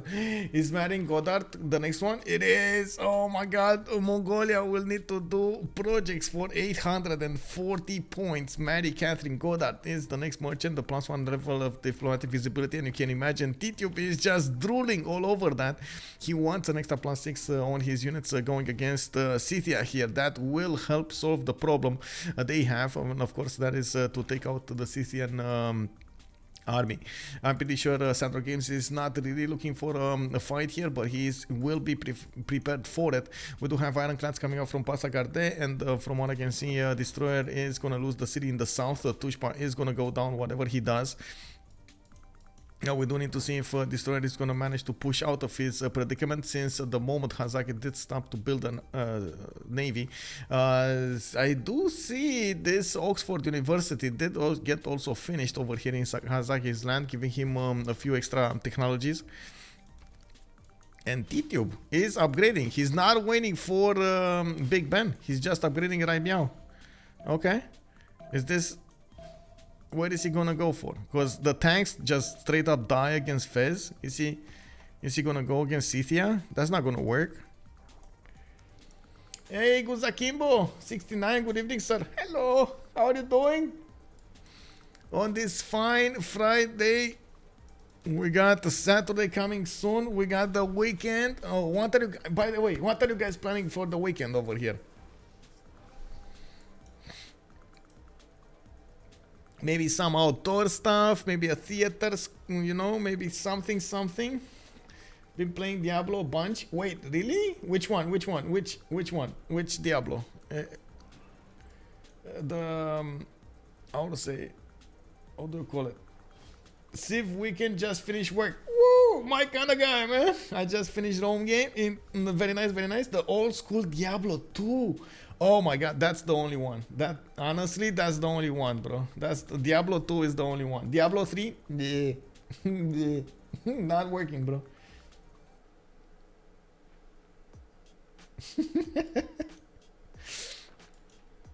We got SandroGames here with the Night Armies. He is gonna need to see T-Tube's Mongolian tank armies come on to the fight here. He doesn't have a scout in the choke point, and Mongolia might actually surprise him. We do need to see how fast he can actually get his own tanks going, artilleries and so on and so forth, not to mention work on his generals. He only has El Cid on the front line with no modern one. Do we have a modern one here for Mongolia? Do we? Hannibal Barca, no. Commercial hub investments, definitely Mongolia wants the extra diplomatic visibility one. Yeah, there we go. He's going 75 points a turn here. He's gonna finish so many of these projects. We'll see how he ends up with. Where is a destroyer? Where are you going, bro? Hello? Come back. No, his frigate fleet did get damaged over there, almost taken down. 2 out of 100 health remaining for it. He's gonna put it in the capital city, gonna need to repair it as soon as possible. Lost the southern city, but you know, he was expecting that. And we do need to see what's gonna happen in the World Congress session next turn. We do have Tidube in a 2 arms on Genghis Khan. We do have Hazaggi heroic age. And let's see what's going on. Nuclear power. Power! He has the power! Okay, Prophet. Nobody's gonna want that. And so, Nuclear Prophet, me. Haha. Nuclear Prophet, me.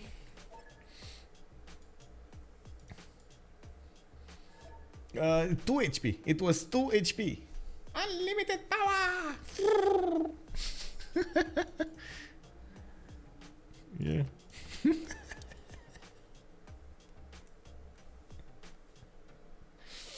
Are Hazaggi and Tidube winning yet? Salty! Guten Abend!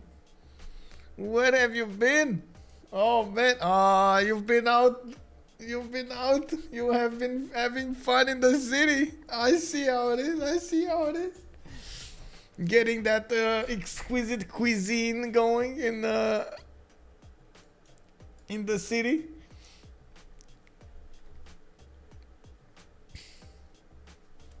I did want to double check what's happening in the Mound game, by the way. I did want to double check what's going on here. Where are they?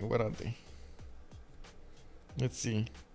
Oh man, I see a lot of units from somebody. I think this Chandra Gupta or something.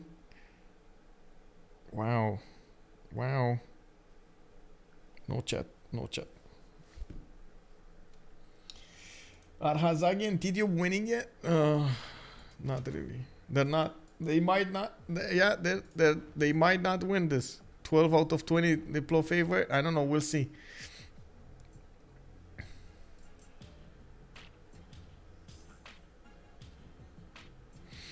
Aerodromes coming off from Aztec. He might try to do some shenanigans with the planes here. Did manage to get that mausoleum at Halikarnassus in Tayo, and he's getting some yields from that. They do have a decent amount of advantage when it comes to the science and the culture, but not good enough.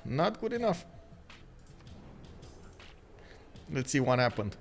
Ban Cole, a great scientist, no points. Oh, why didn't they take out the merchants? Oh my god, they should have taken out the merchants. And SandroGames 2 Diplo victory points. They got that going. Oh, 16 out of 20 Diplo. Dodgy Dodge, hello there. Yeah, exactly. Eating fromage fondue. Very nice, very nice, very nice. You know, taking in all of that city atmosphere. Very nice, very nice. Dodgy Dodge, thank you so much for the follow.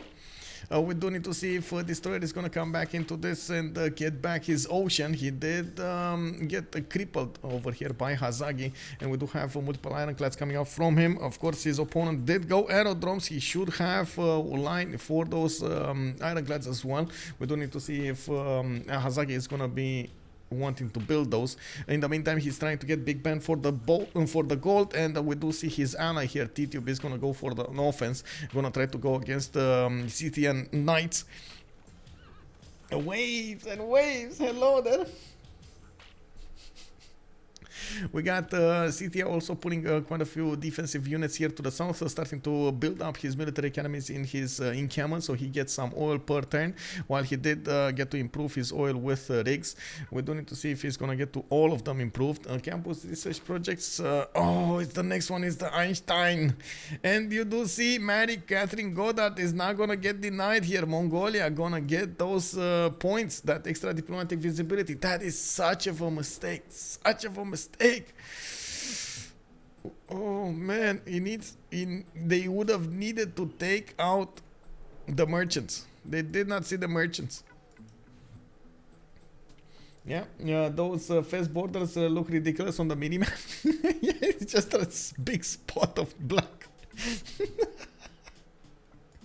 Yeah, that one horseman leading the tank armies. Yeah, I mean, he's the boss, bro. He's the boss over here. He doesn't care about being taken out. He's the boss. No problem for him, you know. We do have SandroGames also repositioning his armies here. He does have 266 science with 247 culture, 1500 gold in the bank with the necessary culture to go for fascism, his 2 turns ideology, and from what I can see, he is starting to convert his cities. He does have the extra +3 from the Defender of the Faith on his units, but ooh, +12 intel. Scythia, you have +12 intel against you, bro. And this is not even like Mongolia doesn't even have Maddie Catherine Goddard yet. Oh my god, Scythia, where is your spy, bro? Bro, there's no spy from Scythia. I don't even want to imagine what will happen when Mongolian tanks enter the borders of Scythia with +18. Can you imagine +18 tanks over here? Oh man, let's go, let's go, let's go, let's go. I'm not home, just hopping in because I couldn't just miss the entire game. Oh, I see, you wanted to pop in just a little bit, you know, see it over here, see what happens. Okay, I see how it is, I see how it is. Well, hello there, Salty Capybara and Salty Capybara friends. How are you doing tonight? How is everybody doing? Yeah, can you show against the walls, please? Against whose walls? Against Fez's walls? Oh, these are useless. They die. Yeah, these are the tank armies are just dying. And of course, Pazrik. Well, I guess these are not that useless. Even if they had 300 fortification health, they still do some damage there. But this is pre-tank upgrades fortification, so it's still gonna happen.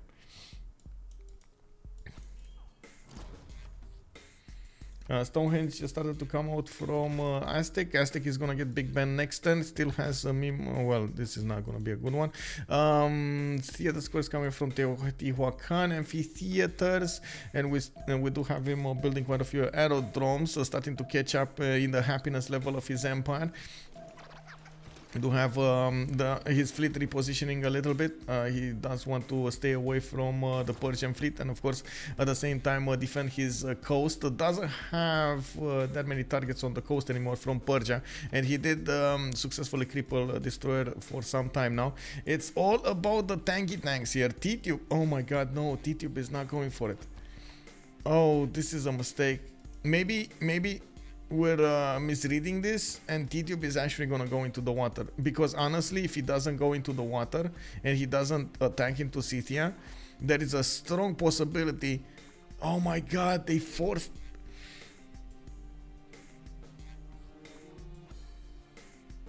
It's not a possibility anymore. It might be actually a guarantee here that they're gonna get the next World Congress. They just need 4 points. They just need 4 points. Oh my god, they're actually getting this. Who did get, wait a second, who did get this?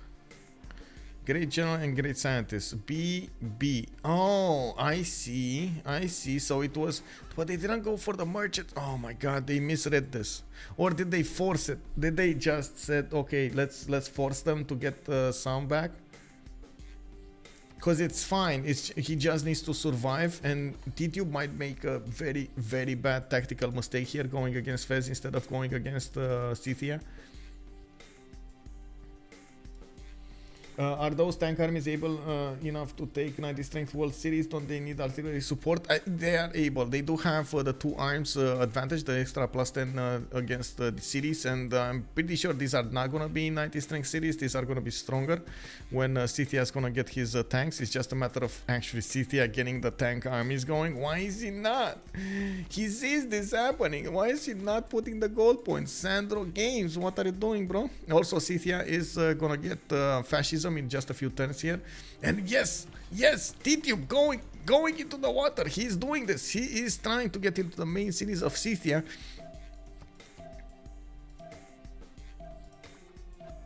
We got tanks are built from Scythia. He's trying to get them going. He is aware that he's going to need to get more gold also from the sea side. He was a negative gold the last time we checked. Now he does have 159 to go for. He is in a heroic age with Heartbeat of Steam with Reform the Coinage. 2 arms, and I do see... I'm actually curious. Does he have the vision on the city of Fez? I'm very curious. I know he has a galley here, but I don't know if that actually makes... that big of a difference. Oh my god, these tanks are gonna get there so fast. 2 turns and they're gonna be on Pazirik. And I think we have the first victory, by the way. I see a victory screen over here on Mam's screen. Who won? Who won the first game of the CWC, guys? Anybody know? Does anybody know?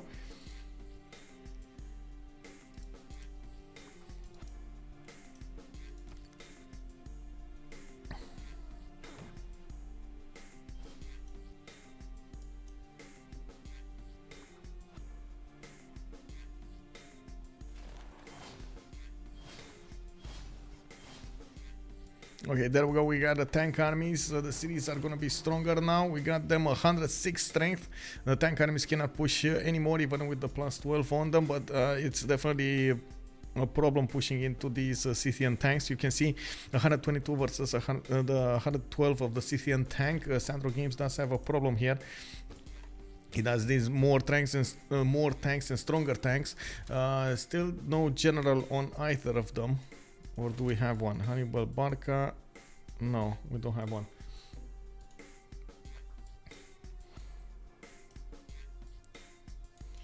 All tanks swimming? Yeah, yeah.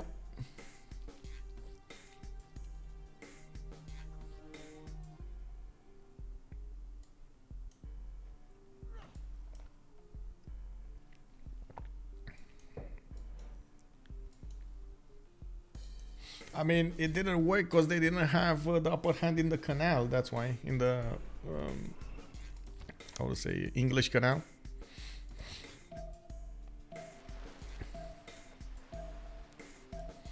BBG has a lot of changes to Congress to make the Diplo victory much more viable. Yes, they do. Yes, they do. Also, if Persia full dies, Scythia doesn't have enough votes to win 1 versus 2. Yes, Philip, you are correct. If Persia full dies, this will be a major problem. And the big question is, will Scythia full die? He can. I think he can. Or yeah, he can 2-shot these cities if he gets in there. Scythia, Persia doesn't actually have that easy way to get his steel walls here. He did need to go towards the north. Why is Snapchat still sending me? How do I turn this off? How do I? Oh my god, this is so ignoring. This is so annoying. How do I turn off this Snapchat from sending me stupid notifications without actually turning off notifications from friends or something? It's sending me, oh, you want to watch this? Oh, you can watch this. Oh, you're gonna be so glad that we actually have somebody new on Snapchat. Bro, I just want to talk with the guys or the girls that I want to talk. Don't force this on me. What is this? Delete Snapchat. I know, exactly. That's how you do it. I'm probably gonna do that. Delete Snapchat. You know, that's probably the best recommendation I have heard for this long. What is this?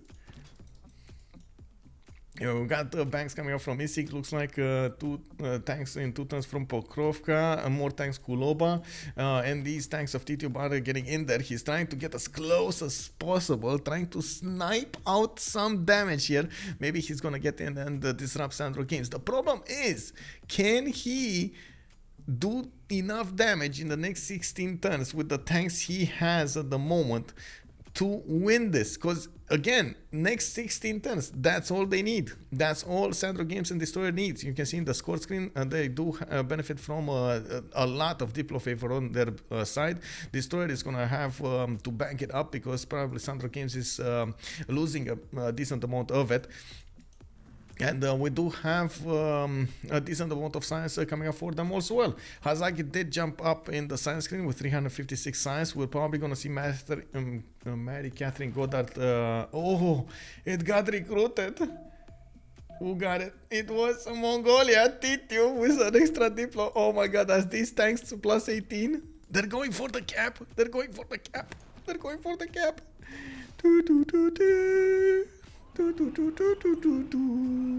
Oh my god, look at that. They're getting in there. Wait, this Scythian put a, okay, he finally plugged in a spy here in Ulaanbaatar, and still we do have Mongolia with plus 12. And they're going for the kill here. Tidube is gonna try to take out Pokrovka, and he's doing the damage. He's doing it.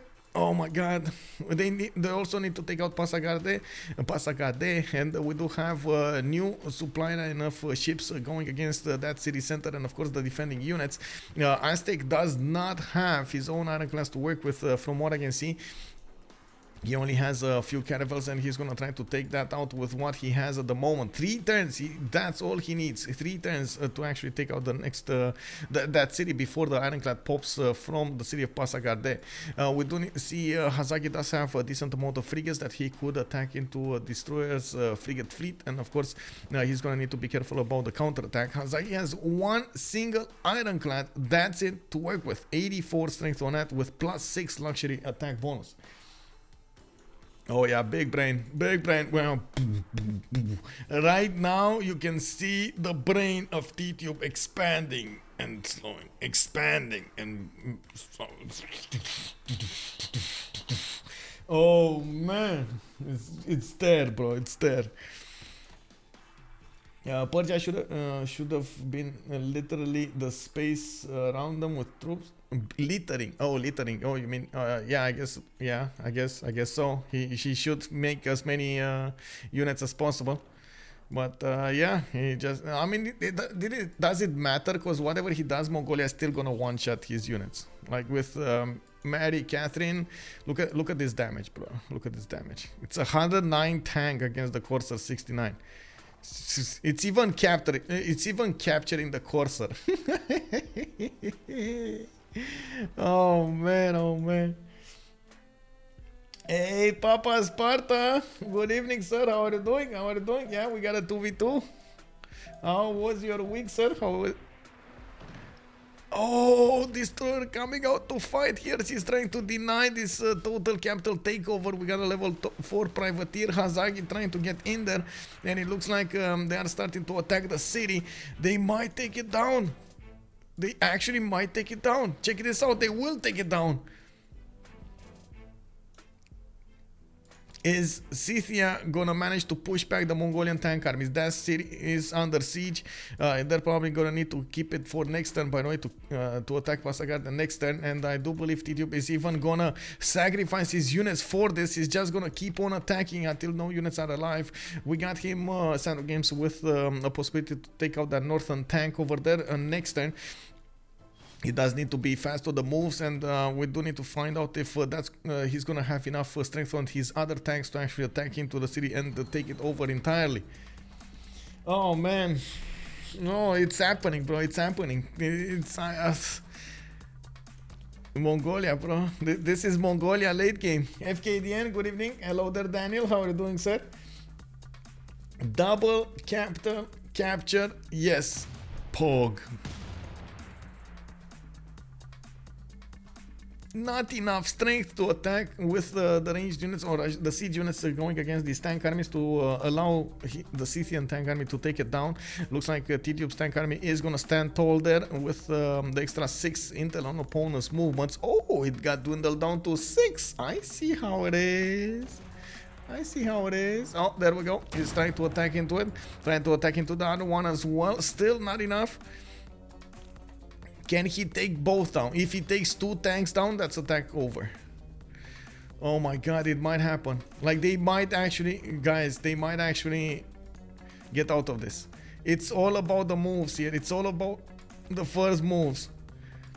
Can Tidube sacrifice these tanks into the city strength of Pokrovka to take it down low enough to be taken over? That's the big question. There's another tank coming from the south. SandroGames is trying to block that one from happening. This is like you see in sports, you know, like in basketball when you see those guys getting into the field over there. He's like, no, you can't go. No, don't go there. No, you're not allowed, bro.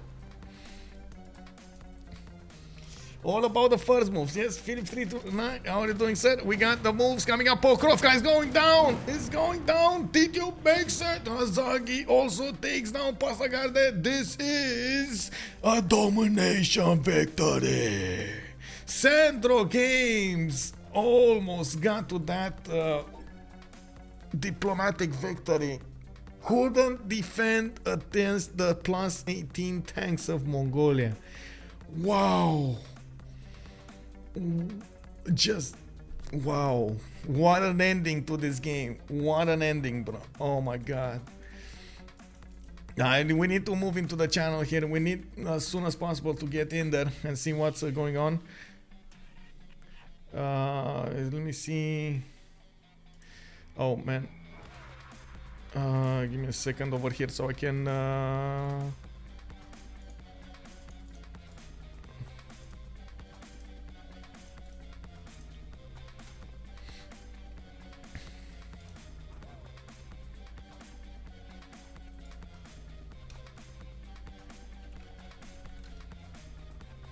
there was a bit of an issue here with the unlocking of a channel. I did unlock it.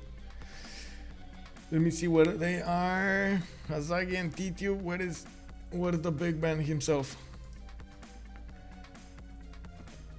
GG, well played. Oh wow. Thank you. We weren't expecting this. We weren't expecting this. That was such a dirty war you played over there on the seas, Hazaggi. And then Tidube just plus 18 Mongolia. Whoa! No, I'm plus 6 because he has a level 2 spy. Yeah, well, you had it for a few turns, okay? You had it for a few turns, like 2 turns. Yeah, but not the turns he was on him. Yeah. Sadly. I guess you were a bit worried there for some time when you saw the Diplo. Yeah, so yeah, the free Diplo with the cities liberated, so Yeah. it was our only shot to do a military like that. Why did you remap the second map? That second map was gold for you. The My second was good for stable. us. Yeah. You had a continent split, you had like a possible +9, you had a Yeah, but ally next to you. So you had like Tidube, you had like 8 whales or something like that on the yeah, coast. I know. My God of the Sea was godlike, but Yeah. it's not what we want on Pangea 2v2. Oh, okay, okay. With Mongolia. I mean, you got lucky that we didn't have the previous map, like the third map, because the third map had so many stupid wonders on it Oh yeah? and positioning. Yeah. Yeah, Hazaggi was on the peninsula, the map we didn't play. Yeah. He was in a very small peninsula. I saw that when he crashed. GG, GG. Merci. Tidube El Clachito. Putain. Le petit Keshik là pour bait. Genre ce petit Keshi qui l'a carré pour le débarquement.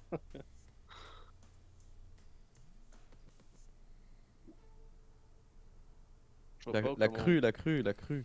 La crue, La crue, sur la crue, elle carry. Hein. Sans la crue, je prends pas ça, je pense. Ouais. Dinguerie. I don't know why they're not coming. Why isn't SandroGames joining? I don't know, they did not join, I think they don't wanna speak. If they speak.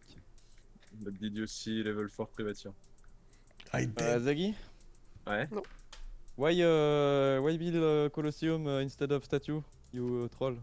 In Terio, because Terio was 30 production and Teotihuacan was 66. Yes, but but then why use the guy on Colosseum Mausoleum? Filippo. Je sais plus quoi. Ah, Filippo. No, Filippo, I used on statue, but I was about to put the second charge and get it, but he got the same turn. I don't know if he chopped or if he just finished it the same turn. He had 2 turns and then he changed a couple of tiles, I think, and he got 1 turn, and it was the gun. So unlucky. C'était la Turbo S en activité toute la game. Bah un continent, let's go. Aïe, aïe, aïe, aïe, aïe. Puis les 4 unités à gérer là, les 3 spots égarés là. Putain. Ouais. Bon, tu t'en es pas trop mal sorti, au final ils ont pas eu beaucoup d'impact. Bah ça m'a quand même ralenti dans mon arbre de tech et les marches et tout le bordel quoi. Ouais, un petit peu. Et Venise, c'était direct que c'était à Hazaggi ou c'était... Ouais ouais. Ok. En fait il a pris Venise et après je lui ai dit mec bah, jusqu'au naval en fait c'est sûr que t'as un pont avec lui en fait, vu la map. Donc, en fait avant même qu'on les meet j'ai dit à Hazaggi c'est sûr ils sont derrière c'était quoi, c'était Nazca je crois. C'est Ouais. sûr ça se rejoint Nazca au milieu de map, ils sont derrière et du coup c'est un Si espace. le Perse, il avait une paire, il était pas en amiro, au bout d'un moment, c'était assez obvious. Je vous cache pas, quand on a vu la map avec Lito, on était déprimés. Voilà, c'était Ah, dur. c'est pas une projet Après- classique, moi j'ai pas chiné pour faire 15 bateaux dans la game. Là, Après 1 heure de relobby, on a vu la map, on était en mode ah vas-y, ça dégoûte. Vraiment les bâtards. Mais le Perse, il a. Waouh. Son BO, il était. Ouf. J'ai vu en 11-22 au début. Il est sorti sa place de la gouffre, je pense, tour 35, 36. Pour 50 peut-être un pour peu Emily, plus. je sais pas si elle exagère. Non, tour 40, mais... Surtout qu'il avait sorti 10 colons avant de sortir une place de go, quoi. En Yes. termes de Very d'order, c'est strange, assez particulier. Il aime bien les Order colons, on Cyrus. Putain, j'étais là en mode. Je vais pas prendre la cape à cause des first moves que j'ai pas, je vais péter un câble. J'ai attendu qu'Azaggi me booste moteur à vapeur avant de débarquer. Pour les 2 PM supplémentaires. Smart Ah ouais. boy. Et parce qu'on a vu un tour, t'avais pas bougé, donc on se demandait... Tout était prévu. Même la crue. Surtout la crue. Et si vous avez pas ça, vous pensez c'est loose? Ah bah, avec les villes qu'ils ont libérées et les Ouais. tutos qu'ils ont, c'est une free du coup en fait qu'ils ont. Reste tour, même avec les bombers, j'ai pas le temps d'acheminer dans les villes du Perse pour prendre la capsule, je pense. Tu voulais faire Ouais, un porte-avions, mais- toi, c'est ça? Je C'est ça, non, j'ai pas la tech pour les porte-avions, j'allais juste faire des bombers et les TP dans la cap du Perse. Ah oui. Et bah, il y a Génie dedans pour pas qu'il libère instant. C'était pour la façon que j'avais pour aller prendre le site. Et où la terre, la tech des. Et porte-avions? C'est loin? J'ai jamais fait. C'est les C'est en bas, nuques. c'est après Uranium. Ouais, pardon, c'est Uranium. Uranium en fait. C'est Uranium. Thank you so much, Fire Target Page, for the tier 1 prime. Thank you and welcome. Much appreciated, man. Ouais, parce que les deux Ils en ont du libéré PS, deux, ils ont ouais. libéré, mais Miriam, j'ai pas vu. Non, mes rives, ils ont pas libéré. Moi, j'ai pas vu. Mes rives. Il avait pas le poney là? Il a pas réussi avec le poney? Non, il l'a tué tout ça. Ok. Ils en ont libéré deux en tout. Well, GG, well played, guys. Now Yes. you're gonna go forward, right? One more chance towards that 2v2 final. Yeah. Do you know who are you gonna play next? I think you do, right? Let me see. We don't yet. It's Barsek and Chuck against I don't remember who. It's I Mikado. think Mikado. Never. Oh, they're playing on Sunday. Oh, okay. Yes. I remember this. Nice. Okay. Interesting. And then Softstyle and Ice Look are just waiting over there in the last Yeah. round. Waiting. Let's go, boys. Nice. Well, I would really like to get some R&R. Thank you so much for allowing me to stream. It was an amazing game to cast over there. Congratulations to you for getting it, and hopefully we're gonna see each other in the next one. Yep. Thanks for Bon. casting. Michael. Bonne soirée. Bisous, bisous. Bye. Oh, there we have it. We heard from both teams a little bit in English and then a little bit in French. Yes, Heli, the CWC game is tomorrow. Ulysse will go against HOH. You can actually see it. Let me actually put it up on the screen here on bam, bam, bam, bam, bam. Let me get on the main here. Just one thing. There we go. We got it over here. It's gonna, how to say, it's this one, November 3rd, Holiday on Highlands versus Ulysse.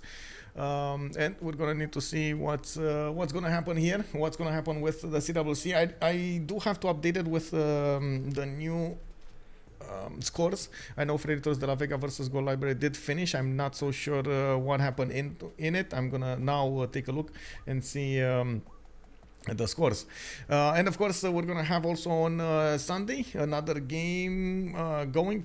I believe it's Black Pitre versus Noticing Me Senpai, and we're gonna have to take a look at that also. In the meantime, of course, I do want to thank everybody for the subs, for the follows, for everything. Every little bit of support does help me a lot. I do also hope we're gonna see each other on Discord, !Discord on Twitch, to actually get the invite to my Discord server. You get over there all of the information about the upcoming games, about tournaments, about some other events that are going on, especially the CivGive, for example, and not to mention we get to share each other, you know, food pics, fish pics, pet pics, and feed pics, and all of those combined over there. Some memes, not to mention some stories. I do also want to say, if you're coming up from YouTube, I do hope you're gonna throw this video a thumbs up, and also you're gonna leave a comment down below, so it does help me out with the algorithm. Get the word out, bro, get the word out. And I do hope we're also gonna see each other on the live stream on twitch.tv/OnSpotTV. I do hope you're gonna have a fun time also during the weekend, and of course have a good evening, everybody. Bye bye bye.